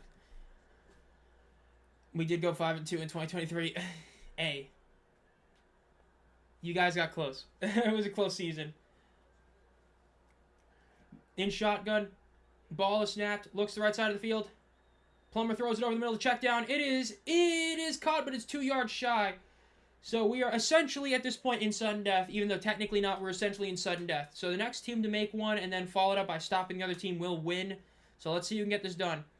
Whoever goes first and misses all 3 shots, team that goes last needs 1 point. A QB sneak is enough. Well, I mean, you have to get 5 yards. So you can't, like, do a QB sneak because these are 2-point conversions from the 5-yard line is what they call it. They call them 2-point conversions. They're alternating from the 5. So you can't just do a 2 QB sneak, so yeah.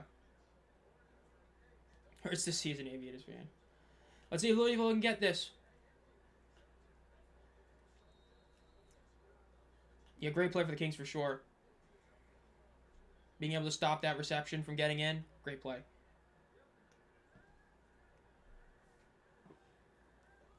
In shotgun. Ball is snapped. Looks to the right side of the field. Rolling out to his left. He's got the wide open man. Oh my God, Bean, what are you doing? He was literally standing there with nobody within 3 yards of him. They're both calling him out of bounds. Oh my God. He was wide open. He had nobody within literally 4 yards of him. Oh, that's rough. It's so close, but I think he's out of bounds.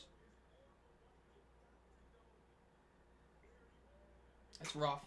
That's rough. If they lose, that's rough. But yeah, that's definitely touching the line, so that's going to be incomplete. Orlando can win the game here. If they get this 2-point conversion, it is game over and Orlando will win. If not, we have to go to a 4th round. In shotgun. Louisville is showing a blitz. Ball is snapped. They are blitzing. It's a deep shot to the right, and it is incomplete. Is there a flag? They are throwing it. That's going to be DPI.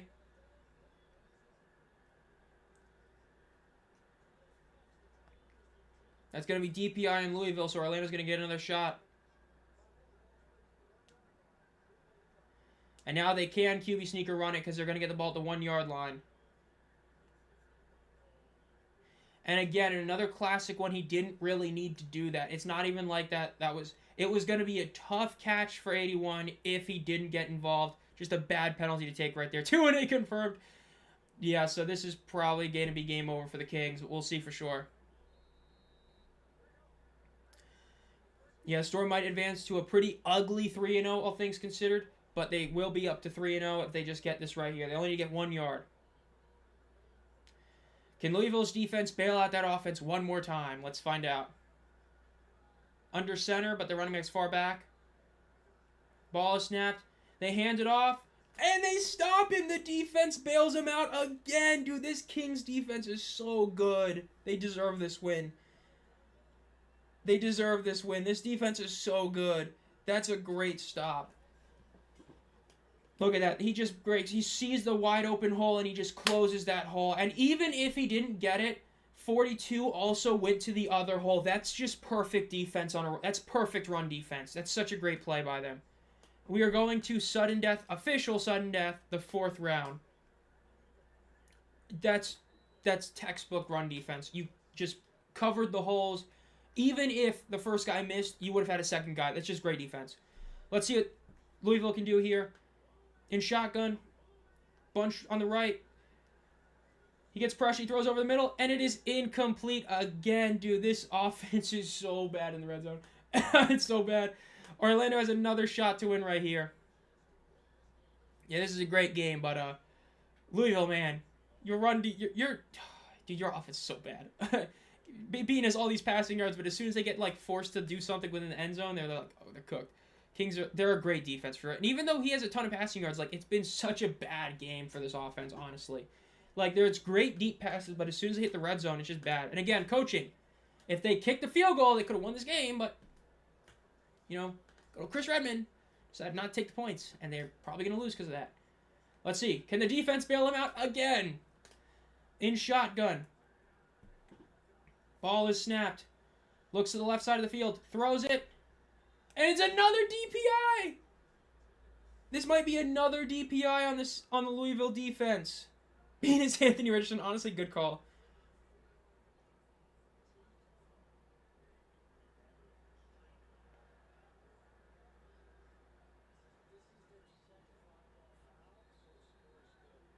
Oh, that's right. I forgot about that rule. That's an automatic win for Orlando, I'm pretty sure.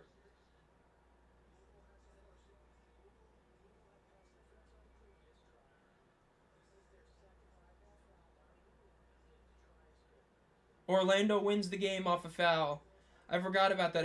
If you do 2 live fouls, it's an automatic score.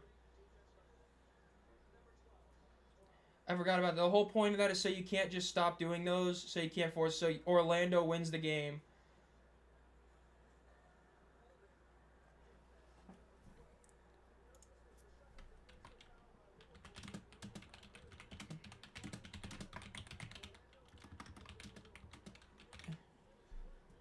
Yeah, Orlando wins off that. So Orlando wins 29-27. The take the points game. Yes. On a penalty. Yeah, it's such a weird rule. The whole idea of it is so you can't just back-to-back fouls to like force them to miss things is sort of the idea. So you can't like take a purpose penalty. but it still is. It's still so weird. I agree. I'm not a fan of this rule. Like this is a rule I fully understand why it exists, and it shouldn't exist. You know what I mean? I understand why it exists. There's a good reason it should. I don't care. It's a stupid rule. An auto conversion is stupid. If you're gonna give them the ball at the 1 yard line, you can't score. That's on them. Like, if you can't score at the 1 yard line, bro, that's on you. That's your bad. The idea that you're gonna win like that, stupid. I will say, if it's back to back on the same play, I am fully fine with it. If it's the exact same play, like it's their first attempt, you foul them, they go for it again, and you foul them again, deserved. They deserve the points like that. But that wasn't. That was on a separate play. So, I don't like that. If it's the same exact attempt, I'm fine with it. If you do 2 live ball fouls, it's automatic. Not when it's 2 different plays. I hate that. So, yes, I agree. I need to change that. But Orlando moves up to 3-0. It's a very weak 3-0. Depending on the St. Louis game, they might still stay at 4 for me, but we'll see. I agree. Very anticlimactic way to end this game for sure.